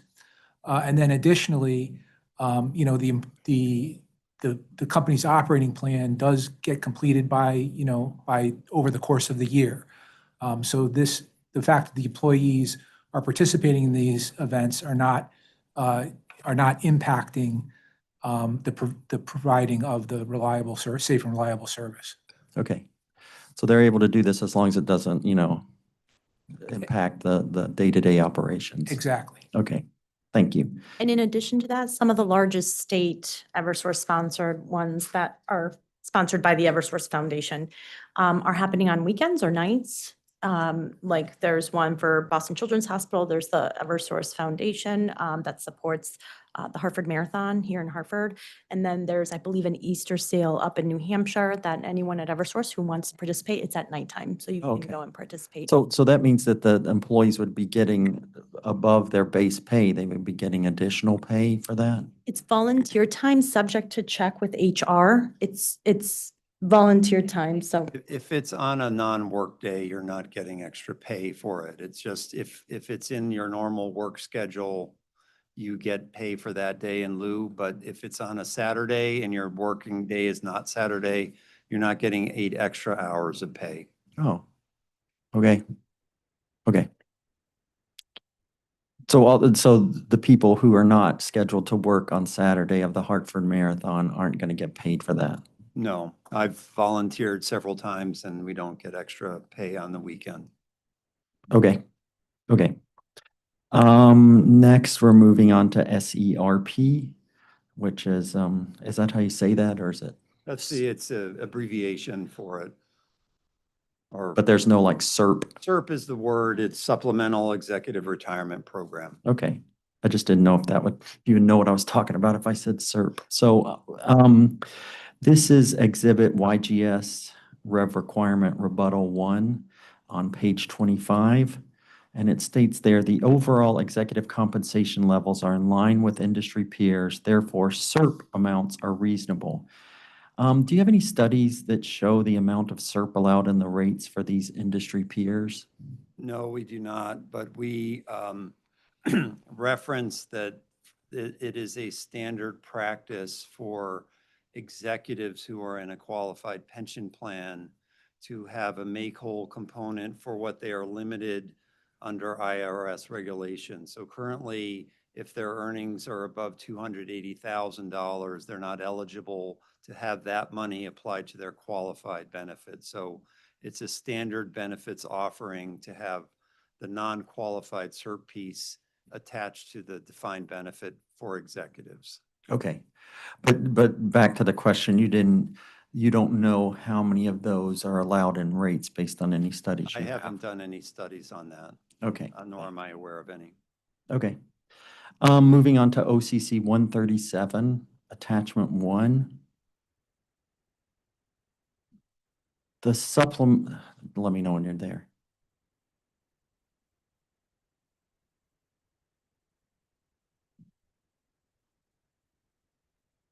I don't have one. I don't have that one in my book, but maybe if you start with the question, we can. Okay, somebody may know. Okay. Yeah. The supplemental 401k expense shown there is it also known as a 401k SERP? Do you understand that?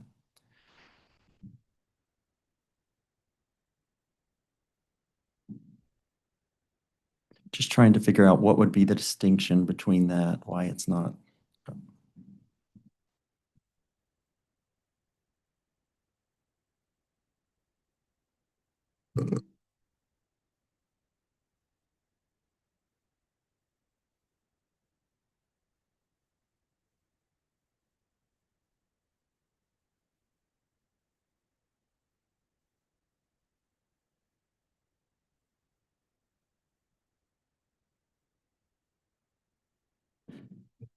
Could you repeat the exhibit, OCC? Over here. Yeah, Sorry, 137, I think. thanks. Can you repeat the question, please? I'm at the exhibit now with you. Okay, just trying to distinguish why the supplemental 401k expense that's shown there wouldn't also be known as a 401k SERP.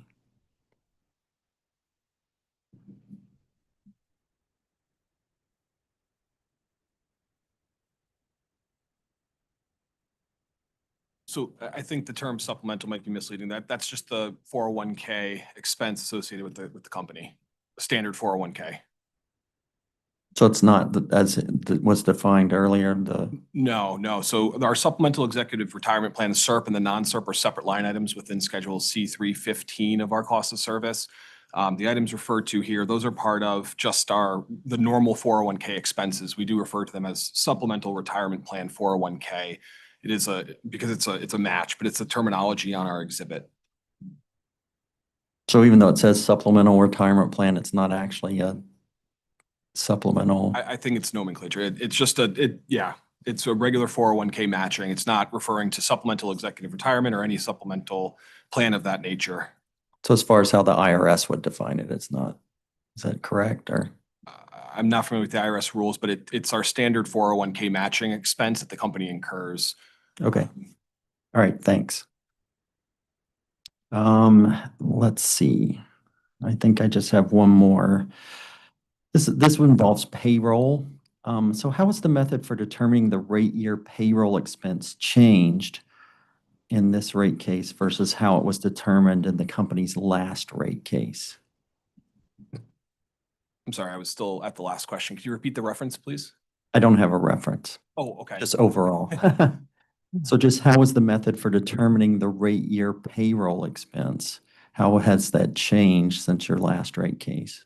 So the methodology for determining that hasn't changed. So in the company's response to OCC 407, we walk through a very detailed process for what the company performs, which is an independent analysis of the test year level employees for both Yankee Gas and the service company. And it follows steps to go through from their actual salaries as of December 31st of 2023, which is the end of the test year. And then it takes those salaries for Yankee Gas employees and applies a capitalization percentage so that we get to the expense related to those Yankee Gas employees for the test year, and then escalates that based on either union contracted merit increases or by non-union increases that I believe we've filed 2 letters, management commitment letters to those 3% increases. And for the service company, there's just one additional step where we look at the actual FTEs and their salaries as of 12/31/23, consistent with Yankee Gas. However, we do have an extra step where we look at their actual allocated portion of their time in the test year for each cost control center or CCC. And we utilize that allocation to apply to each CCC to get to the Yankee portion of those service company costs. Once we get to the Yankee portion, we then follow the same steps I mentioned before, where we apply a capitalization percentage, and then we apply merit increases based on either management commitment letters of 3% or the union contracted merit increases. So that process I described is identical to the process the company used in each of its last cases for both Yankee Gas in 180510 and CL&P in 171046. Okay, so just to confirm, the process is the same that it was in those 2 cases. That's correct. Okay, thank you. Sure. Hi, Tom Wheel for the Office of Consumer Counsel. First, just want to go back to LFE 43, which Mr. Apollona requested a little while ago. I think what he requested was for the company to provide the last time the company acted on employee feedback on the healthcare plan. Could I just ask also that, to the extent applicable, if there could be a narrative explaining what the feedback was and what actions were taken for it, as opposed to just providing like the time? Does that make sense? Thank you. Sure, of course, no problem. I had a quick kind of follow-up question on volunteer time. It's about RU 218. I'm not sure whether I think that's a revenue requirements panel sponsored testimony, so this question might be better for them, but that response asked for the location of the volunteer time in the schedules, and there's a reference to schedule 3.7 line 20, but I don't see, there isn't like a breakout in the C schedules for volunteer time. Is that correct?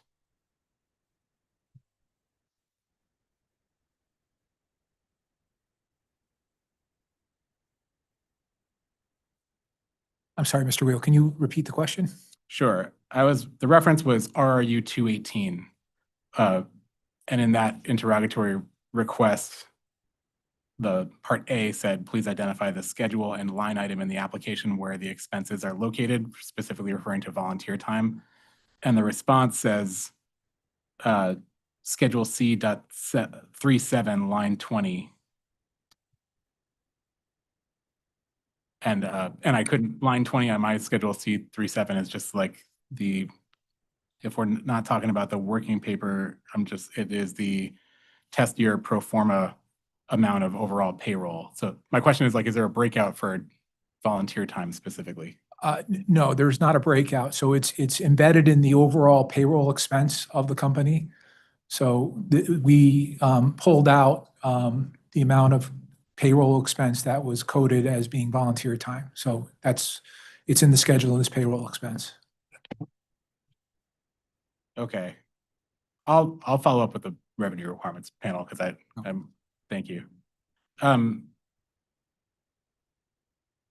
Similarly, I had some questions about the revenue requirements panel's rebuttal, but my questions are about 401k and retirement benefits, and specifically about the attachment 2 to that rebuttal, which is the Real Deal Research 2018 Retirement Income Adequacy document. I wasn't sure if that was for this panel or for revenue requirements.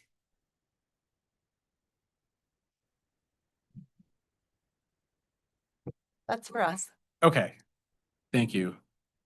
So the rebuttal testimony for revenue requirements on page 31 states that employees covered under the defined pension plan don't reach a sufficient needs met standard without supplemental retirement support through a 401k. is that 401k support calculated to make up the difference between the level of the level 401k recipients receive and the amount that would be received from pension only? Pension only, like they're different components yeah, it's a sub of a total. Okay. And page 31 of that rebuttal testimony says Eversource also measures retirement benefit adequacy. It says needs met. And it cites to that second, the attachment, Yeah. which is that document I Real referenced deal. before. Yeah. Is there a particular page number or anything that in that attachment that discusses the needs met, or is that just sort of a general reference? Let me, it's a big survey, let me.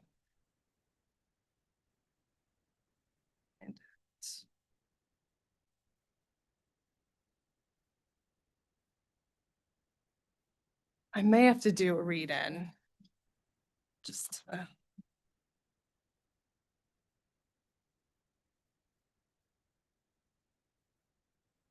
Okay. yeah. I actually have some questions like about the content of here, so we might actually get to the answer to this question. Okay. Potentially. But back to the testimony really quickly, line 6 on page 31 of the rebuttal testimony says that the attachment references an average employer DC contribution of 7.4% in the energy sector. Do you see that in the? Okay. Yep. So going to that attachment, the real deal research on page 17 of that Correct. exhibit. I'm sorry, I'm actually, should be page 18. I got confused between the labeled numbers at the bottom versus I'm looking at page labeled 18, which says retirement resources continued at the top. Okay. So there's a chart there showing average employer DC contribution, and for the energy, oil, and mining sector, that shows 7.4%. Is that the reference from the rebuttal testimony? Yes. But there's also the first line there that shows the utilities industry. Is there a reason Yankee wouldn't classify itself as a utilities sector as opposed to energy, oil, and mining?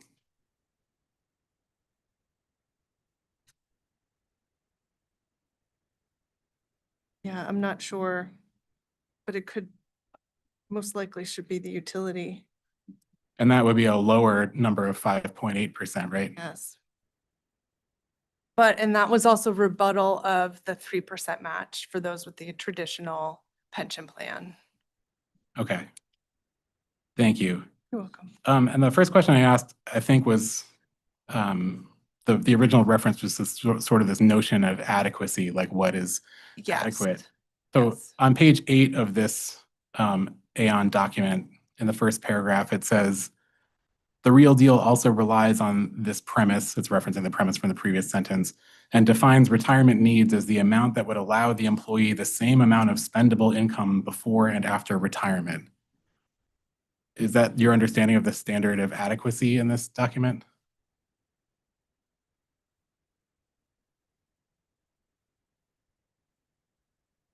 I am not seeing that. Mr. Wheel, could you point to the paragraph that may be in? Sure.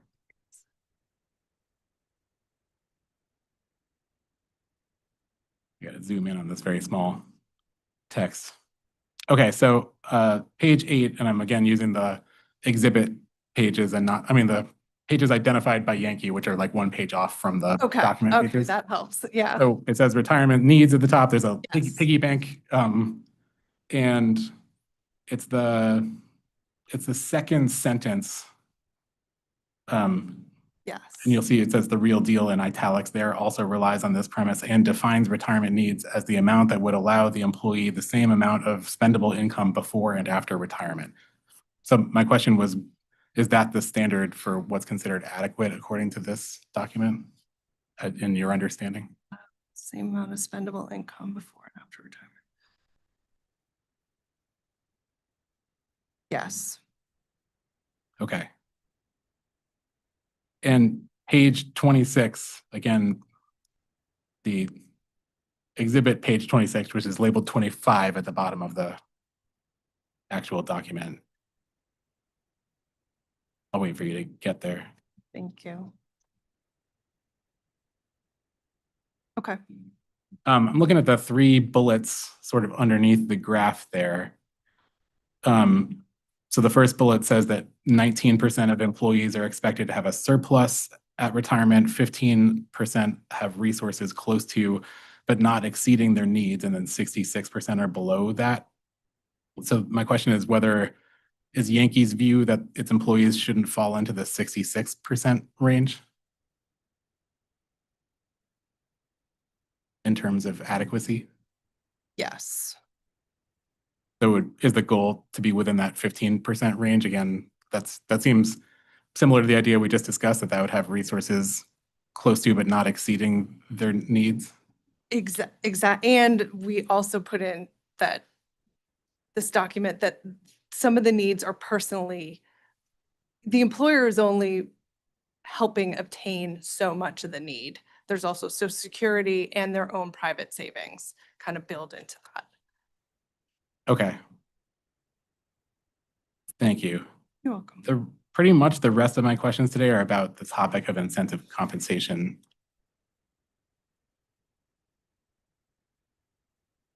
And my first couple of questions are just about terminology.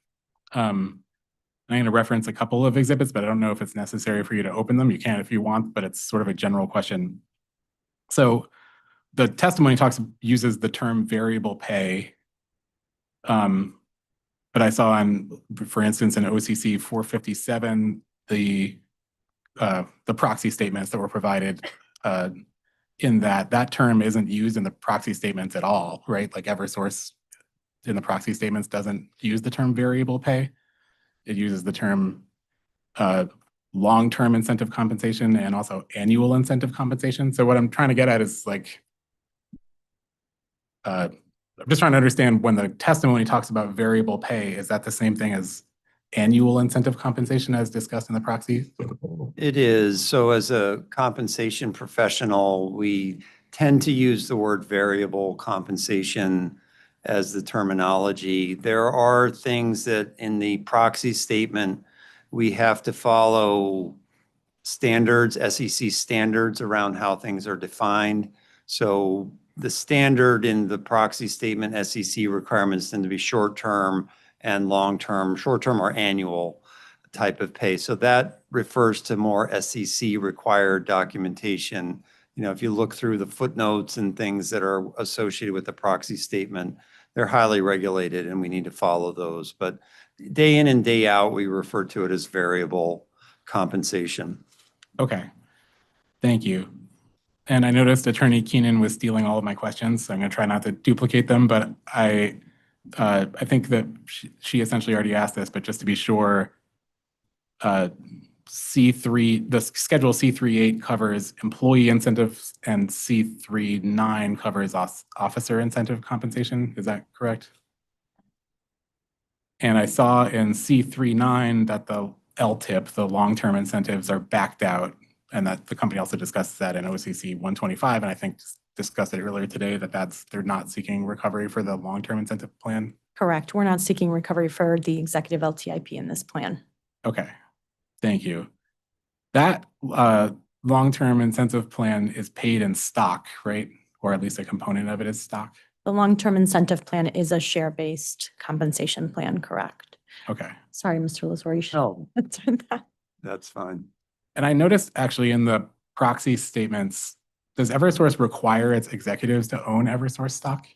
There is an executive ownership guideline that ranges from one-time salary for vice presidents to up to 6 times for the CEO, and the trustees are also required to hold Eversource shares before they can sell them. Okay. When you say 1 time versus 6 time, is that like there's a requirement to hold that value in equity as a multiple of your- Equity in some form of Eversource. It can be in your 401k, it could be in deferred stock, or stock that you hold. But you're required to get to that level before you can even be allowed to sell any stock.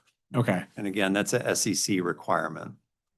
if the value of Eversource stock goes down, do you have to buy more to keep up with that requirement? Don't have to buy more to keep up with it. You're just, if the stock fell, let's say you held the guideline and then the stock fell 5% and you were $10,000 below the guideline, you would not be allowed to sell until Okay. either you got more or the share price went up. Okay, so it's just like a threshold for the sale point that you need to be holding that, Yes. the level of. And executives can only sell during open windows in the year. So you can't sell whenever you want because of insider information. Okay. Thank you. And quick question, I think it's already been covered maybe, but back to the C schedules, C38 and 39. Both of those schedules include incentive compensation costs allocated to Eversource from Yankee. That's the EastCo designation on those schedules. Is that correct? That is correct. Okay.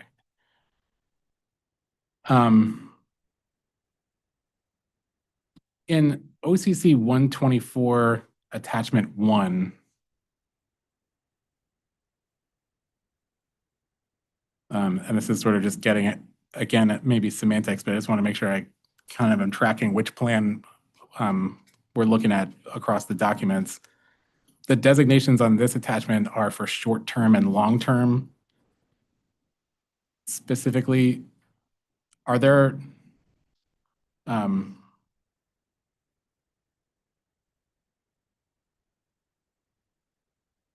is that the same distinction as in the proxy statements? Yes. Between short-term and long-term? Yeah, short-term equals variable wherever it's used. Okay. Does that have to do with like whether the goals are short-term or long-term? The distinction between those? Exactly. Long-term, when an executive or a director level gets stock, there is either a time-based element to it over 3 years or a performance and time-based element to it. So those tend to be over 3-year window. Annual plans and short-term focus on goals within 1 calendar year typically. And we said earlier, there can be goals that bleed over years because nothing can always be done in 1 year, but generally the performance is looked at in terms of 1 year. Thank you. On the original comp and benefits testimony, so not the revenue requirements rebuttal, but YGS employee 1, at page 34, on line 7, it says that in contrast to a bonus, which it says are typically given out in response to short-term goals, the company's incentive compensation plan is paid out in response to long-term goals. So I was confused about that. If what's being sought for recovery in this case is the short-term incentive plan, how do you distinguish that from this statement that this is not a bonus if a bonus is only? No, that's a good question, and it is a little unclear when you think about it in those terms. So when we look at our variable comp and say long-term, we're talking over the course of 1 year generally. So, you'd meet with your managers and talk about goals in January. The manager would review your performance over the course of that year. So the counterpoint to that of a bonus being a payout after Christmas, that type of thing, where it's short, it's like that description of short term, it's just an immediate payout based on feeling good about something or like that. But when we talk about longer term performance goals, we're talking about them over the course of a year. Okay, thank you.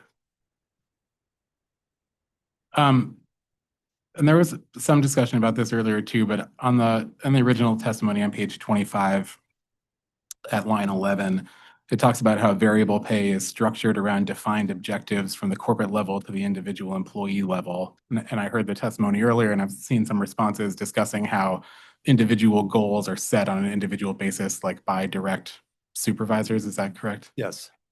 I've been searching through the record to find examples of those defined objectives.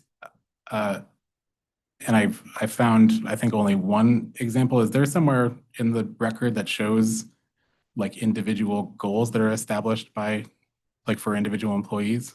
We don't and we haven't because there are just so many and different departments. So if you think about the people just up here on the panel and those behind us, we're all in different departments and focus on different types of things. But at the end of the day, they all focus on sort of budgetary safety goals, operational goals. Operational goals for corporate people can be more around, producing quarterly end reports and things like that. We work on benefits and compensation, open enrollment windows, so things that are focused on some calendars.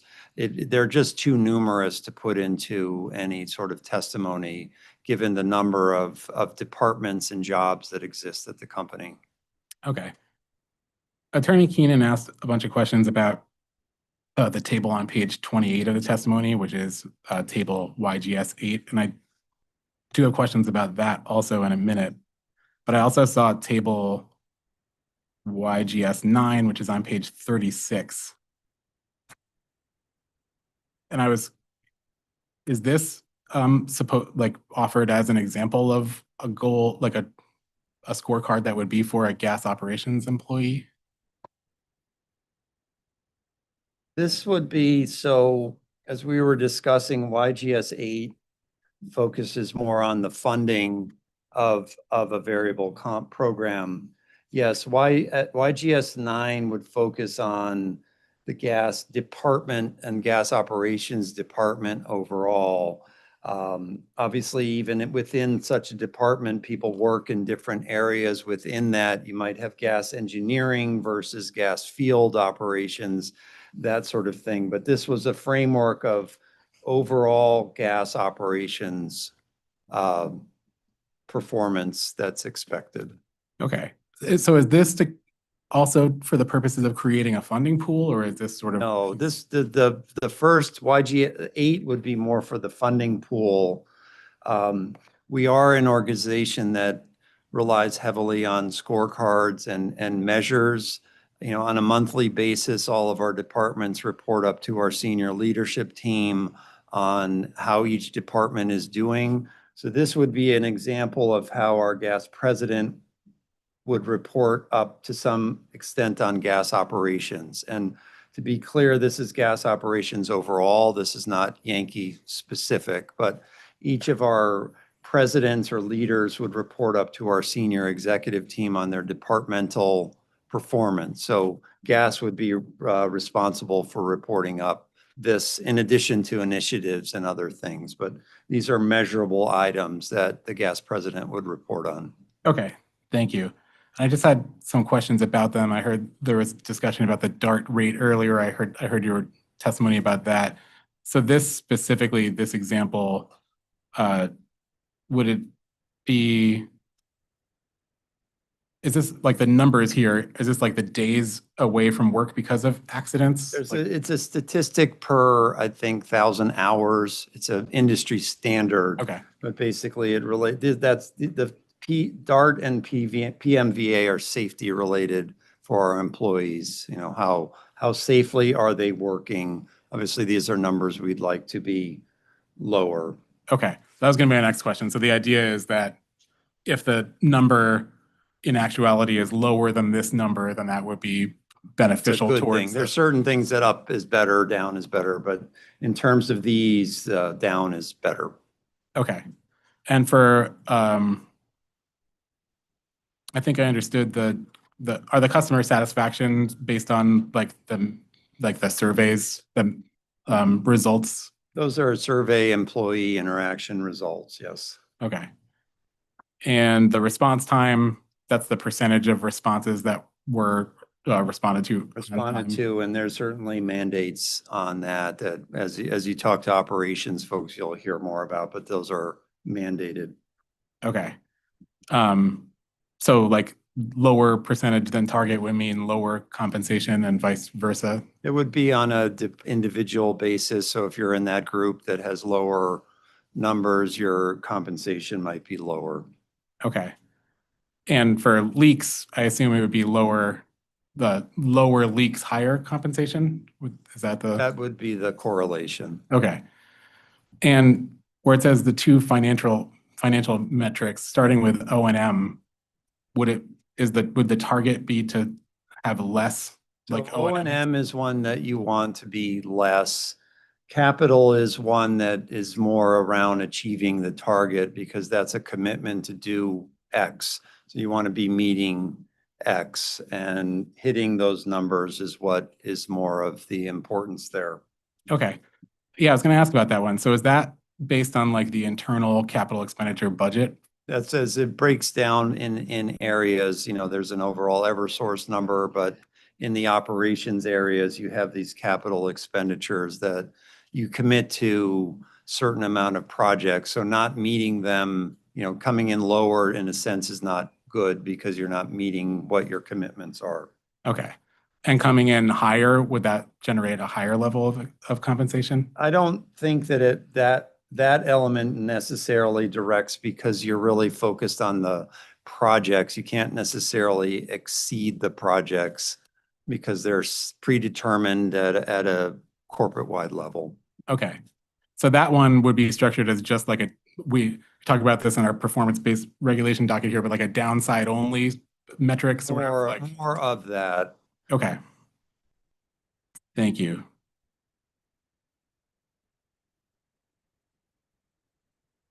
And you mentioned with the understanding that like individual employees have individual scorecards and that they're too numerous to provide. Would these financial metrics be for like only the president of gas operations, or would anyone who works for him also have metrics like this? You have metrics like that because every manager in the company has some degree of a budget that he or she manages. You know, and in my area can be, you know, I participate in 10 surveys, they cost this, you know, we have, so every manager has some degree of that. So it rolls up to the highest level.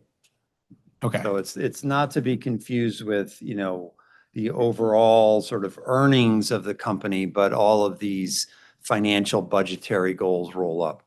Okay. Thanks. And I was going to ask about that, about the distinction between this table where these are labeled financial and the company's response to OCC 123, where it says the only positions with financial metrics are CEO and CFO. Is that? We've excluded them because they have the most impact over the entire organization earnings. So we've excluded them from that for that reason. But when you say that those are the only positions with executive incentive compensation directly tied to financial metrics, is that the distinction you just? We're saying it's overall Eversource earnings at that point. Okay. So we want to make a distinction between earnings and budgetary financial responsibilities. Okay. Going back to table 8, YGS 8, which is on page 28.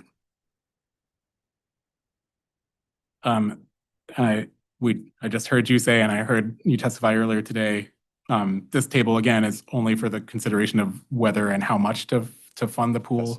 Okay. But there are financial goals as part of this as well. So wouldn't these financial metrics impact everyone's incentive compensation to the extent that? It impacts the funding of the pool. So whatever dollar amount that becomes, this table funds it at that level. The board of directors approves it every year as they go out. And then that pool is distributed across the management team of the organization to pay out. And at that point, it's management judgment to pay within the 0 to 200% parameter as long as you keep within the pool you're allocated. So you can't have everybody in your department be at 200%. That's another way to look at it. Okay. Where it says total shareholder return percentage rank, what is that? Is that like a total shareholder return percentage as compared to some other? That's a comparison to what's known as the EEI index of, I think it's about 38 utility companies. So we measure ourselves against what is the shareholder return against that ranking. Okay. Oh, I see it. So that's the 50th percentile measures are. So you want to be at, that's the target and where you fall against that plus or minus. Okay. And for the credit rating, that's the Eversource credit rating, not. That would be the Eversource overall credit rating. Okay. Is that measuring S&Ps or Moody's or Fitch or a blended I rating? don't know exactly, but I'm involved in the presentation of these, and it does rank between Moody's and S&P.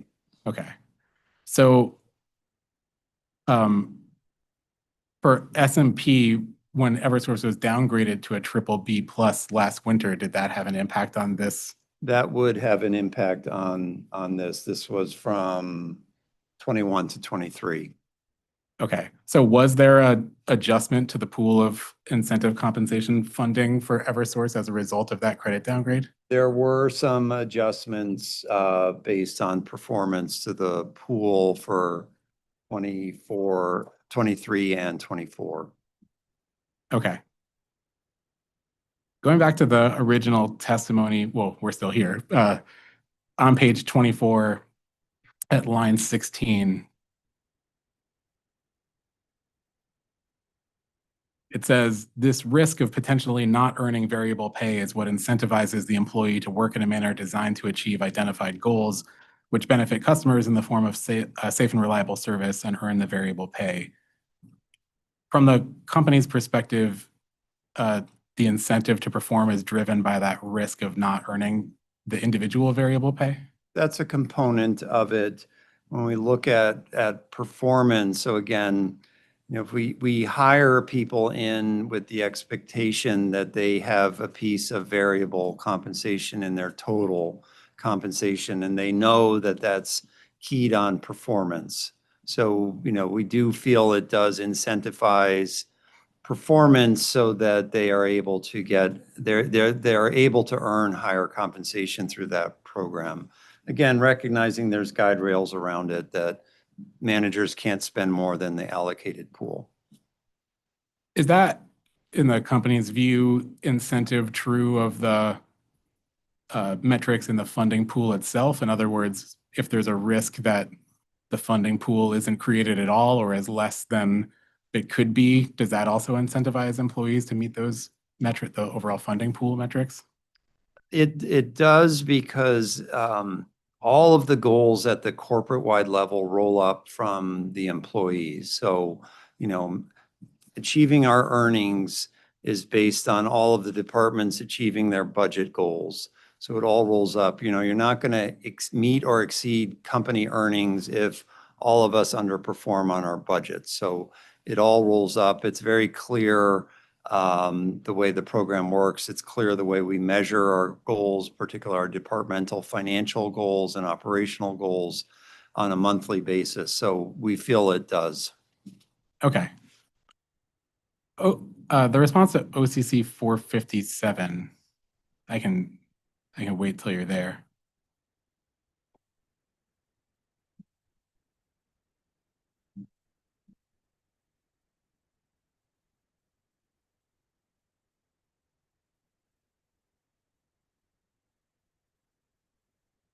Okay.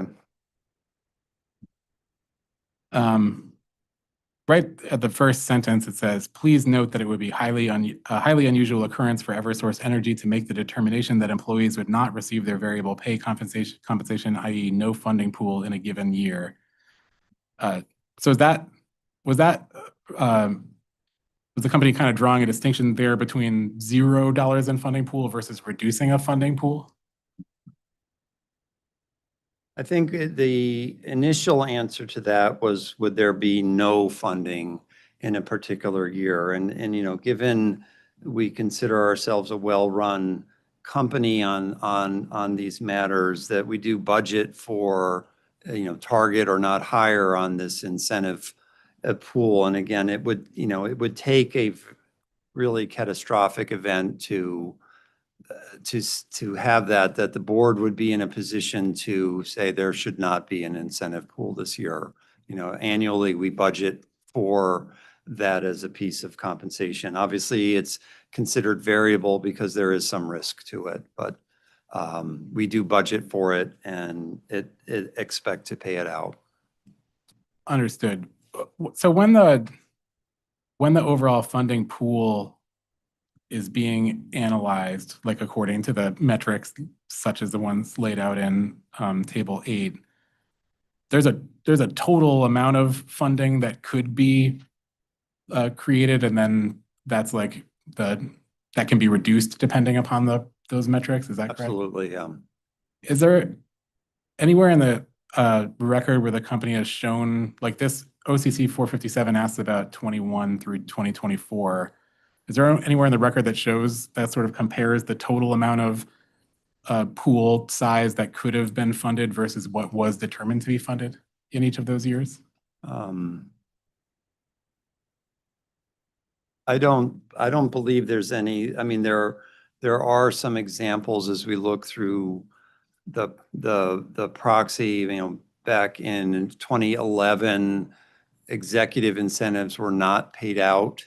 And the board determined that. And for 2023, executives had some of their compensation reduced because of the impact of offshore wind impairments. So there are some examples in the proxy statements, particularly the 23, and also the 24 statement, which we had filed, showed that there was some reduction given some of the financial impairments.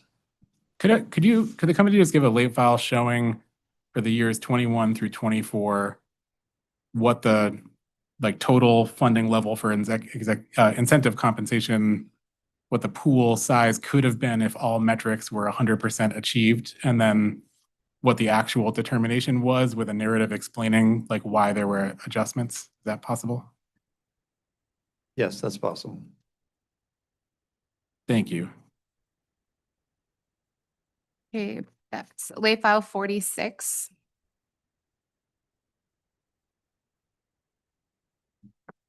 And I do have some questions about the proxy statement.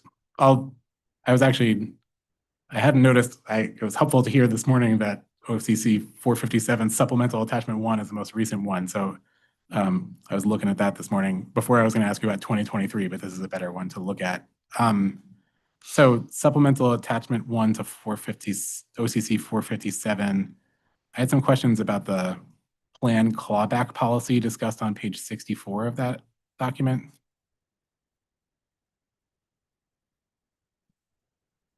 Yes. Is that for long-term incentive compensation only, that clawback policy, or is that for all executive compensation? That is for all executive compensation. Okay. And it's performance-based, so it'd be the variable cash and then the performance stock-based. Okay. And as I understand it from the description here on this page on 64, if there's an earnings restatement resulting from fraud or misconduct, or if an individual violates Eversource's code of business conduct, or violates material corporate policy, or breaches a material covenant in an employment agreement, that would trigger the clawback. So my questions were just about how the company determines what's material with respect to corporate policy and employment covenants. Well, the good news is that these are heavily accounting driven and relate to restatements. So, you'd have to be restating financials year over year to fall into this category. But as I read it, correct me if I'm wrong, there's a triggering mechanism related to the earnings restatements. But then I thought kind of separately, if an individual violates the code of business conduct or material corporate policy, or if an individual breaches a material covenant in an employment agreement, those are all it sounds like there were kind of three general triggers. So the history on this is, obviously, when we say, it could be because we say it's in October of 23, that we always had some degree of a clawback in place. But they were more, I'll say, bad behavior driven.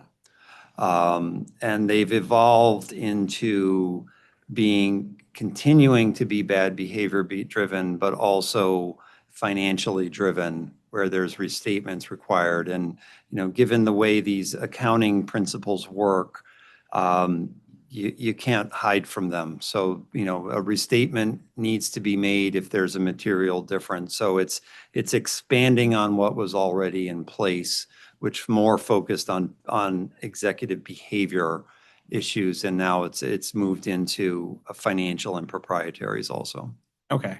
So with respect to the executive behavior, my question was just, there's a reference to a violation of material corporate policy.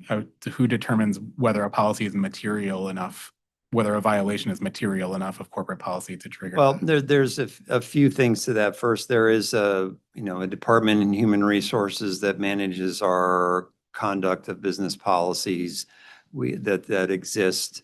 And it would be reviewed by that group.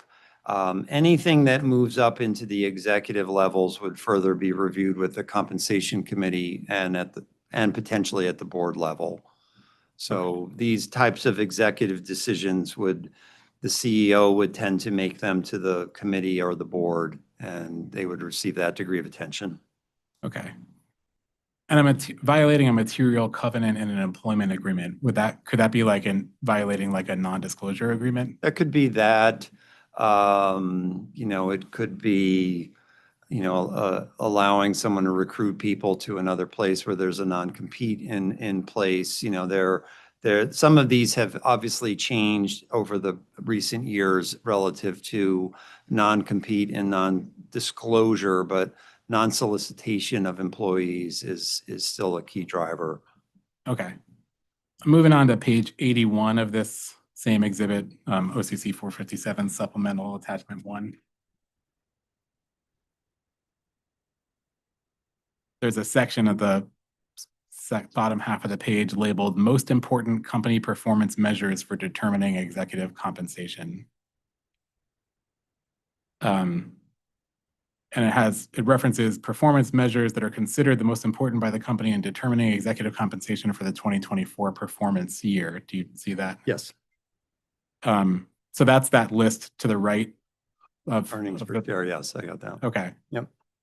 So the first one there is earnings per share, and that's a different metric than the kind of comparative earnings among the utility industry metric that we talked about before, right? That is, but again, these are for determining the funding of executive compensation. So we do have earnings. We did not show earnings in that one table because at some points earnings during the year are considered confidential. We didn't want to so they're not disclosed, but earnings per share is a key driver of the funding of the incentive plan. Is there an earnings per share target? There is, and we do disclose that.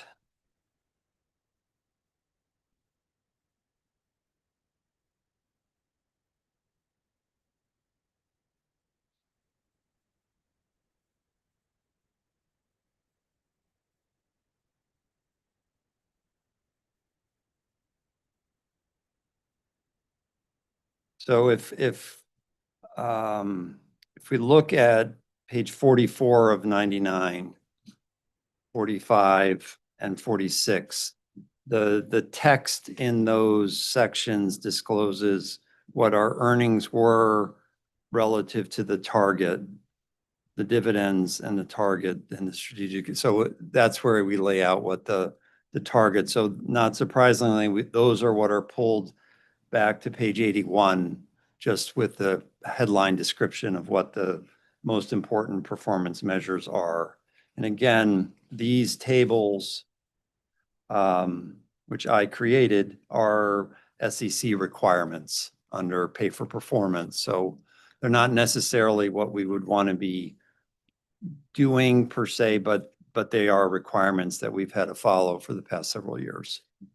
Okay, thanks. And I see on page 44 the earnings per share goal of $4.52 per share. But I don't see a target for dividend growth. Is there an annual dividend growth target somewhere? That one would be more around the percent increase. Yep.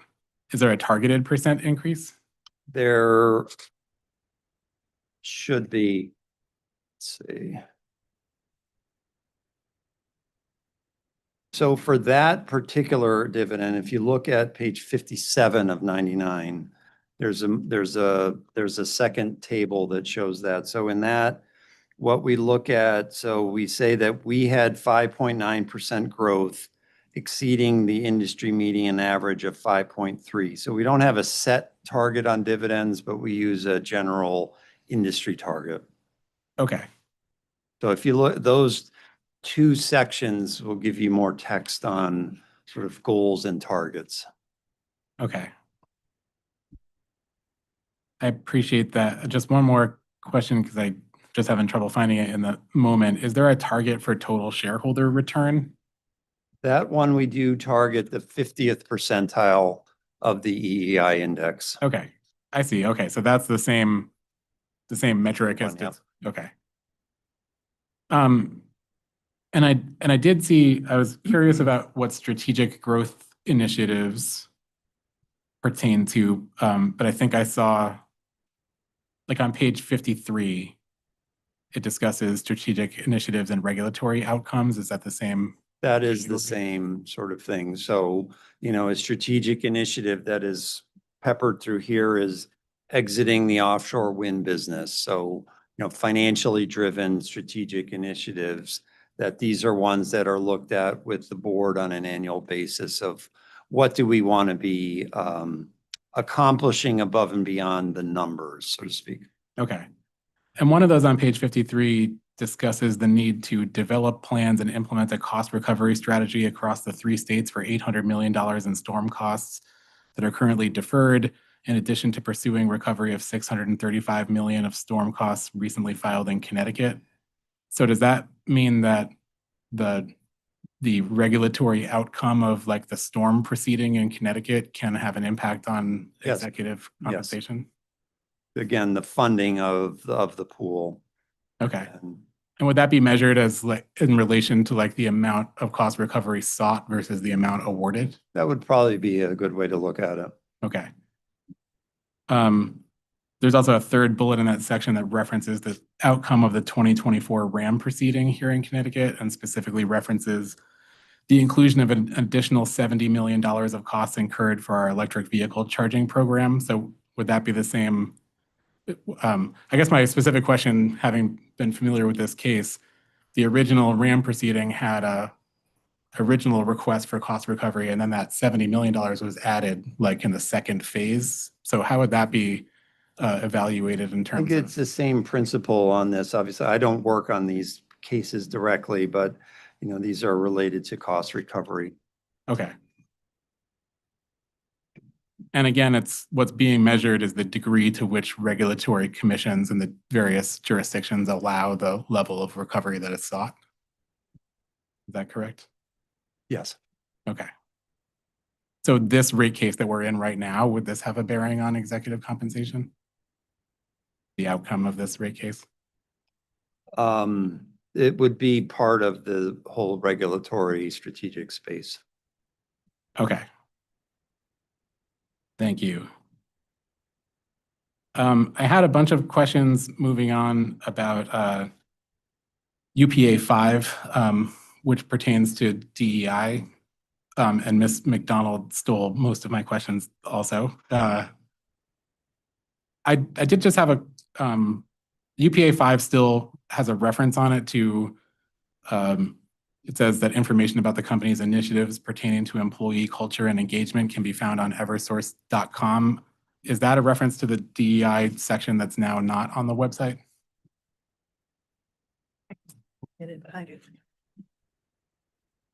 We still have cultural initiatives listed on eversource.com. All we've done is basically taken down our D&I report. Do you said the report? Report, yes. Okay. I had a question about that report. Was the most recent DEI report from 2023? Yes, it was filed in June of 2024. Okay. Is the company planning to do a DEI report this year? We're incorporating it into the ESG report. Okay. Thank you. And I think I heard, I'm sorry, I think I heard testimony confirming this earlier, but the report, I looked at the 2023 report and it references a DE&I council. I think I might have heard that council, does that council still exist, the Yes, it DEI does. council? Okay. Thank you. That was my last question on DEI. Thank you. I feel so bad that you don't sit down when you testify. Almost done here. Just going back to the original comp and benefits testimony at page 28.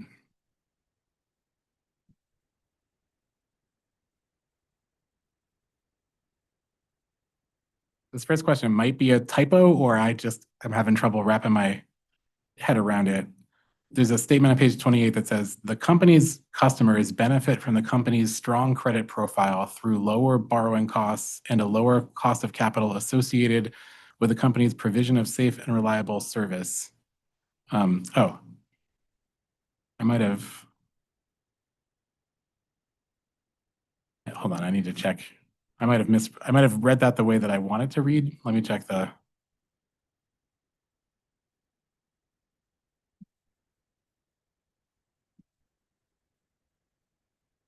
Attorney Wheel, do you have a line number for that? It's 28 and it's line 1.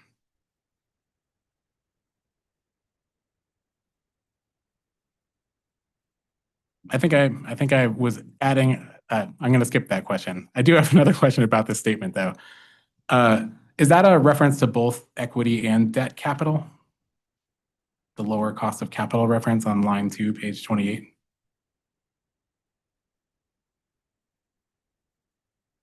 Yes, that would be to both. Okay. And on page 29, it discusses external checks on variable pay goals. And it specifically lists the institutional shareholder services, the ISS evaluation. Does ISS evaluate the individual goals set for employees or just the overall goals like we were discussing on table 8 of the testimony? ISS, because they review our proxy statement, focuses more on the funding of the incentive plan itself. Okay. And the testimony explains that ISS's evaluation of compensation plans influences its recommendations to institutional investors like BlackRock and State Street. Do you see that? Yes. Those are the second and third largest shareholders of Eversource stock. Is that correct? That is correct. And Vanguard is the first. Is there a reason Vanguard isn't referenced in the testimony? That just was listing 2. Okay. You could insert Vanguard in there as well. Okay.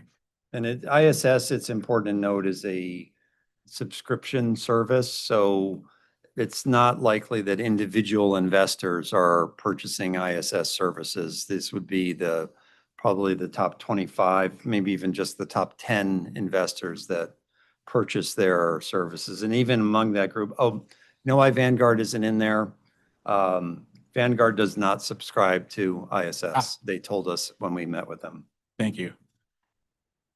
There's a statement here that says, were ISS to determine that proposed Eversource Energy executive compensation did not correlate with commensurate performance and recommend that shareholders not approve the compensation committee's proposed executive compensation, it is likely that shareholders would use that information and vote against the committee's recommendation. Do you see that? Yes. Is that statement meant to convey that shareholders' approval of the compensation plan is a basis for the proposition that its goals are appropriate? This is the rub with ISS. They focus solely on shareholders.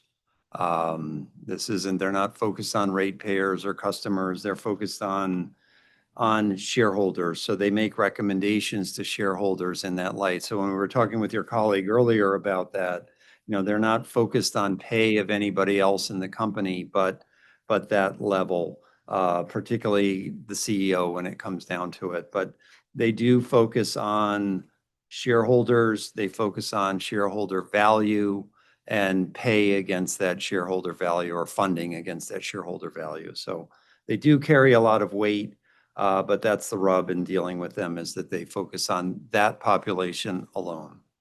All right. Thank you. I think that's our last. Anyone?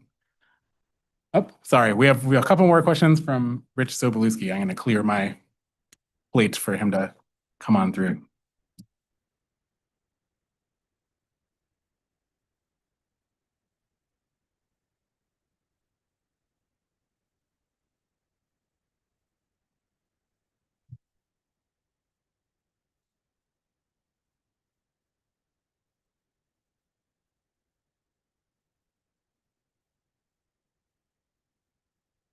Good afternoon. Richard Sobolewski for the Office of Consumer Counsel.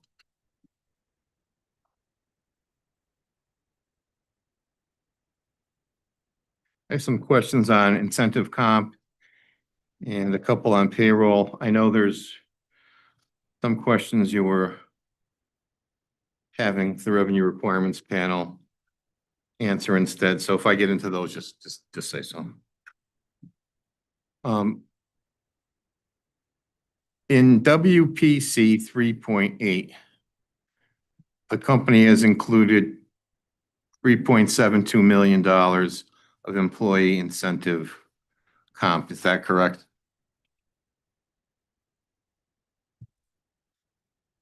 So sorry. You are at WC 3.8, correct? Yes. Yep. 1 second. Let me just pull up my file.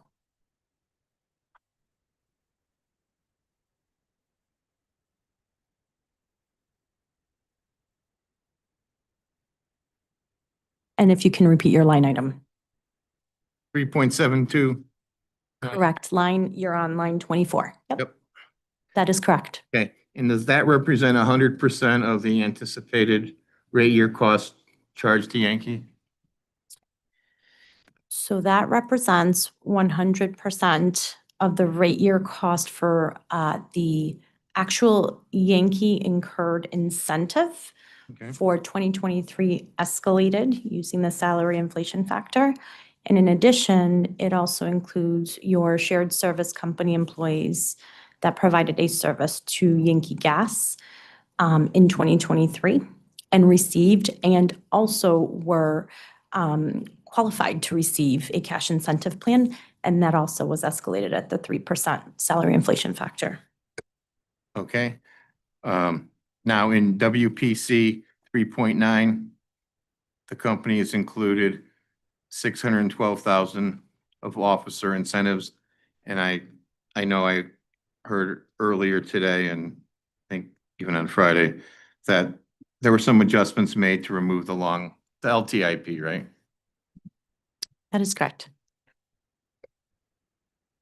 Now, the last Yankee gas rate case was a multi-year rate application that was eventually resolved through a settlement agreement with our office and prosecutorial. Is that correct? That is correct. 180510 was settled and then approved by PURA. The settlement agreement was approved by PURA. Okay, now in that application, and I think it's the same schedules, would you agree that the company originally requested employee incentive compensation of $1,914,000 and then officer incentive compensation of $949,000, and that was one was in 3.8 and one was in C 3.9? So we did just pull up the schedule in that original filing and the rate case application, correct? You are correct. That was for the rate year 3 and the multi-year rate plan, Okay. but not what was ultimately approved as, oh, sorry. Okay. Now in the settlement agreement, 100% of the officer incentive compensation originally requested was removed, and 50% of the employee incentive compensation? That is correct. But please keep in mind, those were concessions made as part of a settlement agreement. And ultimately, again, the holistic view is that the revenues continued based on the negotiations continued for the companies and on the company's side to clearly have their own concessions. So all parties agreed to that. So we are in a new rate case, fully adjudicated at this point in time. So we've presented our case as is today. Okay.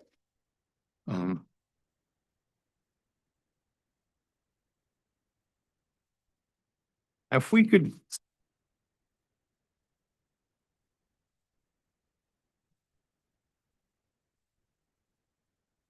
turn to OCC 128.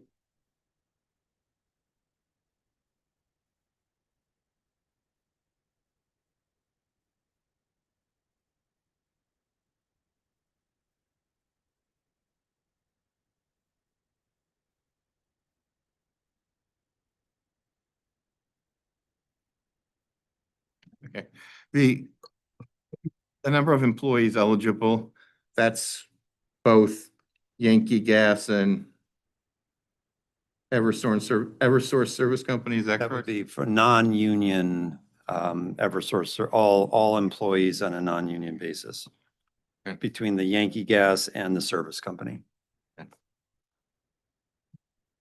And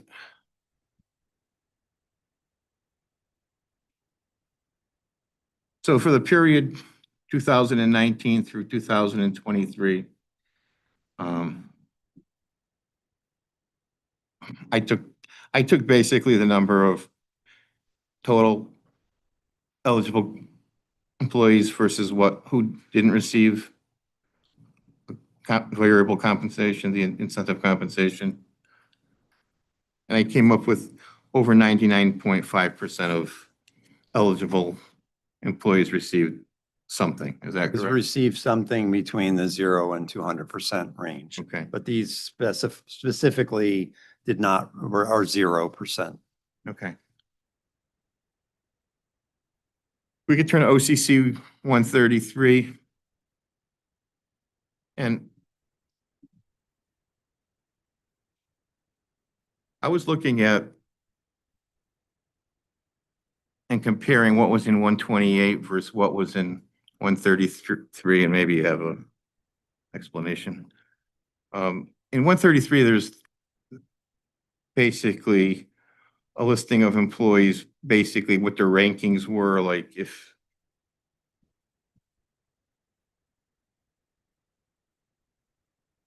they met expectations or didn't meet expectations, and what level of what their performance was. I Yep. guess is a fair characterization.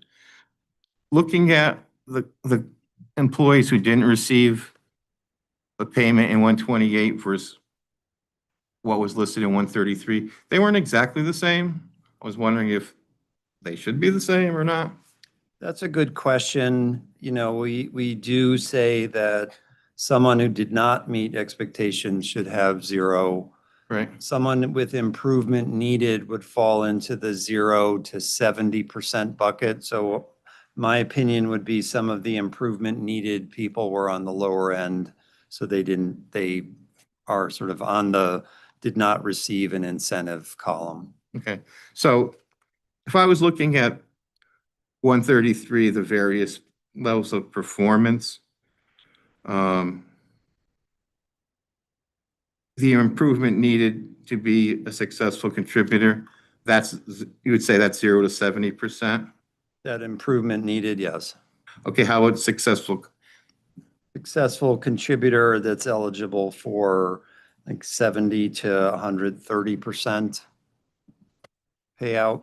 So there's a range around that. Okay, high contributor? Say 130 to 170, and then 170 to 200%. Okay. But on that is you can't always pay out a top achiever at 200% if you don't have enough pool to do so. So it's manager discretion. We don't hold them accountable to hold people in particular buckets because there may not be enough dollars to pay all 4% of the top achievers in that high range. So managers have the discretion to do that. But those are the guidelines we give employees. Okay, and the various percentages, that's of a target per payment? That would be of target payment, yeah.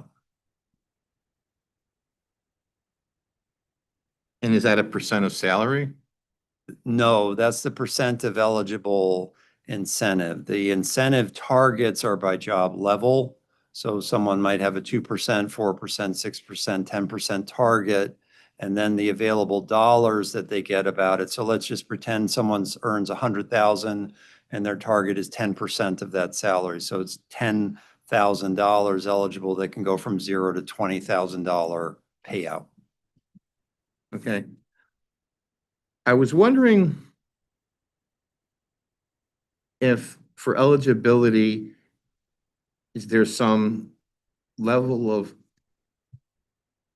time you need to be with the organization, like within a year? Like, does it matter if you join the organization in, say, July or August, and if you were there the whole calendar year? So there's two aspects to that. That is a good question.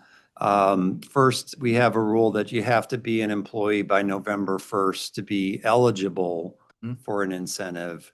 And B, your salary is prorated by the time you've been with the company. So if you joined October 1st, you'd get 3 months of salary times your target. So we don't give it, it's based on your time in the job. And if someone's promoted, their salary would be prorated between the two job levels. Okay, thank you. All right, moving on to OCC 135.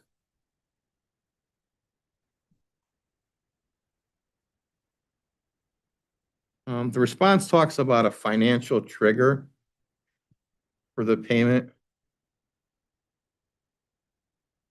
Can you explain what that is? Generally, it's related around the earnings goal. So if we have the earnings of, if we meet our earnings target, then we would have the funding eligible. We, as I've said a couple times, we target and budget for incentives at target throughout the year. And that's based on hitting earnings goals. So if we're below that, the eligible pool would be less. If we're above that, it could be more. But that hitting that financial metric is what gives our board of directors, they then approve our incentive pool based on the funding. And is that at an Eversource level, or is that Go ahead, sorry, I interrupted you. Is that at an Eversource level or each operating entities? It's on an Eversource level. There are several theories around that. Should it be individual departments or company? We've made the decision that all boats rise with the same tide, so to speak, when we do that. So we have it consistent, and then it's up to the individual departments and managers to rate their employees and pay out against the funding pool. Okay, thanks. Can you provide us with what the earnings goal has been for the last 5 years? I don't know, maybe you could do that as a supplement to OCC 135? Yes. Because I know it was discussed in there, but we could just get that as a supplement, what the exact goal was for the last 5 years.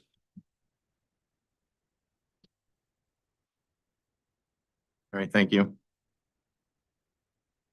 And I have one last area on OCC 150 and 151. Which I don't know if this has been provided or not. I know that for 2024, when the response came in, there were 11 months of data through November.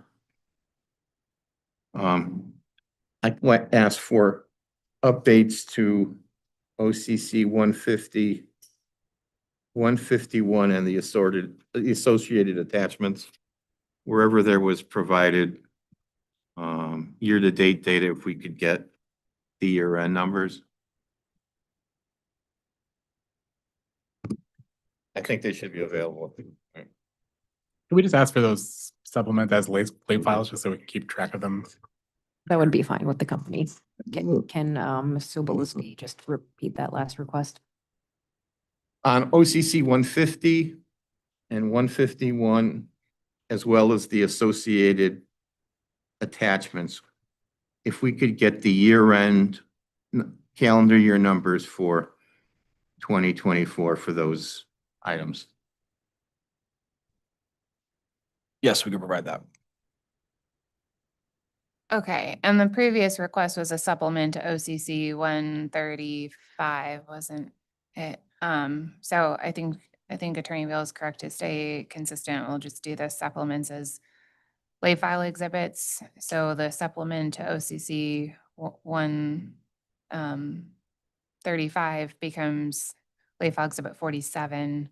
And then the second question regarding OCC 150 and 151 is late file exhibit 48. Okay, thank you.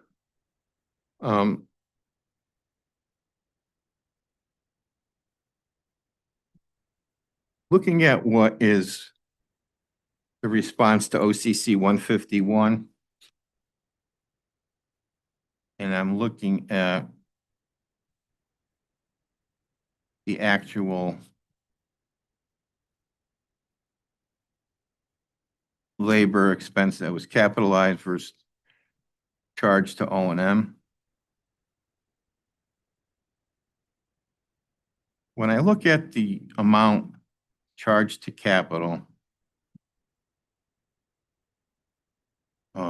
it seems like for the years 2020 through 2024, there was between 46% and 52% being that was charged to capital labor. For the rate year, it seems that it's only 37.4%. Can you explain the rather large decrease in the allocation for the rate year? Yeah, when we calculated our rate year payroll expense, I think I'd mentioned it earlier in the conversation before about the independent analysis that we perform looking at the salaries. And then we also, a component of that is looking at the actual capitalization calculation that's applied to those salaries. So as part of that calculation, we look at actual capitalized benefits, ZGS and ZPP, which are our general service company and our direct overheads. We compare that to the amount of expense related to those capitalized portion of expense to get to a capitalization ratio. So those percentages were provided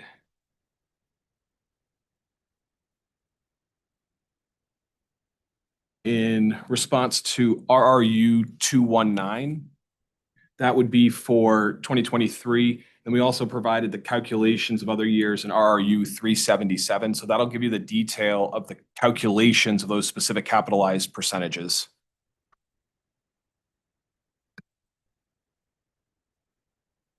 When put together, they result in 37.4%, which is compared to the lowest here, 2019 is 39%. That seems drastically lower. I mean, in some cases, it's 15% lower. Do you have an explanation for what? So I can give a high level explanation. I believe the gas panel, gas operations panel will also be here to potentially supplement what I can say. But labor and our internal employees can, there may be years where you will have situations or circumstances that shift and move employees maybe working more or less on capital. Now, one of the anomalies that could have occurred as a result of pandemic time is that the employees that were typically working on maintaining or doing meter reading or whatever the case may have been in terms of the work performed, I can speculate. That's why I'm going to defer and subject to check with our gas operations team. What likely occurred in some of those years is that there could have been a shift because of just your HR population not being available. So with the pandemic, that could have occurred. That's just one example, but it's really difficult for any year of capitalization to be comparable because so many things can change. It's a myriad of things, and something like that. Obviously, the gas operations panel can answer much better than we can. As for the Yankee Gas Services company payroll. All we can tell you is that when you use the data, you're looking at the data for a specific year. And so every single year is taken solely for the data from January 1 through December 31. And the information, as Mr. Murray indicated, pulling from the data analytics provided that now. And also to mention, that is the same calculation that was used in the last rate case as well. I'm so sorry to interrupt. I just want to make sure that the record's clear. Ms. Peruta, I don't see a gas operations panel proposed by the company. Is there, or is it maybe the capital planning? I'm so sorry. It is the capital. Sorry. Thank you. So you mentioned a COVID period. What years would you say are the COVID period? So COVID would have the pandemic and the shifting, just as an example, I'm not saying that is why these shifts are happening. I'm saying based on a significant extreme measure, you would likely see changes shifting with your HR pools. So if, and again, subject to check with the capital operations team when they're here, the capital operations panel, that's likely the best place to get these answers. The only thing Mr. Murray and I can look to and point to is the data is telling us that the amount of capital that was capitalized was exactly as was disclosed in this rate case application.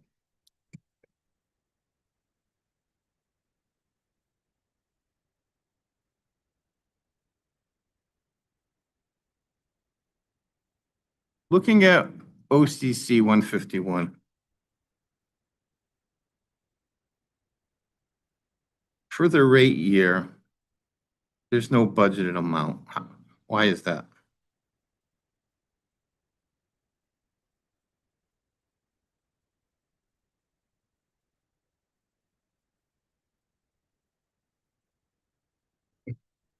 So the company budget's 1 year out. So because the rate year is the period November 1 of 25 through October 31 of 26, we don't have that period budgeted. We do, however, have a long-range plan, which goes out further into the years, but there isn't a specificity at the level that the company performs in the 12-month budget. Do you have a budget for 2025? We could probably get a read-in subject to check. Mr. Murray and I are not involved in the budgeting process, so we can give a read-in for that. Yes, I like to ask for a read-in for a budget for the O&M labor and the capital labor for 2025. Oh, I'm sorry. We will get that too. I thought you said 2026. I'm so sorry. Yes, 2025, there is budgeted information. What exactly is it that you are looking so we know what to provide you? I'm just looking at 151, the bottom set of numbers. Okay. It Apologies. ends with the 11 months for 2024, and then there's nothing for the rate year. So Subject to check with our budgeting team, we will be able to provide that to you. okay. Okay, that's read in P.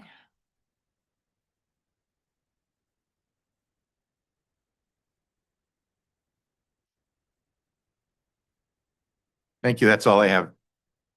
That's all OCC has, this panel. Thank you. Thank you. Does the EOE have cross for this panel? Thank you. AG? Do you have questions, Commissioner? I also do not have questions for this panel. So let's take a break. We'll take a 15-minute break, and I'd ask that the company come back with any redirect. Thank you.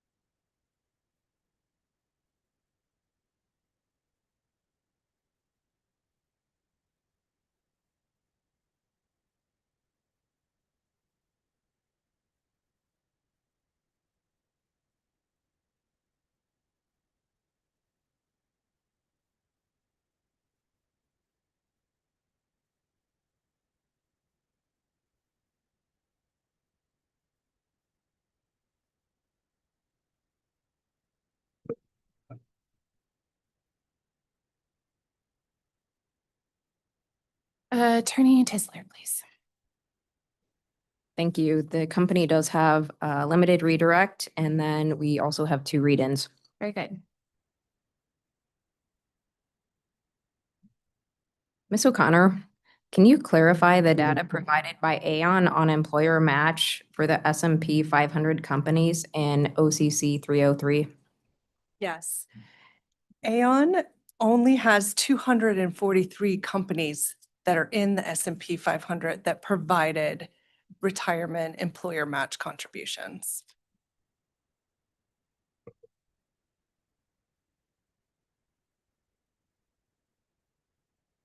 Ms. Riza, can you provide read and O, please? Yes, so the question was the number of investment options available to participants in our defined contribution 401k plan. The numbers of distinct fund options across equity, in US equity, international equity, and fixed income. There are a total of 10 distinct fund options there, which are both active and passive index strategies, and they're CIT funds, which are cost-effective funds.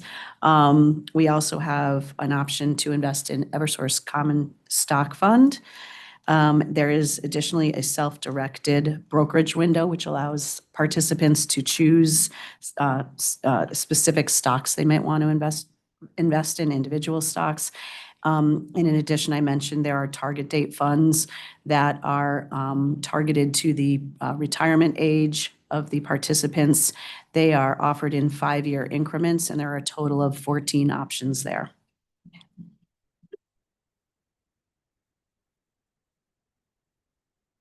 Thank you. And Mr. Laser, could you please provide read and I? Yes, the question was around the number of participants in the Willis Towers Watson survey databases. There are 4 of them. So for the general industry, middle management, professional survey, there's 1,341 participants. In the general industry executive comp study, there's 1,075 participants.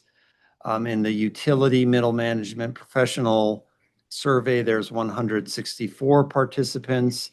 And in the utility executive survey, there's 139 participants.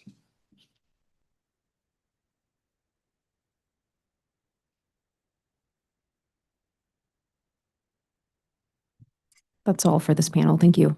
Thank you. This panel is excused until the late file exhibit hearing, and we will transition into the company's revenue requirements panel, please.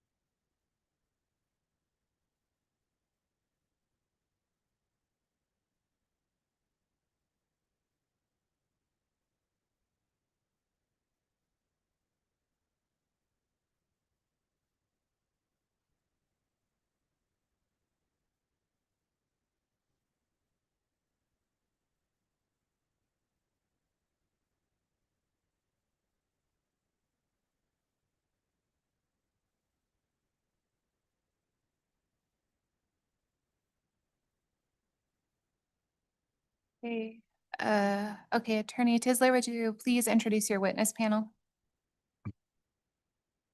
Thank you. We have the revenue requirements panel. To the panel members, would each of you please state your full names and positions for the record? My name is Michael Schellens. I'm Manager of Revenue Requirements for Connecticut, here on behalf of Yankee Gas Services. Garrett Murray, Manager of Connecticut Revenue Requirements for Eversource Energy Service Company, here on behalf of Yankee Gas.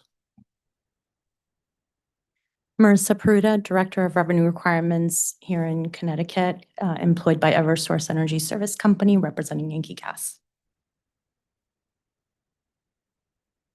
I'm Doug Horton. I'm the Vice President of Distribution Rates and Regulatory Requirements for Eversource Energy Service Company, appearing on behalf of Yankee Gas. Good afternoon. I'm Brendan O'Brien, Director of Revenue and Regulatory Accounting for Eversource Energy Service Company, here on behalf of Yankee Gas. Thank you. Mr. Laser, you are also a listed witness. Can you introduce yourself, please? Sasha Laser, Vice President, Compensation Benefits and HR Shared Services on behalf of Yankee Gas. Okay. Ms. Peruta, Mr. Shellnitz, Mr. Murray, Mr. Horton, and Mr. Laser have been previously sworn. Thank you. So Mr. O'Brien, if you could please raise your right hand. I swear to tell the truth, the whole truth, and nothing but the truth under pains and penalties of perjury. I do. Thank you. Attorney Tisler. Mr. O'Brien, as part of your preparation for this docket, did you jointly provide rebuttal testimony and exhibits in this proceeding, which were marked as exhibits YGS RevRec Rebuttal 1 through YGS RevRec Rebuttal 3? Yes, I did. Mr. O'Brien, did you also sponsor responses to interrogatories submitted in this proceeding? Yes, I did. Have you reviewed and do you adopt as your own the interrogatory responses sponsored by other revenue requirements panel members relating to environmental remediation, specifically OCC 266, OCC 268, OCC 269, OCC 429, OCC 430, RRU 144, RRU 270, RRU 371, and RRU 372? Yes, I do. Mr. O'Brien, do you have any updates or corrections to your pre-filed testimony or interrogatory responses not previously identified for the record in interrogatory responses? No, I do not. Mr. O'Brien, do you adopt your pre-filed testimony and interrogatory responses as part of your sworn testimony in this proceeding? Yes, I do.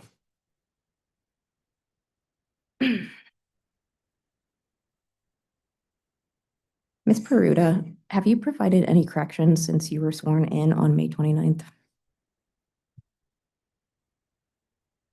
Yes, I did, actually. We had one revision, and let me just grab it because we just filed it on Friday, and it happened after I was sworn in. So please forgive me because it has escaped my mind. It is RVO 1 to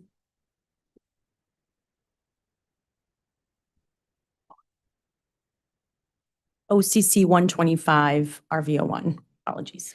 Thank you. And Ms. Peruta, do you have any updates relating to the company's cost of service that you would like to describe at this time? Yes, I do.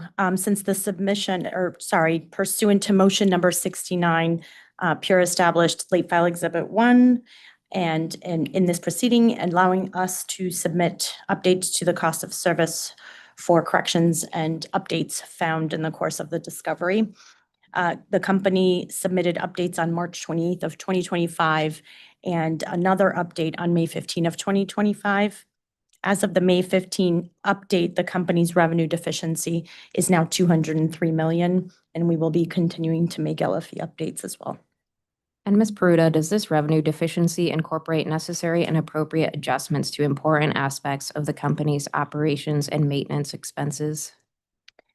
Yes, the company has taken test year amounts for expense areas and made adjustments for the rate year, known as pro forma adjustments.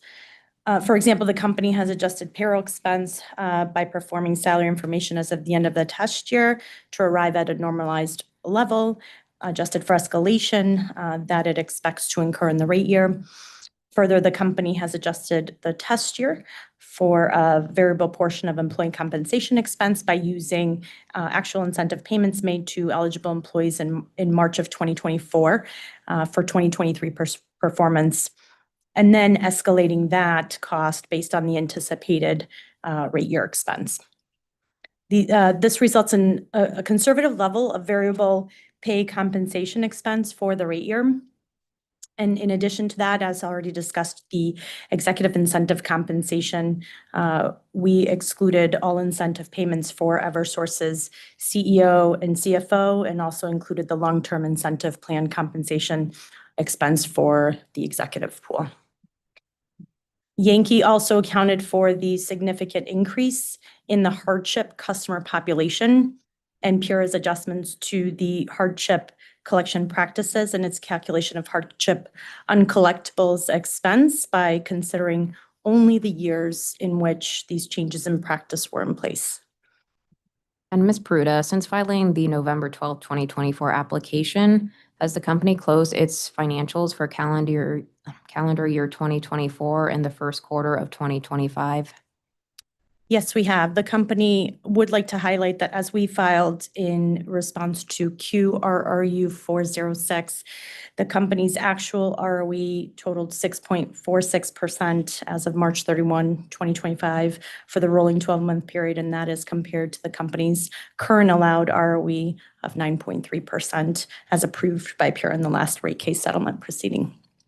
And Ms. Pruda, do you have any comments relating to the company's management audit that you would like to describe at this time?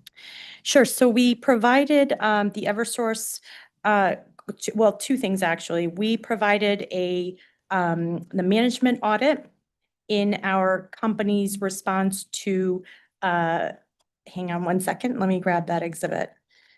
We provided it in response to thank you, RRU 345.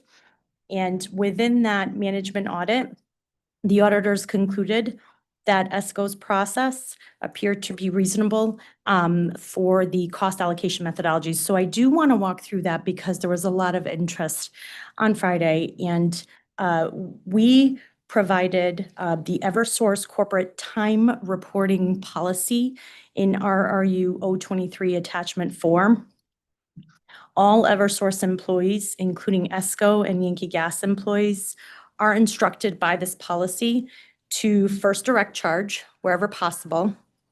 And if that is not possible, then they would use a causal allocator or a common if a causal allocator is not appropriate. Now, noted in RRU 345 in that management audit, page 301 of 443, the audit stated that, and I quote, a relatively high, in their experience in parenthetical, 44% of total costs were directly charged to subsidiaries during the 3-year review period from 2020 through 2022. That was the review period of the auditors. Given the audit did not contemplate direct charging to the operating companies, that actually takes that to roughly 50%. And on that page, there's a superscript footnote where the auditor describes that. So it is actually in excess of 44%.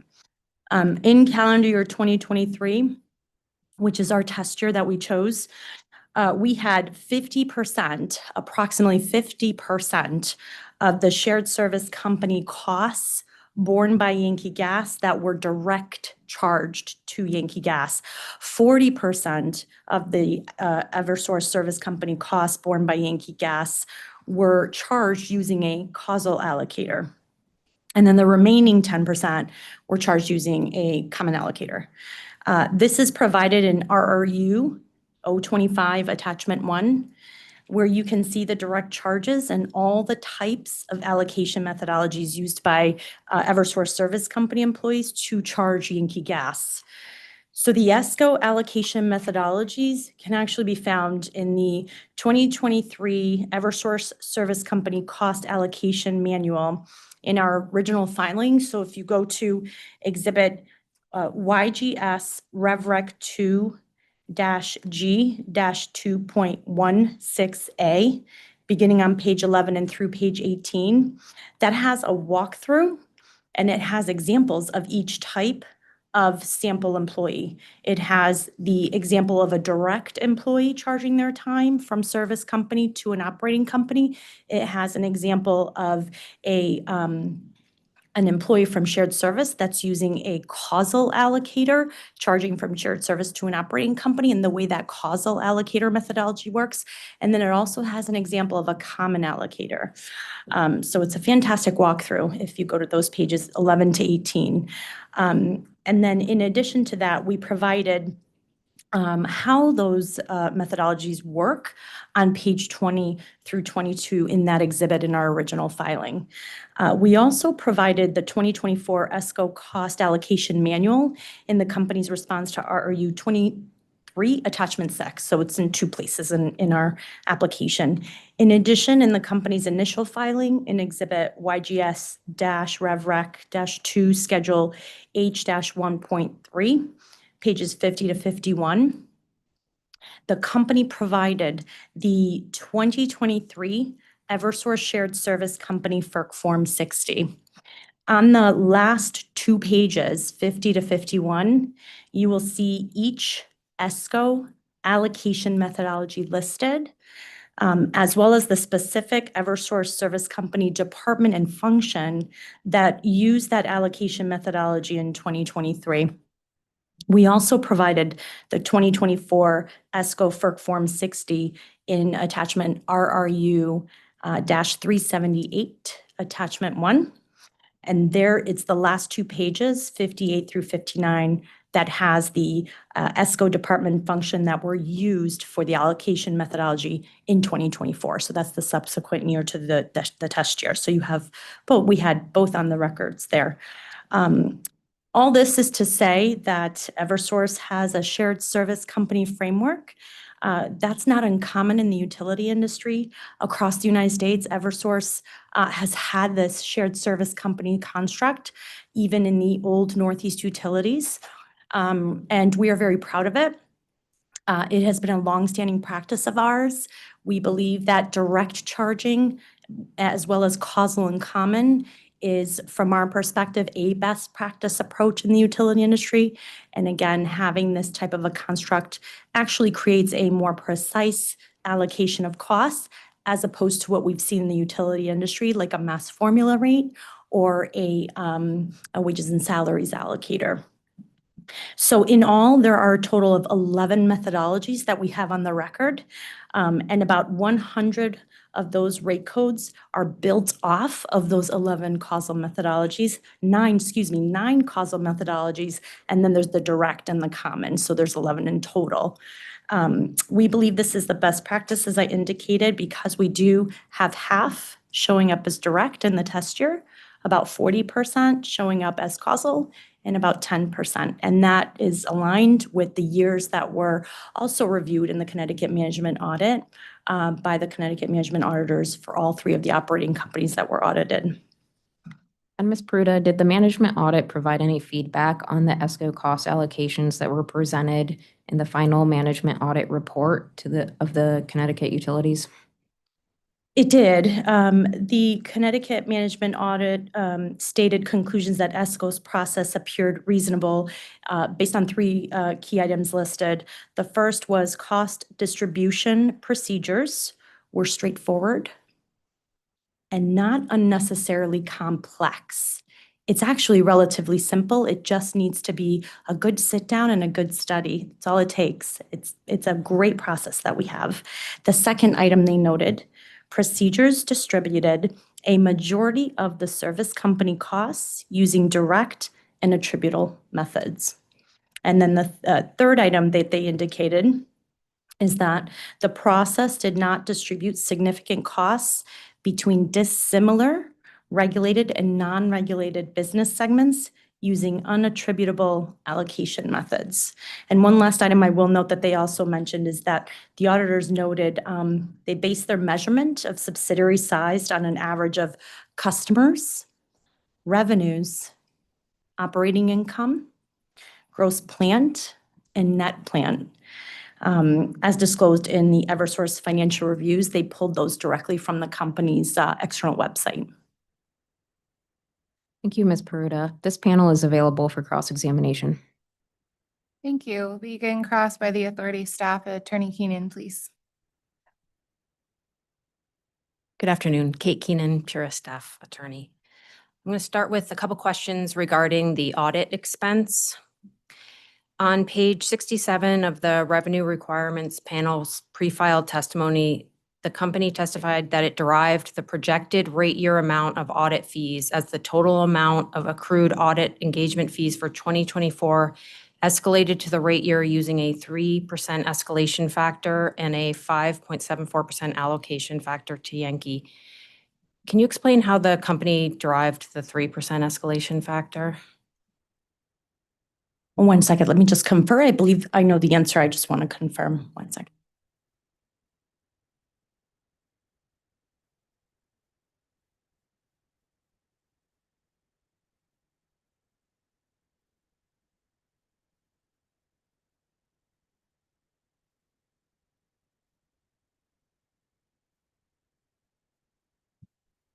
So could it, sorry, 1 second.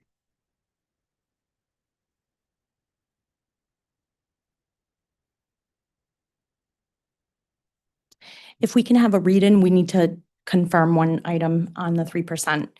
Thank you. It's reading Q. And it's how the company derived the 3% escalation factor for the projected rate year audit expense. Now I'm going to ask you to please turn to attachment 2 of the company's response to interrogatory RRU 39. And this attachment contains the invoices supporting the test year amount.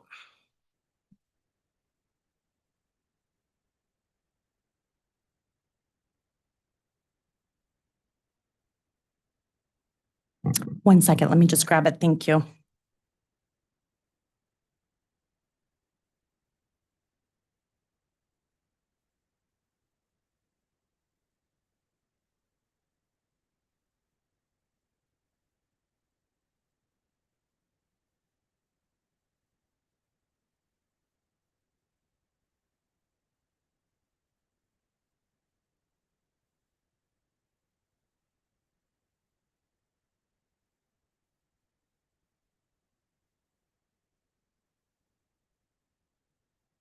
I'm sorry, Attorney Keenan, did you say attachment 2?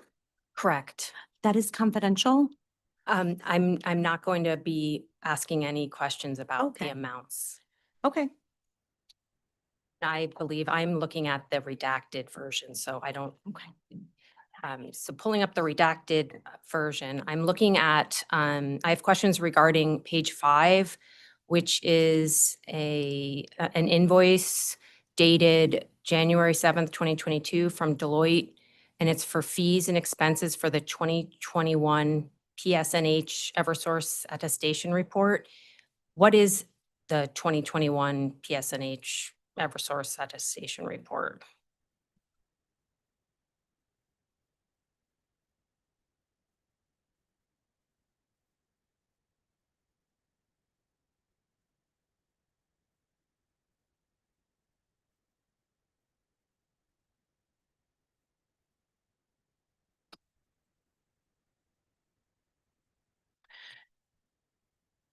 The work performed by Deloitte in that particular year for that charge was related to the rate reduction bonds that we have at PSNH.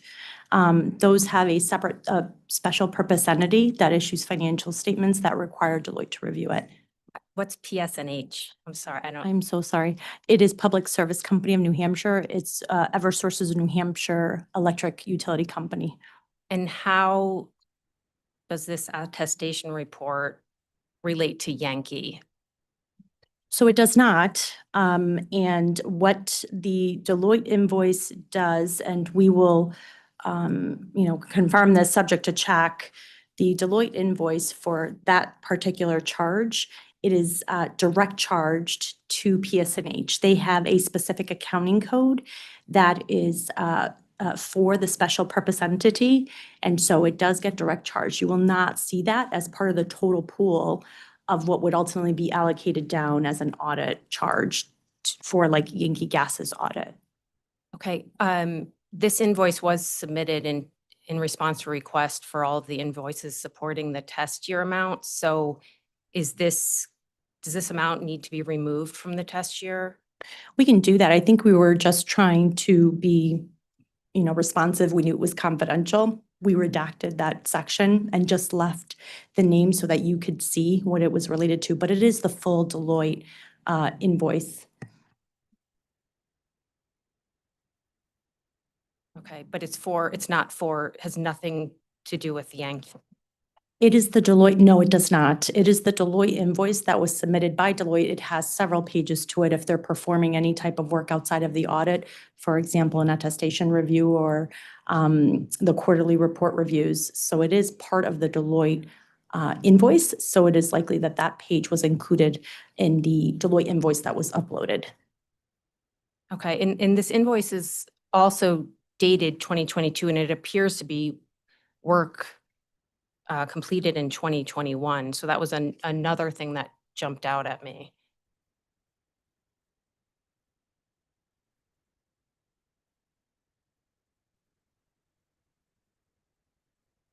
One second, Attorney Keenan.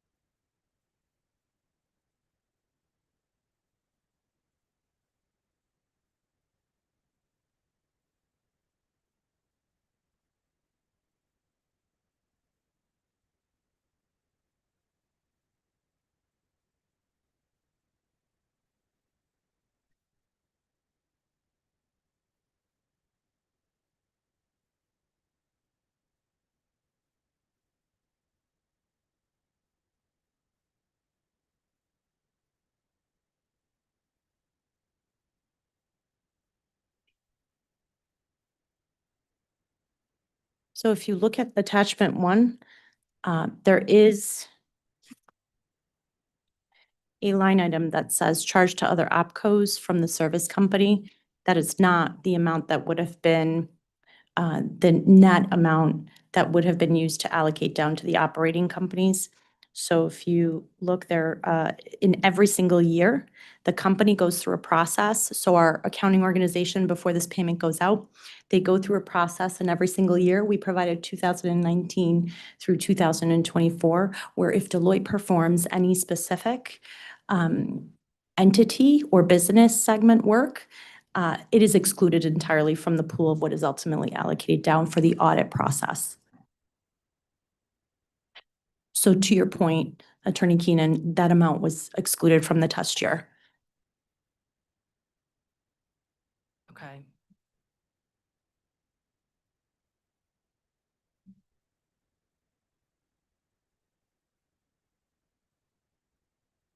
And if I could go back to the cost causation principles, that would have been a direct charge. Remember how I said we have the shared service company has direct and then it has causal and common? That's why it's so fantastic, because if we receive an invoice like from our external audit firm where they perform work on just one business segment, we can direct charge that business segment. If we don't have the 11 methodologies, that would be impossible. Everything would get pooled and charged out through like a mass formula rate or a wages and salaries allocator.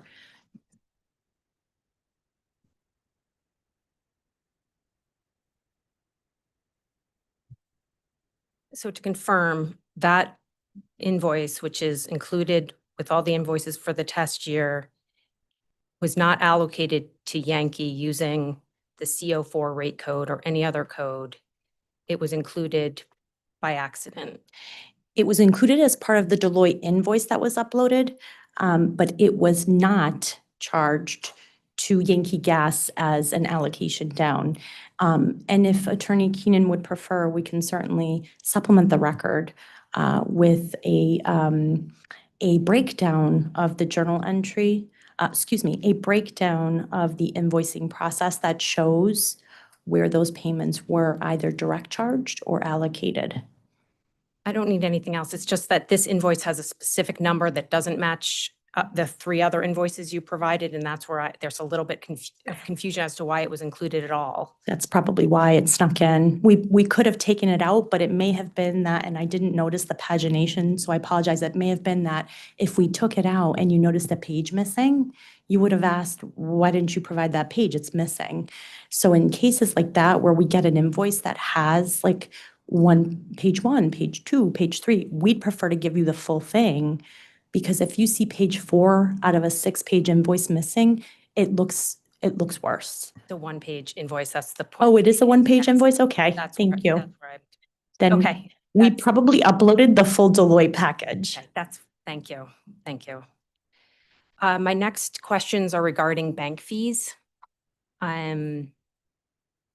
And I would like to start by asking some questions regarding attachment 2 to the company's response to RRU-388.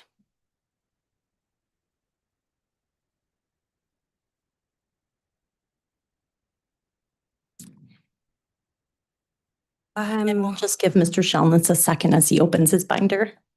Thank you.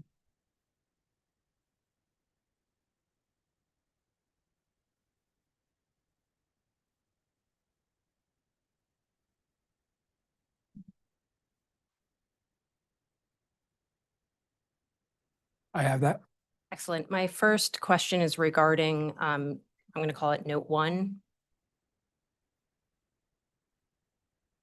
Does the company have documentation to support the additional fees that it will incur in connection with the July 15th, 2024 issuance of the company's Series W and Series X first mortgage bonds?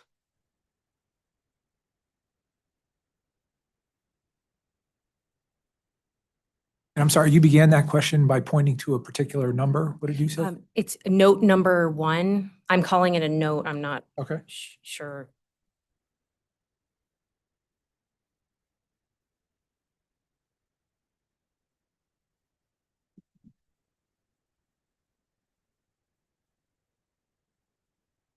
So your question is, do we have an invoice for bank fees for a particular issuance that recently has occurred?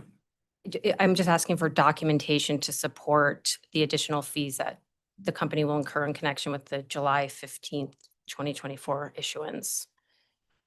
Yes, we would have documentation that we could provide. Can I ask for that as a late file exhibit?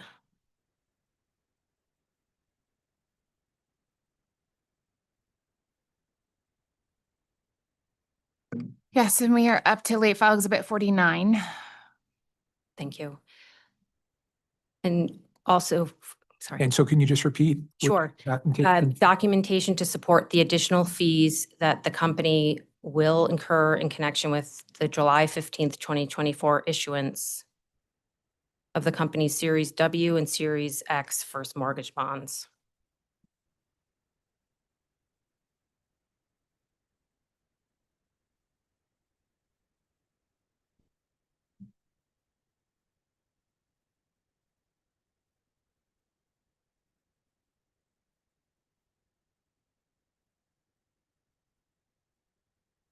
Okay, you have that? And my next question is, does the company have documentation to support the additional fees that it will incur in connection with its planned first mortgage bond issuances in 2025 and 2026? Well, if they haven't happened yet, I don't believe there'd be any documentation available. But to the extent that that an issuance has occurred, we would have documentation. So you do not have documentation for the 2025 and 2026? I'm not sure if someone on the panel knows, did we have a issuance yet in 2025? It's something we can investigate and put into this late file, if you like. Okay. That would be the documentation to support the 2025 mortgage bond issuances. This is also regarding that same note, do you have documentation to support the offsetting reduction incorporated in the rate year to reflect the fees avoided as a result of 3 series of the first mortgage bonds maturing during the 2024 to 2026 period? And can you show me where you're talking about fees avoided? What note is it? It's note 1. It's the last sentence. It's the rate year amount also incorporates an offsetting reduction to reflect the fees avoided as a result of 3 series of first mortgage bonds maturing during the 2024 to 2026 period. Yeah, that's what I'm on. I think we're on.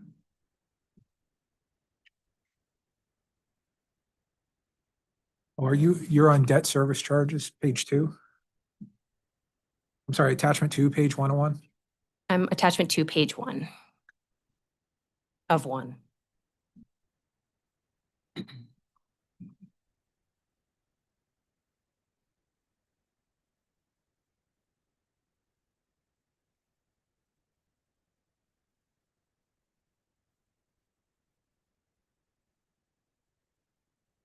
Yes, we can provide support for that offsetting reduction.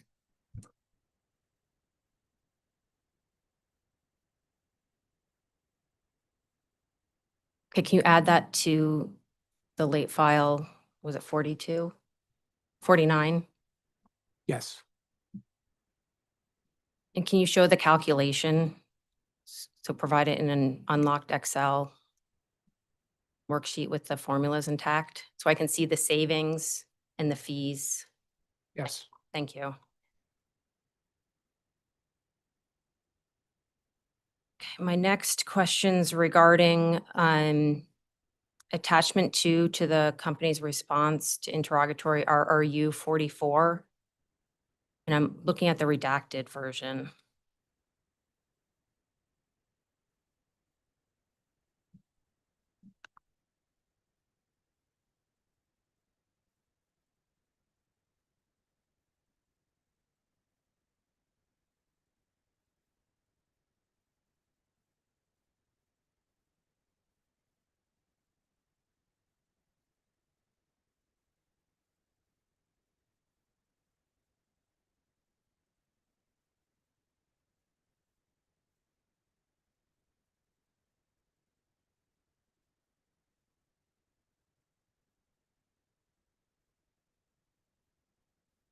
That's RRU 44. What attachment? Attachment 2. I'm gonna have to pull it up because I think it was larger attachment. Yeah, sure. And my question's related to note 2 in the original Excel, the original interrogatory we were talking about.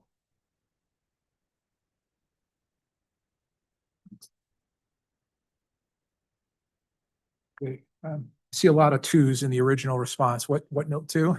Sorry, I'm asking a question regarding, I'm sorry, note 3 in attachment 2 of interrogatory RRU 388.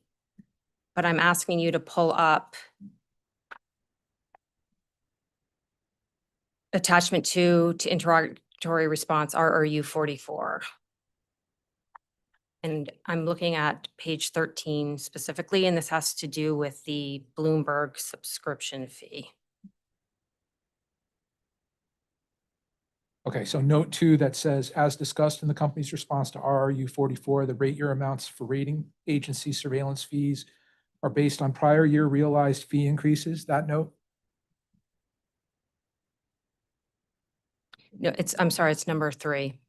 As discussed in the company's response to RRU 44, the rate year amounts for the Bloomberg subscription were based on the increased cost of the Bloomberg subscription.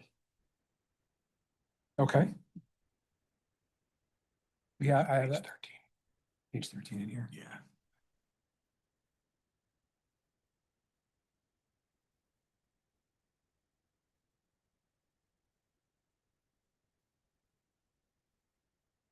Okay, I have it.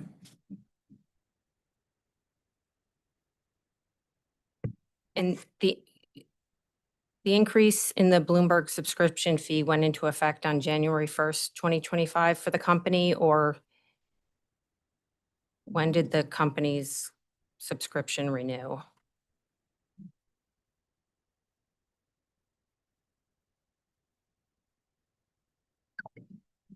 I don't know what date the company's subscription renewed, but Bloomberg is saying that on January 1st of 2025, there will be an increase in the subscription price. And can you provide what the amount of the increase? Excuse me, that's confidential. It's been redacted from that page of the document. That was okay.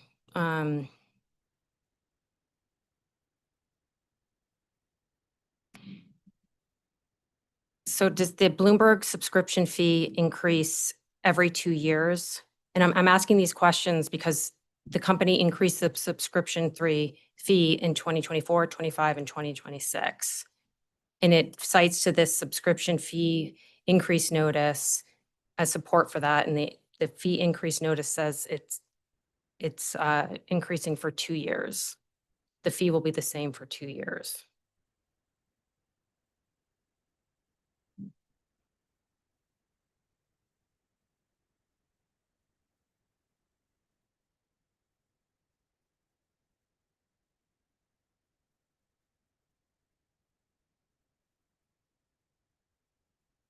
Okay, I guess I'm not seeing, you're seeing an increase because when I look at the numbers in the table, it looks like it's, oh, this is this surveillance fees. No, footnote 3 is for Bloomberg. And it looks like it says it's 2 across the number of years. So I'm not seeing an increase that you can see. It's 2.1 in 2024, 2.1, then 2.2. If you,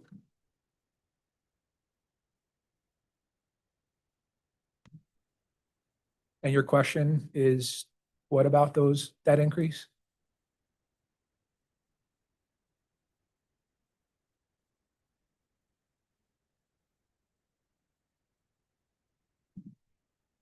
the fee increases are for 2-year increments, correct?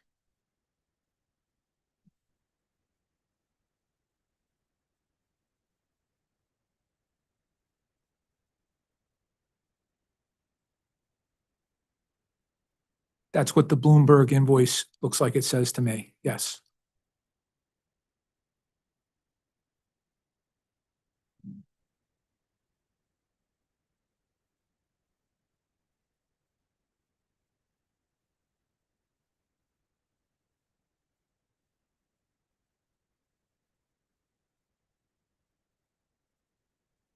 Okay, I now have questions regarding employee incentive compensation expense.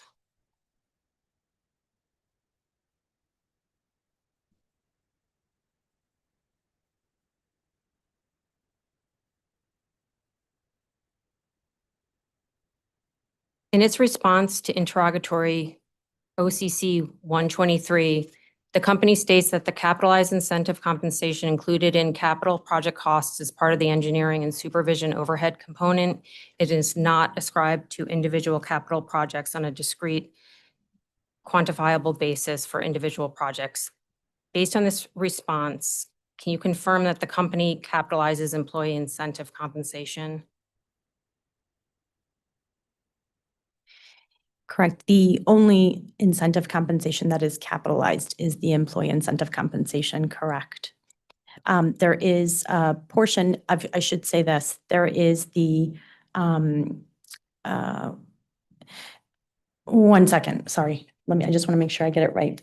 It is the vice presidents and above. So the executive pool, when we're talking all employees, our vice presidents and above have 0 of their incentive compensation that is ever capitalized. We do not capitalize the VPs and above. The employees, however, do. There are certain employees who are in the managerial supervision pool at Eversource Service Company. So they could be working on a myriad of capital projects, like in the engineering organization, for example. So they could be working on a myriad of capital projects within a given day. When they are, they record what's called an ENS work order. And that ENS work order will take their labor and they'll put it into a capital work order into this pool of ENS. That ENS pool is then spread across all of the work orders that are open as a capital project being constructed to receive that pool. So I'll stop there. Does that answer your question? Yes, thank you. Thank you. So subject to check, the settlement agreement approved in the company's last rate case docket 180510 limited the amount of employee incentive compensation the company may collect from ratepayers, correct? On the expense side, as provided within the SFR schedules, that is, again, it's a settlement agreement. I'll turn it over to Mr. Horton. If you just give me 1 second.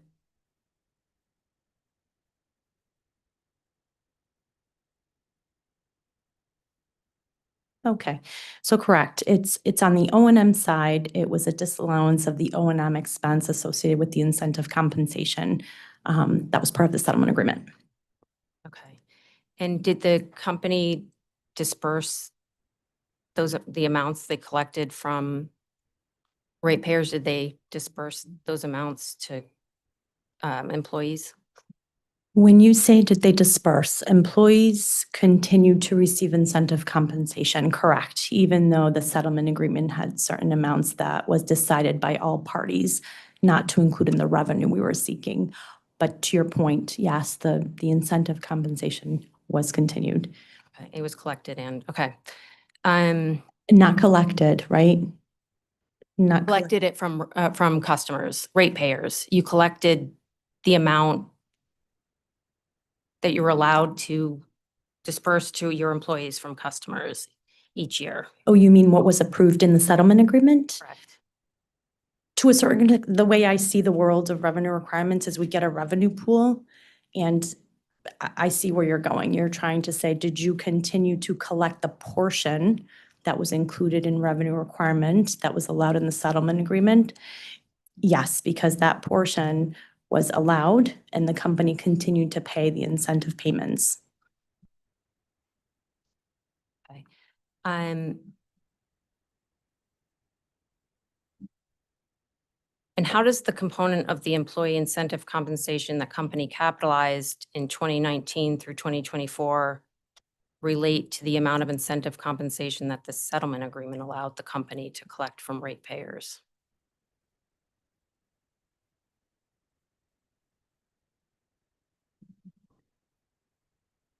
I think what I would say is that the settlement agreement, as Ms. Peruta said, set a level of revenues, and there were concessions made within the context of that comprehensive settlement agreement as to the amount of variable compensation that could be included as expense in rates. So that just provided the level of revenues available to Yankee Gas in the intervening years in accordance with that settlement agreement. The actual payout and availability of variable compensation, as the prior panel had testified to, is a function of the actual results in each year. And it starts with an assessment of the financial viability of the company to be able to fund the variable component of compensation at a given level. So I think the main point is that the level of compensation for each individual isn't dictated by the terms of the Yankee Gas settlement agreement. The Yankee Gas settlement agreement just set the level of revenues that were available to the Yankee Gas operating affiliate. I understand that. Okay. Yeah. Has the percentage of incentive compensation the company is capitalizing changed since the last rate case?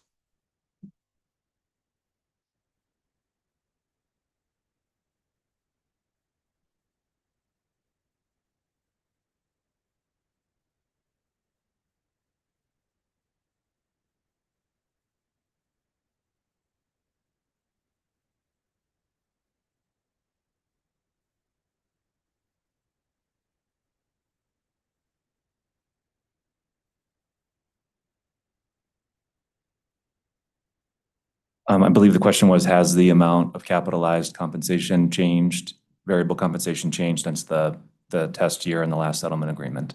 I get the percentage. Okay.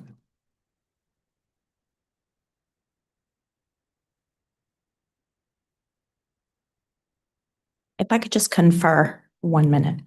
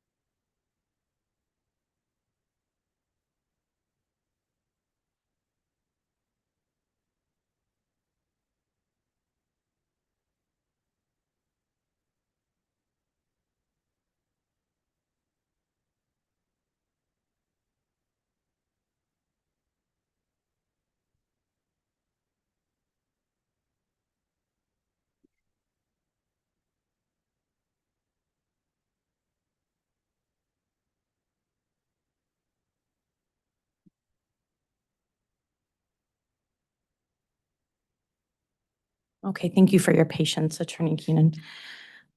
I thought we had something on the record, and I was trying to recall it. So we do have OCC 124 Attachment 1.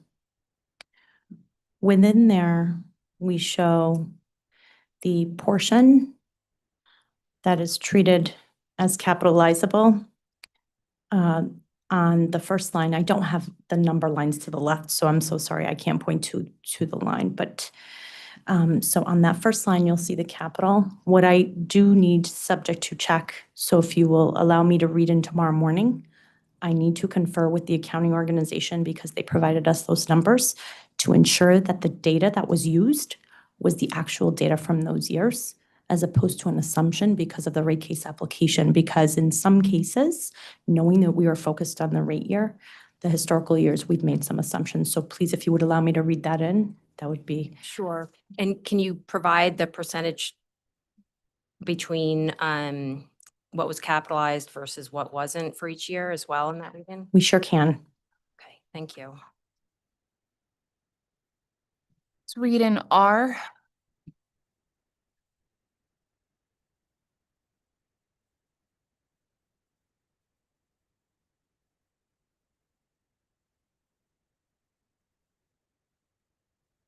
And I'd like to request a late file exhibit. If the company could provide the total amount of the component of the employee incentive compensation expense that the company is seeking to capitalize in this rate case proceeding. And I would like the company to provide the total amount and then provide a reference to the record where each capitalized component of the expense can be found in the amount of each capitalized component of the expense. Attorney Keenan, I just want to make sure I understand. You're requesting the total amount of the component of the incentive compensation expense that's being requested to be capitalized, or I should say that's being moved out of the SFR schedule. I just want to make sure I give you what you're asking for. I'm asking for the company to identify where in the rate case application Yep. the component of the employee incentive compensation that the company is seeking to capitalize. Okay, that's already on the record. Yeah, if you could just give me cites to the record. Okay. Because I'm imagining it's for multiple years, and I'm imagining that it's in multiple places each year. Okay, If- so it's almost like you want an index. Is that what you're requesting of the multitude of places within the? Yep. Okay, and as a late file or? Yes, please. Okay, sure can. So I just want the site to the record and the amount. Okay. Be very helpful. Thank you. Slate File Exhibit 50. Thank you. My next question is regarding attachment 1 to interrogatory response OCC 124.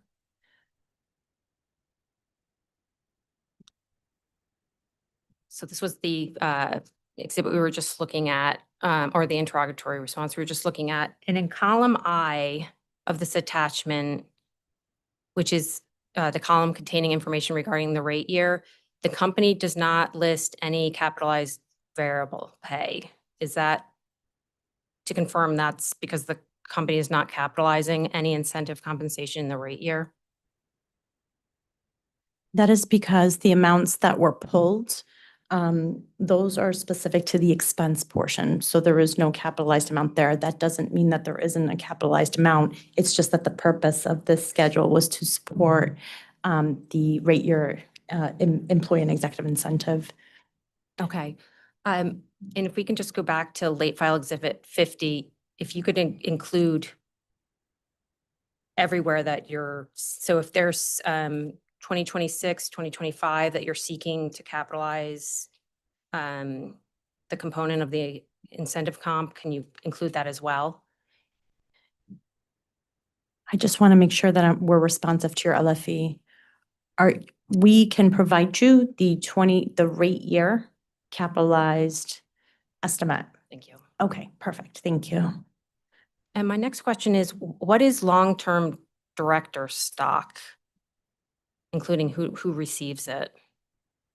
So those were classifications that we put in here to make it more layman's terms for the average reader. The long-term director stock is just, it's the stock-based compensation plan that is specific to the director pool. Officers, executives are in a different plan.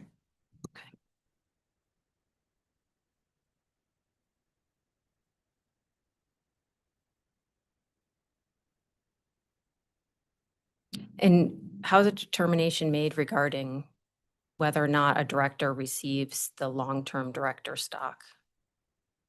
So when it's the individual, any individual that works at Eversource with a director title, it qualifies for that plan. Does the employee automatically receive it, or is it tied to performance? So Or it's very similar to the variable pay, the variable incentive pay. It's a percentage of salary, and that is issued once a year. I wish we had Mr. Lazar here, and he's right here. So we'll have him take over as the expert. Thank you. It's another element of total compensation that director level is eligible for, and it's in stock.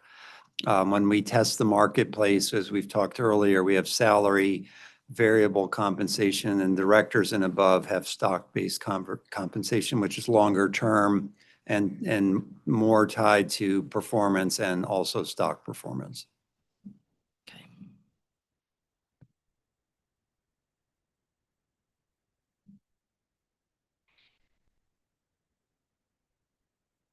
in this attachment, the company states the test year employee incentive compensation expense is $4,163,400.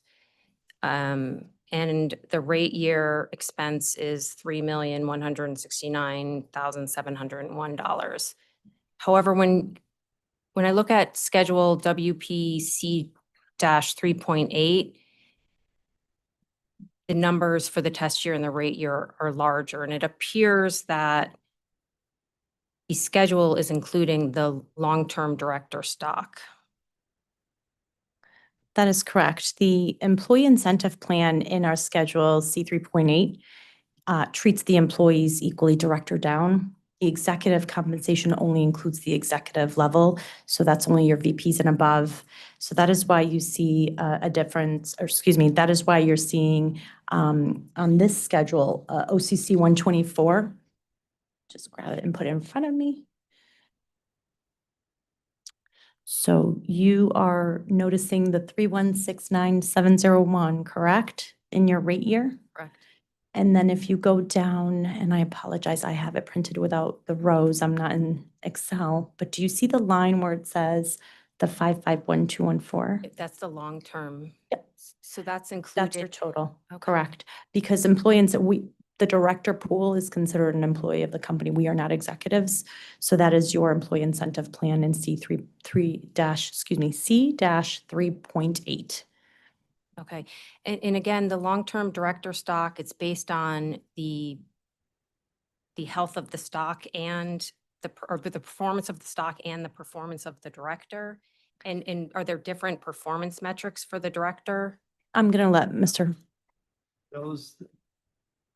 The stock base is based on a target of salary.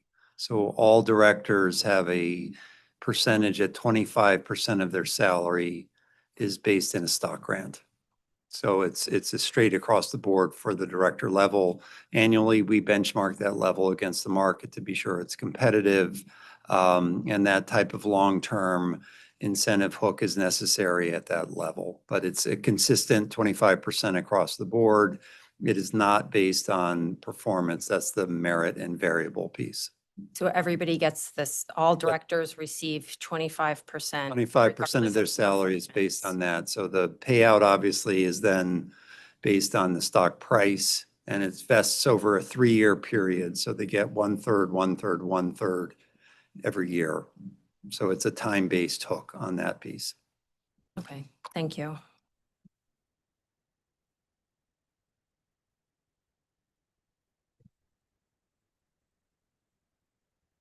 My next questions on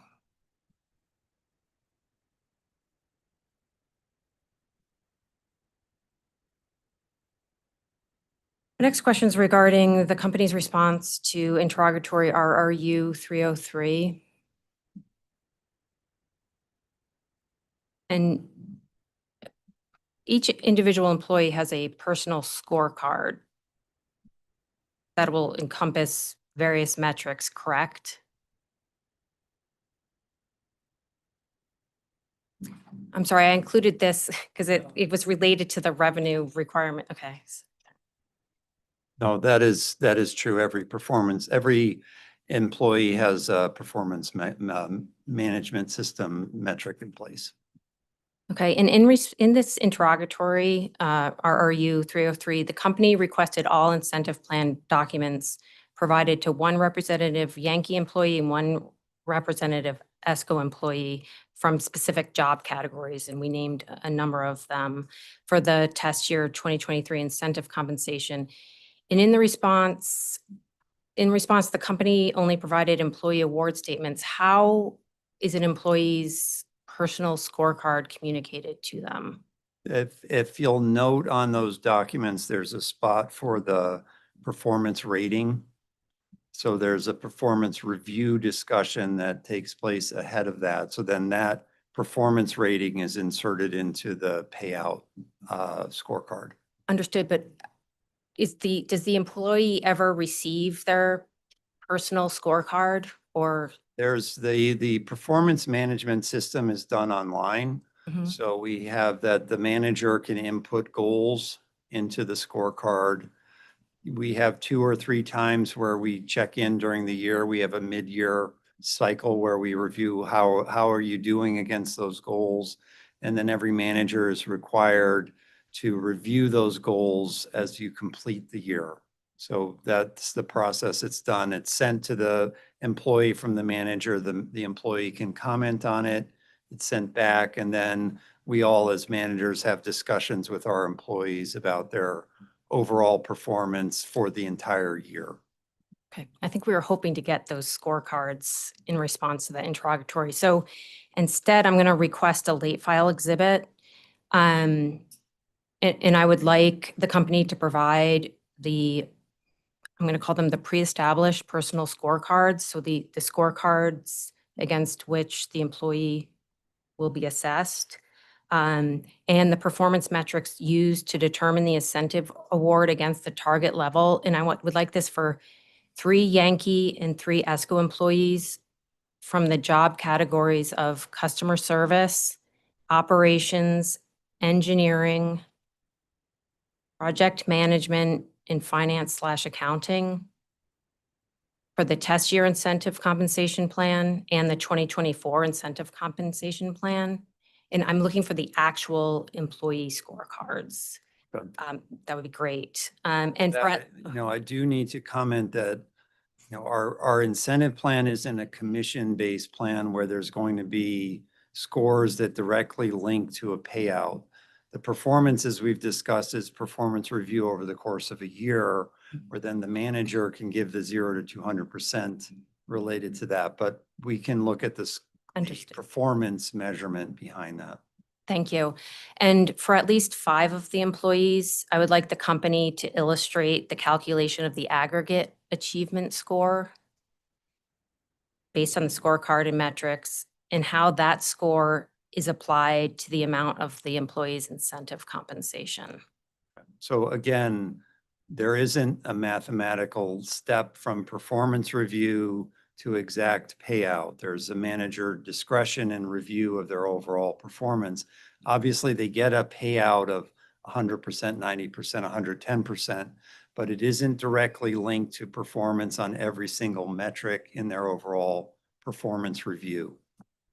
Because it's the funding, and then the payout is based on the pool that's given to the manager that they need to use against that. So you'll see a performance review, you'd see a percentage payout, but there isn't a link that says they did these 10 things and got 102% payout.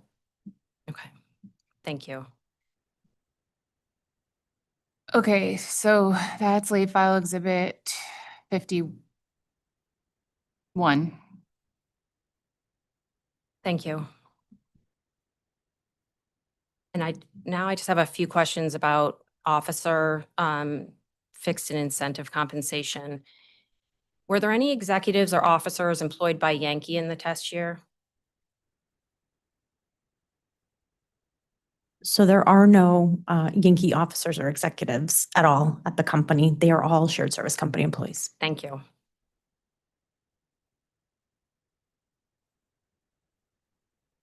And are all of the executives and officers are employed by ESCO? That is correct. No other operating companies are included in the officer and executive? Not anymore. Years back, you might be thinking of the old Northeast Utilities. There were onesie twosies. Today, the Eversource Shared Service Company holds all of the executives and officers. Great, thank you. And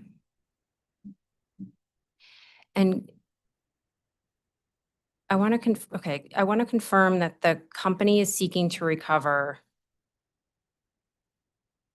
$877,709 in fixed compensation for 3 named officers and 33 unnamed officers?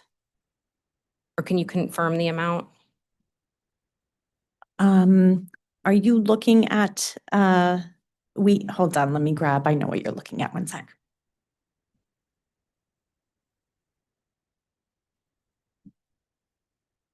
I do have questions about attachment 1 to the company's response to interrogatory UPA 22.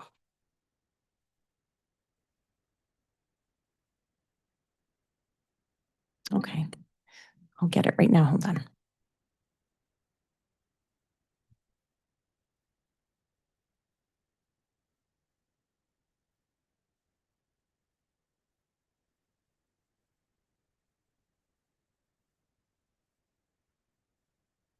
Okay, appreciate your patience, Attorney Keenan. Okay, I have it in front of me. And so why don't I first have you confirm the amount of fixed compensation that the company's seeking to recover for officer and executive fixed compensation?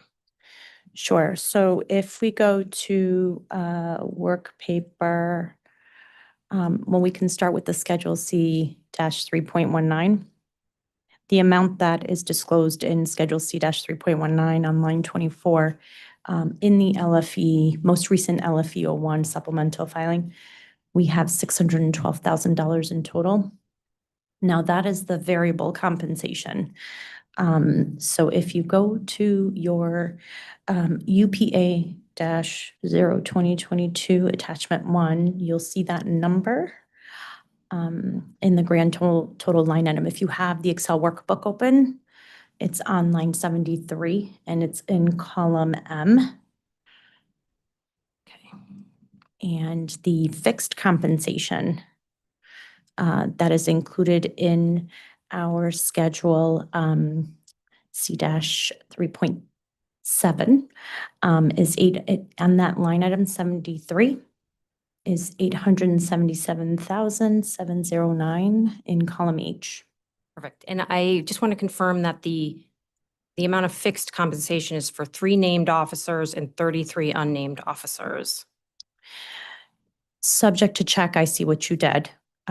Subject to check, yes. And the incentive compensation is for 3 named officers and 30 unnamed officers. Subject to check, I see what you're doing, yes. Okay. Can you explain why officers, so I'm now looking at attachment 1 to the interrogatory response to UPA 22. Can you explain why officers numbers 33, 48, and 58 have fixed compensation included in the rate year, but they do not have any incentive compensation included? So I can't explain it, but I can give you at least 2 examples of when something like this could happen. I don't know who the individual is. So we only took whatever compensation expense was paid out in March of 2024. That's all we took. That was our representative level of expense for test year 2023. Now, if there is an executive or any employee, so again, this is hypothetical because I don't know this individual, I don't know the set of circumstances. If this individual leaves the company after December 31 of 2023, but before the payout happens at the end of March, you're not going to see it. But that executive or employee was there as of December 31, 2023. And remember, as Mr. Murray mentioned on Friday, that was our population of salaries that we used in the test year. So what will happen is you'll see a line item with that officer, but not the incentive. Okay. Number 2, if that officer was hired after November 1st, he wouldn't qualify. So he would not have received anything. Those are 2 examples that I could think of. I just don't know the individual. Thank you. That was helpful. So it appears that none of the officers listed provide 100% of their time to Yankee. So presumably they provide the remainder of their time to other Eversource energy companies. Do they provide their time only to the gas companies? It depends on the individual. So we do have, and if you just give me 1 second, I will be able to find it. We do have on the record, which is kind of nice. We disclosed all of the rate codes, I believe it was in UPA 2022. Hold on 1 second. And maybe it'd be helpful if I told you why I'm asking. Sure.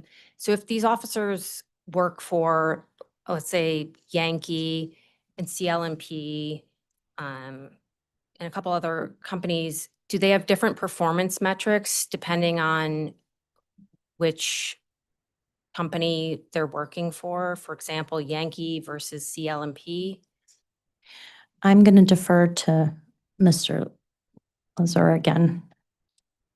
But what I will add just for your benefit is, to your point, executives and officers are shared service company employees, and they either do or don't provide some service to Yankee Gas. There may be an executive that has nothing to do with Yankee Gas. Like, for example, our transmission vice president, he's not going to allocate any of his time to Yankee Gas. So I'll let Mr. Lazar take over. Thank No, you. that's exactly the point. There's some of us who are, my role as an example, I provide services to every single company in Eversource. So my time is allocated that way.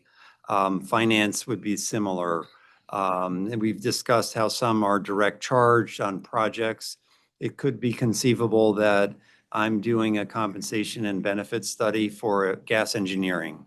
I might direct charge to that. But generally speaking, the corporate executives share across, and their goals are based on their function, not necessarily what they're doing for the individual companies, because the services would be the same. You know, my role is similar. The support I provide to Yankee and CLNP is similar in nature. So my performance metrics are on my HR scorecard. But what about for an officer that's perhaps not in accounting or in HR? We could have in the gas business, some of the gas supports Yankee and NSTAR Gas. So their their performance rating might be different based on the two. I mean, we'd see similar metrics across the gas businesses. I think it would be how well did they do their roles for each of the gas businesses. That would be the one where it would be, we don't really have someone supporting Yankee and CLNP in operations. So they would be either electric or gas. So other than the HR and the finance. Finance, function. legal, procurement, these functions that support the entire business have their performance based on their functional discipline. And all of the other officers are either, their performance metrics are either gas or electric. Yeah, Because they focus only on. they would gas or- focus on it. I mean, there are times when all hands are on deck, but that's more of a storm duty type of thing where we support other businesses. But as far as the work goes, it's generally within the discipline.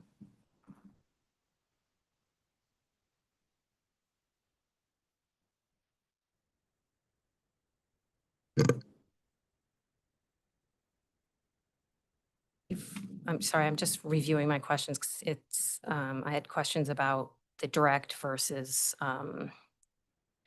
allocated. So I just want to make sure I don't have any follow-up.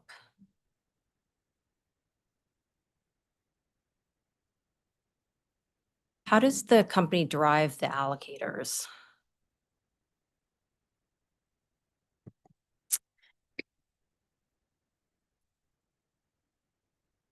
Sorry, Kenny, I just want to make sure I understand your question. When you say, how does the company derive the allocators,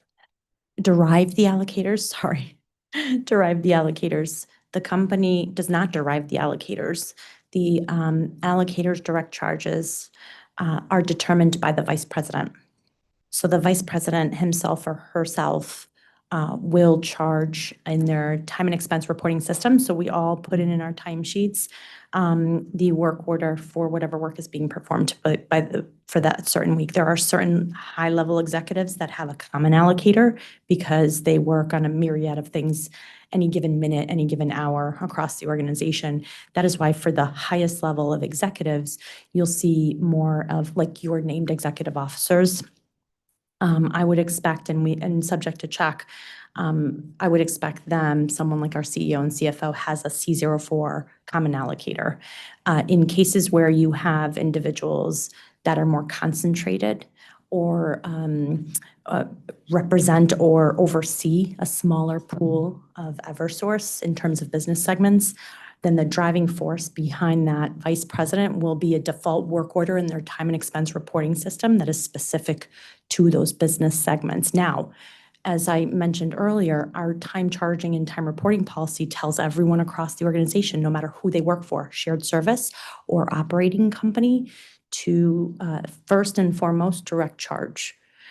So if you work on a company directly for a specific project, you should have that work order in your hand to charge on that day. So I hope that helps because the VPs have been instructed to use specific orders when they are working on a specific project. There are cases where, again, they're working on a myriad of projects they themselves. So the nice safety net in the time and charging timesheets is that they have their default work orders that are specific to their cost causation principle. So you have, for example, the customer service team, they'll be based on a causation principle on number of customers. So if you have a customer care director officer, their default is likely going to be based on number of customers, excuse me, and the area of the organization that they support. So if they're supporting just the gas business or just Connecticut, then you're only going to see a causation charge code for gas, Yankee Gas, Enstar Gas, and EGMA, which is our other gas business in Massachusetts, based on the number of customers and allocated in that way. If that customer shared director, customer service director, VP is working just in the state of Connecticut, then you're going to see your number of customer methodology in their default rate code to be to CLMP and Yankee Gas based on the number of customers. Now, if they're working on Yankee Gas for 3 days, then they're going to be direct charging Yankee Gas for those 3 days. Okay, thank you. And I believe you provided the allocators an attachment to interrogatory RRU 23. And I believe those were based on data from 2022.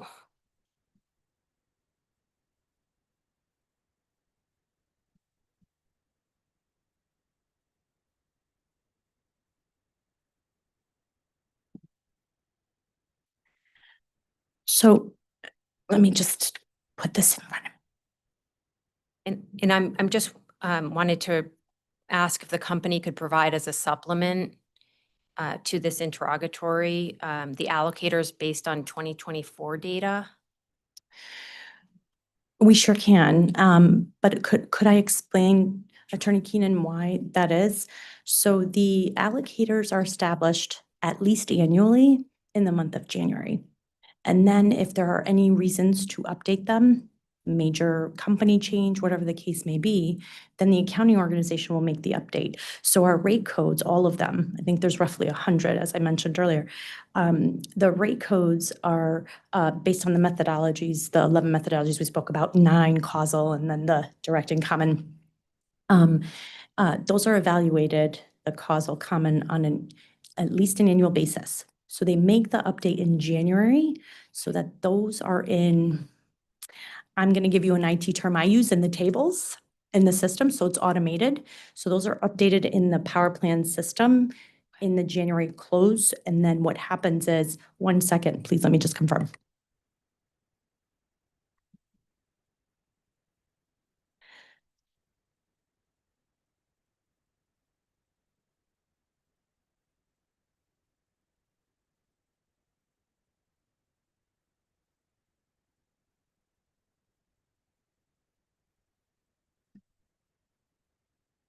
I'm sorry. No, I'm sorry. So they are updated. I just confirmed in the January close by the accounting organization. And those updated tables are what is being used for this coming year. So for example, you had asked that these rate code methodologies are based on 2022 data. That's correct. But the reason why we put this in here is because these are the rate code methodologies that were used in the 2023 test year. So we are more than happy to provide you 2024. I just wanted to make sure you understood that. I understood why you provided those, but we would also like it if you could provide as a supplement the codes based on the 2024 data, the allocators based on the 2024 data. Do you want us to supplement the RRU 23? That would be great. Okay. Thank you. Thing. You're welcome. I'm gonna mark that as late file exhibit 52, just so we can keep track of our supplements. Okay, thank you.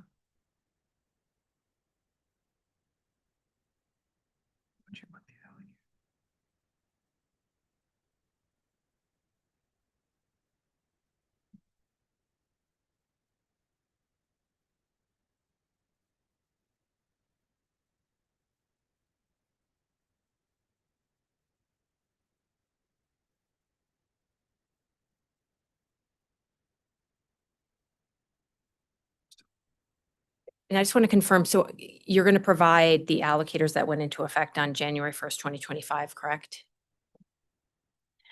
Yes. Oh, I see what you're saying. Okay. So you want the rate codes that just went into effect this year. Understood. I'm sorry. Now I understand. And that would be based on the 2024 data, correct? Thank you for that clarification. I was thinking, thank you. Thank you. Okay. And can you clarify how the ESCO officers are held accountable to Yankee customers?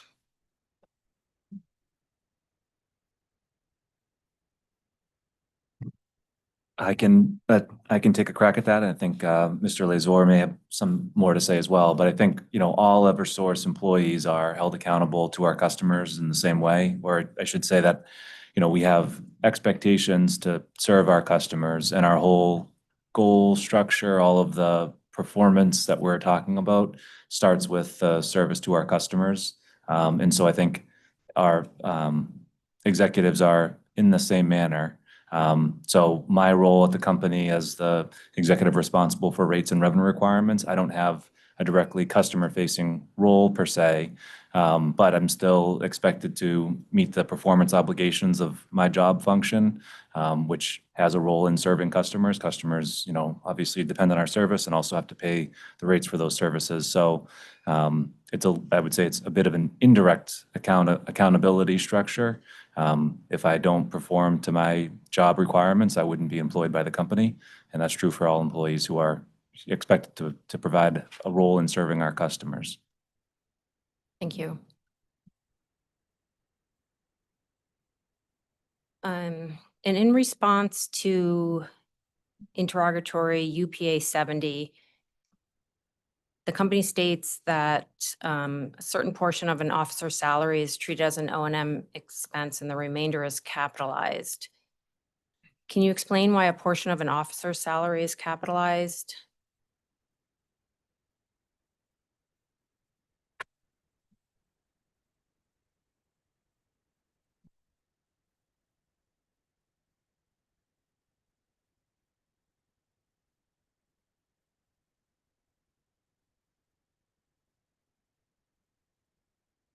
Okay. So earlier we were talking about the incentive compensation, which, as I mentioned, the company does not capitalize the incentive compensation. On the officer salary, there are certain vice presidents who are in the engineering organization. They do perform a lot of work on the capital projects. And so that flows through that E&S process that we were referring to. So again, our policy is when you are working on a project and your time allotted to that project is capitalizable because the work that you are performing qualifies, then you have to charge that work order. Or if you are working on a multitude of projects throughout the day, as I mentioned earlier, then that vice president would know to take the work order that has the E&S allocator code.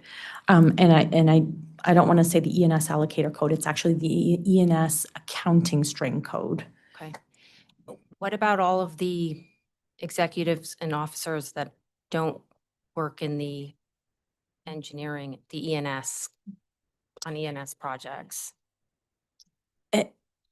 I can't speak to that because I'd be speculating, but so we could take a look. But I do know that within the organization where we have our VPs that are working in the capital intensive area of the organization, they are going to have time charged to E&S capital work orders, or if they direct charge because they're working on a specific large project, then they're going to direct charge. Let's say it's a substation, then it would be to CLMP distribution if it's a substation in Connecticut, or transmission, depending on if the substation is transmission or distribution work.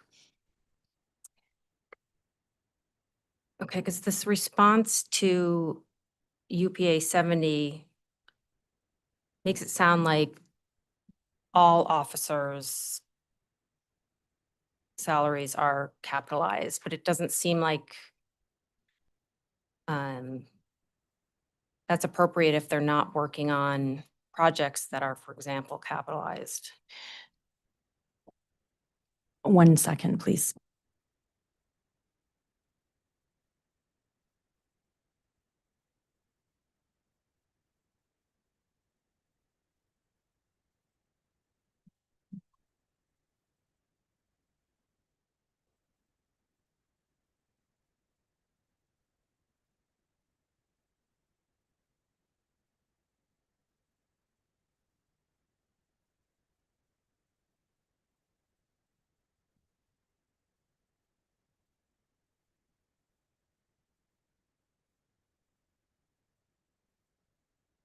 So the capitalization ratio is taken on the pool because it considers all the time that is charged to the capital work orders, if you will. It's any time that is ascribed to capitalization in the calculation. I won't pretend to understand the calculation because I was not in the details. That is all the accounting organization and folks on our team that are experts in that, in the capitalization calculation. However, what I'm saying is it's the entirety of the pool.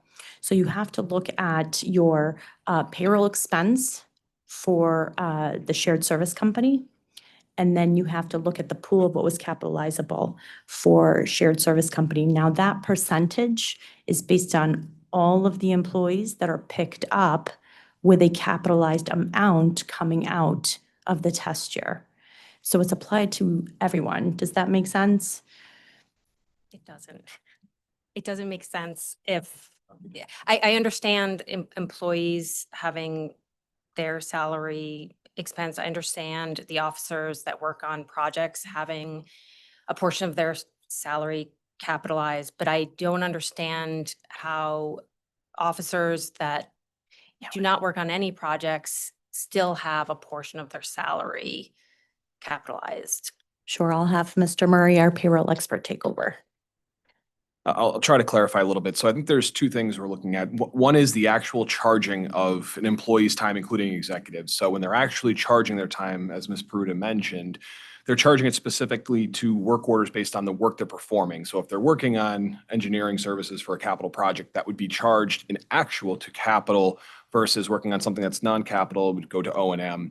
What this percentage in this response is reflective of is an overall capitalization percentage for the entirety of the service company pool. So we don't look at individuals and apply individual capitalization percentages to 4,007 service company employees, which is the basis for our 12/31/23 test year. We look at the total pool of service company employees and we apply the same weighted average capitalization percentage of 23.83% to all service company employees. So someone may work 100% on capital, someone may work 0, someone may work 50, and everything in between. What we do is we take the total pool of capitalized dollars, get to a ratio or a capitalization percentage of 23.83%, and it's applied evenly to every employee. So that's just for purposes of calculating the representative level of payroll expense that we expect to incur in the rate year. But when they're charging their actual time, that is based on the time charging guidelines from accounting. They charge their time where it's appropriate, whether that be capital or O&M. Does that clarify a little bit? Maybe? I'll just continue asking some I'm gonna know.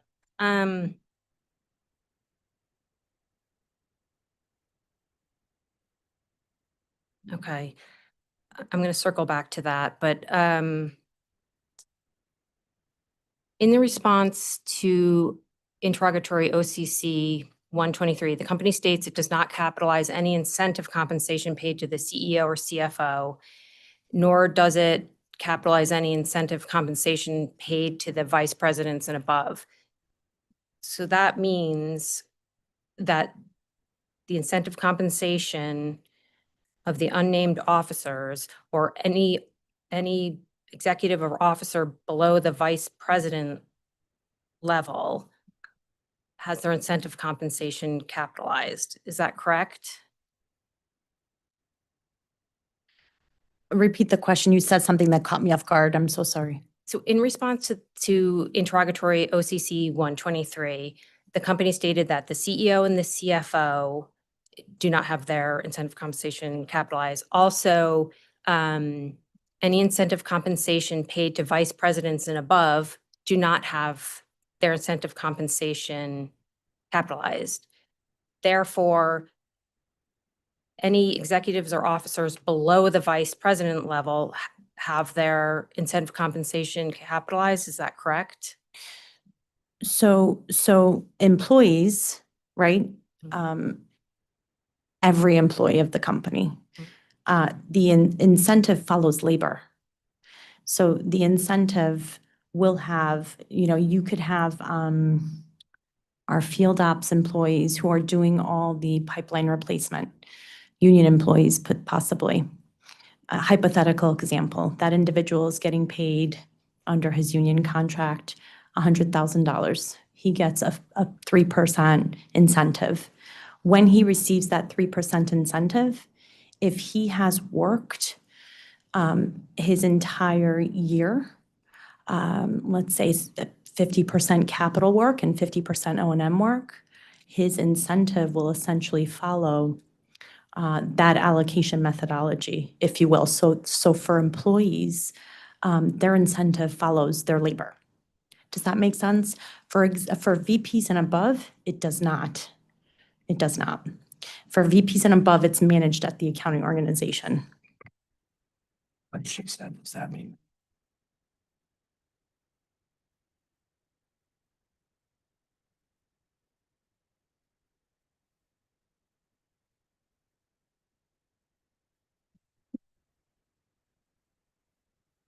Just to clarify, when I said it follows labor, not every employee is capitalized. I hope that made sense. That came across well. And I'm focusing only on the executives and officers, not so much the employees.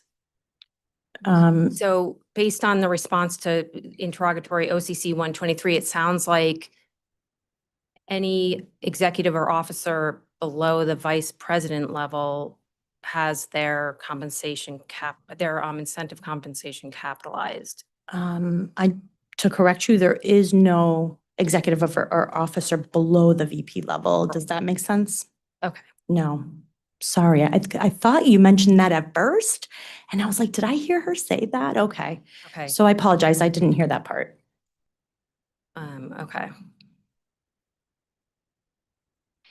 So no executive or officer incentive compensation is capitalized, but some of their fixed compensation is. Correct, because that's in their time reporting policy.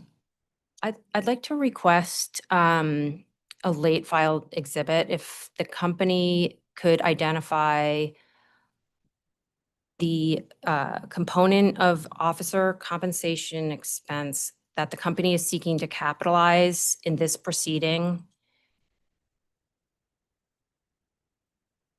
And I would like you to identify all of the references to the record where the capitalized, I'm calling it capitalized expense, but the component of the executive compensation that's capitalized can be found, as well as the amount.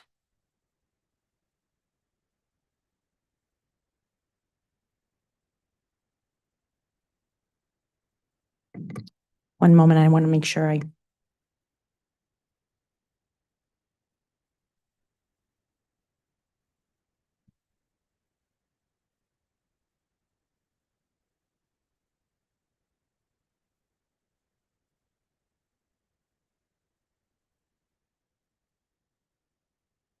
just want to take just 10 seconds to process this. So I took down the notes, the component of officer compensation expense that the company is seeking to capitalize in this proceeding. Identify all of the references in the record of the component of the executive compensation and where it can be found and the amount. So the company is requesting the SFRs in our cost of service. And there is no capitalized amount. We have taken out a representative percentage for capitalization ratio. The officer fixed payroll expense is in our Schedule C 3-3.7.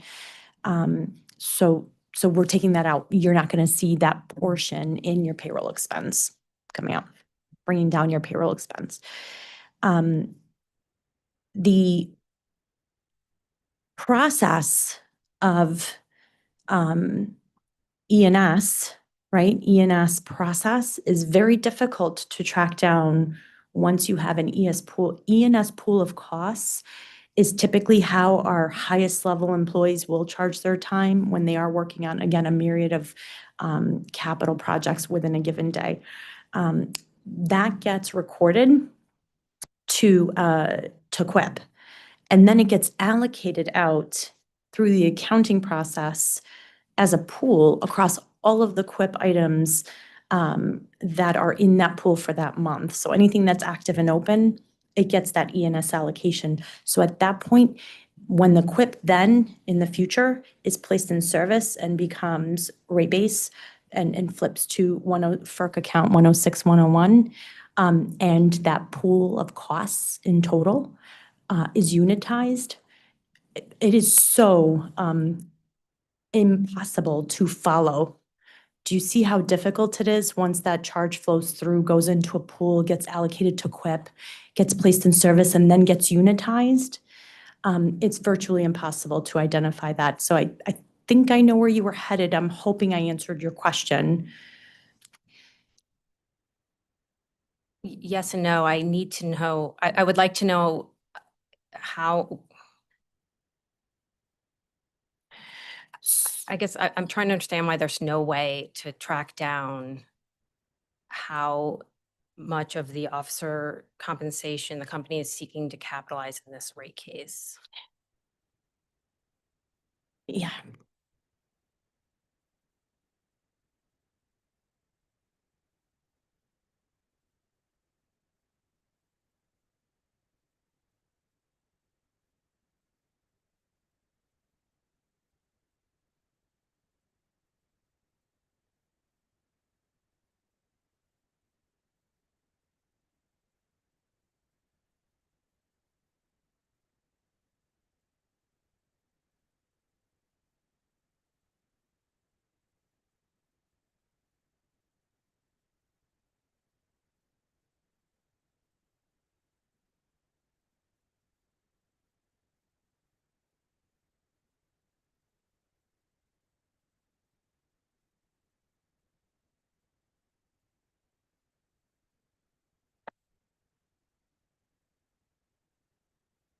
So with this work, if we provided you, we're trying to be helpful.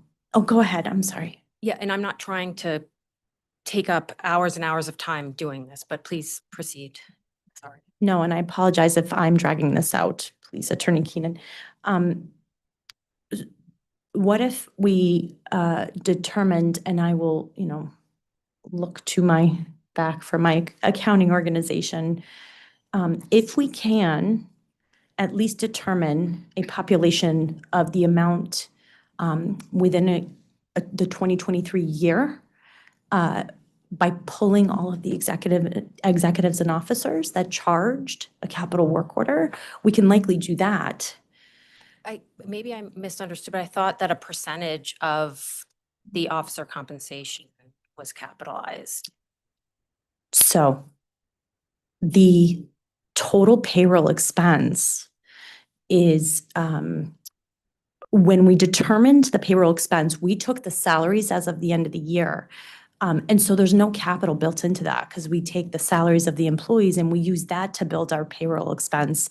And I'm looking to my Mr. Murray here, who is my payroll expert, and on the record, speaking to it. The capitalization ratio, the percentage that is applied there is based on all of the data that came through for that whole year and all of the thousands of employees and how they charged. And then by CCC to come up with a capitalization ratio that was a very strong proxy for the test year. Within all of those CCCs, you have your executives sitting in there too for the fixed salary. Incentive salary, no, this is just payroll expense. So within that, the CCCs, the hundreds of CCCs that we picked up, you're going to have your executive pool in there. So how they allocated their time or direct charged, common causal, will get picked up in that analysis by our team. So the entirety of the pool does consider the executives and officers. The reason why that's done is because we have to snap the chalk line at the end of the year, 12/31/2023, in order to use that salary. That's why we apply the capitalization ratio that uses the entire year of analysis on how they charge their time. What we can do, because this is a limited scope ask, you're asking for only 65, 70 65, 70 employees, we can probably do that level of detail for just that limited pool of employees.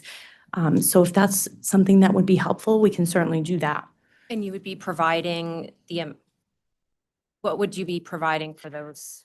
So what we would be showing you is we could show you in 2023 how much of the executive officer pool charged their time to a capital work order or to a capitalizable work order, if that makes sense, in the case of an ENS work order. So I'm actually looking for, in this rate case, so anything from 2019, 2020, 2021, Okay. I'm looking for the amount capitalized each year. For the executive officer pool. And I Okay. was hoping to see what it was, all the different projects it was attached to, but it seems like that's not possible. So could you provide the amount capitalized each year? We should be able to. We should be. If we take a late file, we will work to get 2023 done and then work our way backwards. And within the time allotment, we'll get you every year that we possibly can. I want to capture everything that's in this rate application that you're seeking to capitalize, all of the executive compensation you're seeking to capitalize in this rate application.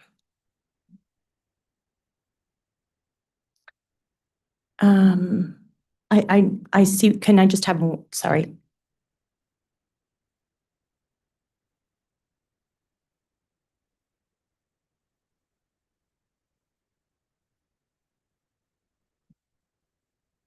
Yeah, I think we can do that. Yeah, I think we have enough information to know what to provide you. Okay. Okay, so that was late file exhibit 53, I believe. So we're gonna wrap there for the evening and we'll resume with this panel across in the morning starting at 10 a.m. Thank you.